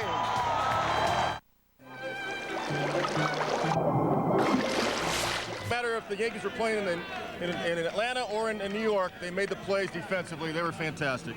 On the other side of things, perhaps the least happy man in New York right now is John Rocker of the Atlanta Braves. The least heart with him now. Okay, I'm here with John Rocker. John, first, what do you attribute the losses to? Were the Yankees just too good? I won't really say, on paper, you kind of go down there, line up pitching staff as well as, as well as hitters, and we matched up with them really well. I think, 1 through 9 in the lineup. I think we matched up, average, power, RBIs, that kind of thing, just as well, with them as anybody. And pitching staffs, about as many Cy Youngs over here as there are over there, but they just took advantage of a lot of little opportunities. A double play that wouldn't get turned. I mean, next thing you know, would be 1st and 3rd with 2 outs, and we would have had a chance to get out of the inning. We didn't take advantage of it, and they would end up putting a run across the plate. So they just took advantage of a lot of opportunities, a lot of little little minor things. When they first would happen, would seem really minor, but 3 or 4 hitters later would turn into something major. You could look back after 3 hitters and say, well, we could have been out of the inning, if we had just turned that double play, or if if we had just gotten that close pitch or something like that, and it wouldn't go our way, and they'd take advantage of it. How do you keep this from dampening the season that you had? Well, I mean, anybody, we were there's only 2 teams left standing, and we were one of them, and that makes you feel good. I mean, to win the 8 consecutive National League titles and that kind of thing, and just to get here without the presence of Andres and Javi, two All-Stars out of the lineup, and to kind of fill in those gaps and still get here, it's quite a tribute to us. I have to ask you, you've become the guy that New York fans love to hate. What do you think of the New York fans? I enjoy being hated by them. If the people out there that were making sexually explicit marks about my mom and sisters and girlfriends and wives and stuff, if those were the kind of people that I associated myself with and liked me, I'd really kind of wonder out what kind of guy I was. So I enjoy being hated by those people. I don't want them to like me. Okay, thanks, John. Now let's go back to Keith. Elise, thanks very much, and greetings from New York to John Rocker. The Braves 1-4 in the decade in the World Series. No team has ever lost more World Series in a 1-decade span. The last time they were successful, Joe Torre was the Braves manager. Now he's the manager of the New York Yankees, a man who had never been to the World Series before 1996 and has now won 3 of the last 4 as a skipper. But you feel good when you're wet and Sure you're soaked after you you do, win. because Jeter got me. He says, He where are you, always gets boss? you. I know. He said, where are you? I said, I'm over here. I thought he was coming over to give me a hug. Glug, glug, glug, glug. Every year, George, you seem to get more emotional on the stand when they hand you the trophy. This year, I think the reasons, though, are obvious, right? Yeah. Well, Bud Selig and I have been in baseball 25 years together. Bud Selig is now the commissioner, and I'm very proud of our friendship and my friendship with he and his family, and I'm proud of him. And when we get up there, we think back. We were talking about the old years, the early years in the 70s, and what we went through. And now to see him as commissioner and to get the trophy from him makes me feel very good. You've kept this thing together for a long time and spent an amazing amount of money to do it. Do you believe, though, that it has to end at some point, that it reaches the point? You can't just do it with money. We have a great organization. The precepts of our organization are what makes this team great. You can't just do it with money, i.e. Baltimore. They spent, just last year, they spent more than we did. And they will be back. Baltimore will be back. I guess what I'm saying is that kind of an owner. He's a good owner. Now that you've won again, though, it gets more expensive and more expensive because But it never gets tiring. But it never gets tiring. We'll face those other problems because I think a lot of these fellas want to play in New York. When we kept Bernie Williams last year, Boston offered him more. That's a matter of record, and they admit it, and Arizona. But he called me and he said, boss, I don't want to leave, but I can't be silly. I got to be good at it, smart too. But we paid less than they would have paid him. When you get right down to it, you've created a team that's so good it costs you money. You didn't even get your 3 home games. Last year, you didn't get any of the extra home games, too. But our new television contract comes up this year. See, and I figure I'm going to take a little from you and a little from Michael Kay and a little from this guy, a little from that guy. You need more help than Singleton. Well, pretty soon I'll have everything back. Really? Yeah. When are we going to learn the future of this ballpark? Because we all have come to... Well, now I think when this deal, the Yankee Nets deal, is finally approved, then the partnership will go to work on where the team will be. We cannot say right now where it's going to be because we don't know. But we're going to move very rapidly when that happens. Thoughts on the selection of Joe Torre? I think we're going to have some shots of Joe and the warm embraces on the field, but this was one of the most important decisions that this franchise has ever made. Absolutely, absolutely was. And for those people in the press and the media that said clueless Joe, that was a bad headline. I wonder, that wasn't a good headline. But at any rate, Joe had never won before. He hadn't won because he didn't have the material to do it. Joe is the best manager that I have been associated with. I've had some great managers, but our association is very great, and he's a very great man because of what he personally has gone through and what he means to these players. He calls me, truly, if I don't call him, and we don't see each other, he'll call me, wanting to know what's up and how are any of my horses running and where are they running. But he's learned not to bet on any of my horses. Did he make any guarantees in this series like he did when you beat Atlanta? No. Can you believe what he did in '96? Unbelievable. I've been around teams a lot. I've had a lot of teams, and I've coached, and I understand how important it is to have names to put in X's and O's because there's just so much that you can do unless you got the names to put in the X's and O's. I don't care how good a coach you are. So I understand how tough that is. And when he said to me we got blown out by Atlanta the first two, he says, well, I'll tell you, boss, he says, we're not quite ready yet. Maybe one more game, we'll be ready. We'll go down there, we'll take 3. We'll come back here and cinch it at home. I thought, my God, they ought to haul him away, That is a pretty strange statement. Yeah, it is pretty strange. You know, I think people would be fascinated about how hands-on you are in this ballpark, especially when things are busy like they are here. I mean, you're checking people's credentials and you're checking to make sure this is running right and this is good. You're all over the ballpark. Well, that's the way I am. I'm a hands-on guy, I guess, but I'm ready to turn it over to my son Hal and my son-in-law Steve, and I've got other things I'm turning over to my other son Hank, and then so I'm proud that they're ready to step in. But you've got other stuff to do with this team before you do that, right? Well, I don't know about that. I'm getting toward the end. I'm getting tired, you know. I really am. I want to start doing some things, having some fun. But you're going to, next year, let's take it 1 year at a time. You're still in charge next year. Well, it just depends. They're going to move in more and more. We've got a great organization. There's a chance you might not be in charge next year? No, I'll still be watching you. I'll still be watching you.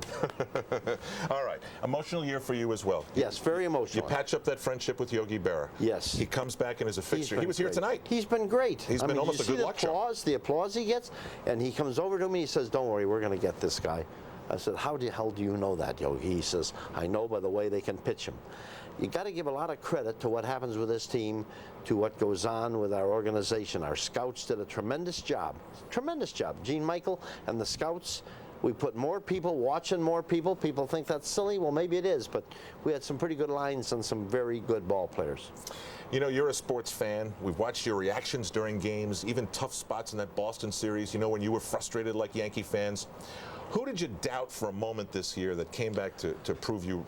Well, Pettit, that's a matter of record. Pettit was Joe Torre talking to me and saying, I want him, I need him, and I said, okay, okay. Pettit and Cashman. Then Mendoza, who was so tremendous for us down the stretch. You can't say how his appearances, how important they were, was my son Hal. He's the one that said, hey, you're not trading him. And we didn't. Because I didn't think he looked tough enough. So I tell him, when you go out there, for Christ's sake, scowl. Scowl at him. Don't smile at him, scowl at him. But boy, did he do a job. So there have been a lot of players that have been that way. I'm so proud of them. It's a great group of players. They really are. Well, we want to thank you for coming on and congratulations Enjoyed again. it. You guys did a hell of a job this year for it. Thank you. We'll see you Friday at the parade. Parade? Yes, there's a parade. 12 noon. Oh, okay. You knew about that. All right, the principal owner of the New York Yankees, Mr. George Steinbrenner. And right now, I believe we have an interview with Michael Kay and Darryl Strawberry. Talk about overcoming a few things this season. Here we go. Back to the clubhouse. You know, this team has a tendency of overcoming things and really sticking together. And I think, you know, that's what the difference has been for us in this World Series. You know, we had a lot of hope that we would win it. And one thing we didn't do, we didn't let ourselves down, you know, after all we've been through. And, you know, it worked out well for us. Have you thought about where you were last year at this time during the celebration? Yeah, I've thought about where I was at this time during the celebration. You know, I was in tears, you know, when I ran in here in the clubhouse because it was just a great feeling. You know, it's a great feeling for, you know, what these guys accomplished and, you know, how hard we believe in ourselves. And, you know, that when you believe in yourself as a team this good does, you know, good things happen to us, and that's what happened to all of us. The tragedy that's befallen this team, so many people, Paul O'Neill's dad, I mean, how tough is that to take? Is it kind of bittersweet? It's real tough, you know. You know, O'Neill lost his dad, and, you know, he was very emotional on the field, you know, tonight. And, you know, Brocious and Louis Soho and, you know, the cancer with myself and Joe, and then the situation that happened to me down in Florida. It's just been a real tough year for us all. But, you know, one thing about this group of guys, you know, we love each other and we stick together. Does it make it all the more amazing that you guys could play through all that? I think so. You know, I think it makes it very amazing for us to be able to stand through all that and be able to come out and win the World Series again. That was another part of the human condition that revealed itself this postseason. The Yankees acknowledging Darryl Strawberry's saying no to alcohol and how tough that is, and bringing non-alcoholic champagne into the celebration. And that's, of course, the type of team this is. Considerate, good people. In the studio now, another good guy, Ken Singleton, who broadcast to the world with Gary Thorne. The Yankees were methodical. They were ruthless. They seemed to almost go through this postseason to inflict the most pain on their opponents. Well, I thought the game today would be a lot like game number 1 in this series, the game where Greg Maddux pitched for the Atlanta Braves. Tonight, John Smoltz, a very tough pitcher again for the Yankees to deal with, and I thought it would happen where they would score in one inning more runs than the Braves would score in the rest of the ball game, and that's exactly what happened when they scored 3 to break it open against John Smoltz, and it worked out just the same way it did in game 1 when they scored 4 in the 8th inning to win that one. Kenny, let's go through some of the key moments in this ball game. First of all, we got an early look that John Smoltz was going to be a pitcher tonight. He was awesome. In the second inning, he gives up a leadoff walk. You know, most pitchers crumble when they do that. Then a single to Darryl Strawberry, and then he would face Jorge Posada, Ricky Leday, and Scott Brocious and get them all looking. I mean, this was some pitching. Well, he had great movement on the fastball, and he's learned a lot from Greg Maddux. That fastball that starts inside, then tails over the plate, that freezes left-handed hitters. He finally got Brocious over the inside corner once again. So Smoltz, the type of pitcher that can get people out when he has to make the big pitches and got the job done. I mean, he had an excellent game, save for one inning. And I don't think that was really his fault. Ryan Klesko should have had that ball. All right. One thing that we want to talk about is the amazing, uncanny ability of the Yankees to take advantage of any opportunity. And here we go. It is the bottom of the third. John Smoltz would watch this inning go away when Chuck Knobloch started things off with a ball in the hole. I think Jeter makes that play, but Walt Weiss couldn't, and that's the first of 4 hits. Derek Jeter then followed suit. After an intentional walk to load the bases to Bernie Williams, Tino Martinez came to the plate and drove in 2 with maybe the most clutch hit of the ball game. Through the right side, and then one more single for Jorge Posada, who got the start tonight. That's the kind of magic and opportunism we're talking about. Well, we're talking about one inning where they had the chance to get the job done. Klesko does not make that play. You think that the Braves missed Andres Galarraga all year long? I think a play like that he usually makes. There's the base hit by Posada that scores Bernie Williams with the 3rd run in the inning, and that was basically all the Yankees needed to win the World Series tonight, especially when you have a chance to turn it over to the bullpen after Roger Clemens did a great job. Hey, we're joined by the World Series MVP, Mariano Rivera. Congratulations, Mo. Thank you very much, bro. Hey, congratulations. You get a kick out of this. I was up in the stands when you came into the ball game, and I was with some good friends of mine, and they said, you know, when you were a kid growing up, when Dad came into the room, you felt like you were fine and everything was going to be okay. Well, Mariano is like Dad to Yankee fans. When he comes in, everybody thinks things are going to be okay. Oh my God, it's great, it's great, it's great. How were you feeling when you came into this game? Were you upset, nervous? No. I wasn't nervous at all. I know that was me. I was me in the game, and I was in control of everything. I mean, first guy that I faced, it was Chipper Jones. You know, this guy can turn the game around in one swing. You know, I was like, okay, I mean, this is what I have to do. I mean, it's not tomorrow. That was quite a play by Luis Sojo to save that 8th inning. It was. I mean, that's why we put it in there, you know? I asked you the other day about the feeling you had last year being the man on the mound for the final out of the World Series, and could it feel as good? Well, let us know. How does it feel? It feels great. I mean, it's unbelievable. It's unbelievable. I mean, you can describe that feeling. Here it is. You can describe that feeling. I mean, it's... Now, I want you to watch this. Jorge Posada has to almost come out and get you to turn around. Like, Mariano, we got to celebrate here. Come on. Oh, yeah. It's incredible. I mean, I see that feeling. It's like, I mean, dream come true, you know. We want to see that game, that happen again, and we did it, and I saw it today. Mo, do you think you got in their heads a little bit? I mean, I don't know how much you heard or read of what they said about you, but it seemed to me that they took your appearance into the game as lights out. Did you know? I'll tell you what, I never read about it, and that's why I don't read no papers, you know, because I don't want to know nothing about what they say about me or nothing what people said about me. You know, I just want to be myself and just don't think about it. Yeah. And that's me. Do you keep track of the number of bats that you break during the course of the year? Because, I mean, Ryan Klesko twice. 3 times. 3? I won in 3. I mean, that's the only ones that I count. I was 3. And I know those were a big deal to you. That was a big one. Yeah. I was like, wow, my God, that's why I was flying. That's when you have to put your face in the glove, right? That was great. That was great. I mean, I was right on it. I was right on it, and I'm glad this happened. It happened here in New York. Can you believe, like, Wetland won the World Series MVP in '96, you were able to, just a few years later, do it yourself? Yeah, I mean, I can't believe it. I still can't believe it, you know. I know that we won the World Series, but, I mean, the MVP thing, it was a surprise for me, you know. It was great. It was great. Kenny? Well, and you know, Mariano, I think you're right when you're talking about the fact that he was in the Braves' minds, because Chipper Jones mentioned the other day, when he comes in the ball game, it's just lights out. Game is over. They know that nothing's going to happen. It's an 8-inning ball game when you're dealing with Mariano Rivera, and he came in and got not only 2 saves in this series, but picked up a victory. And Joe Torre knows that when he comes in the game, he's in there for 2 innings. He feels that the club can come through and score. And Chad Curtis got the home run in Game 3 and got the job done too. Well, one thing that you and I've talked about this year, you get a lot more ground balls, you have movement on pitches. I mean, you've really developed as a pitcher. You haven't just stayed with what you've got. What can you work on this offseason? Relax. A lot of fishing in Panama? Relax, going to a lot of fishing and enjoy my family, and I just stay away from baseball for the longest I can. Well, you've earned it. Congratulations. Mariano Rivera, the 1999 World Series MVP. Thanks, Kenny.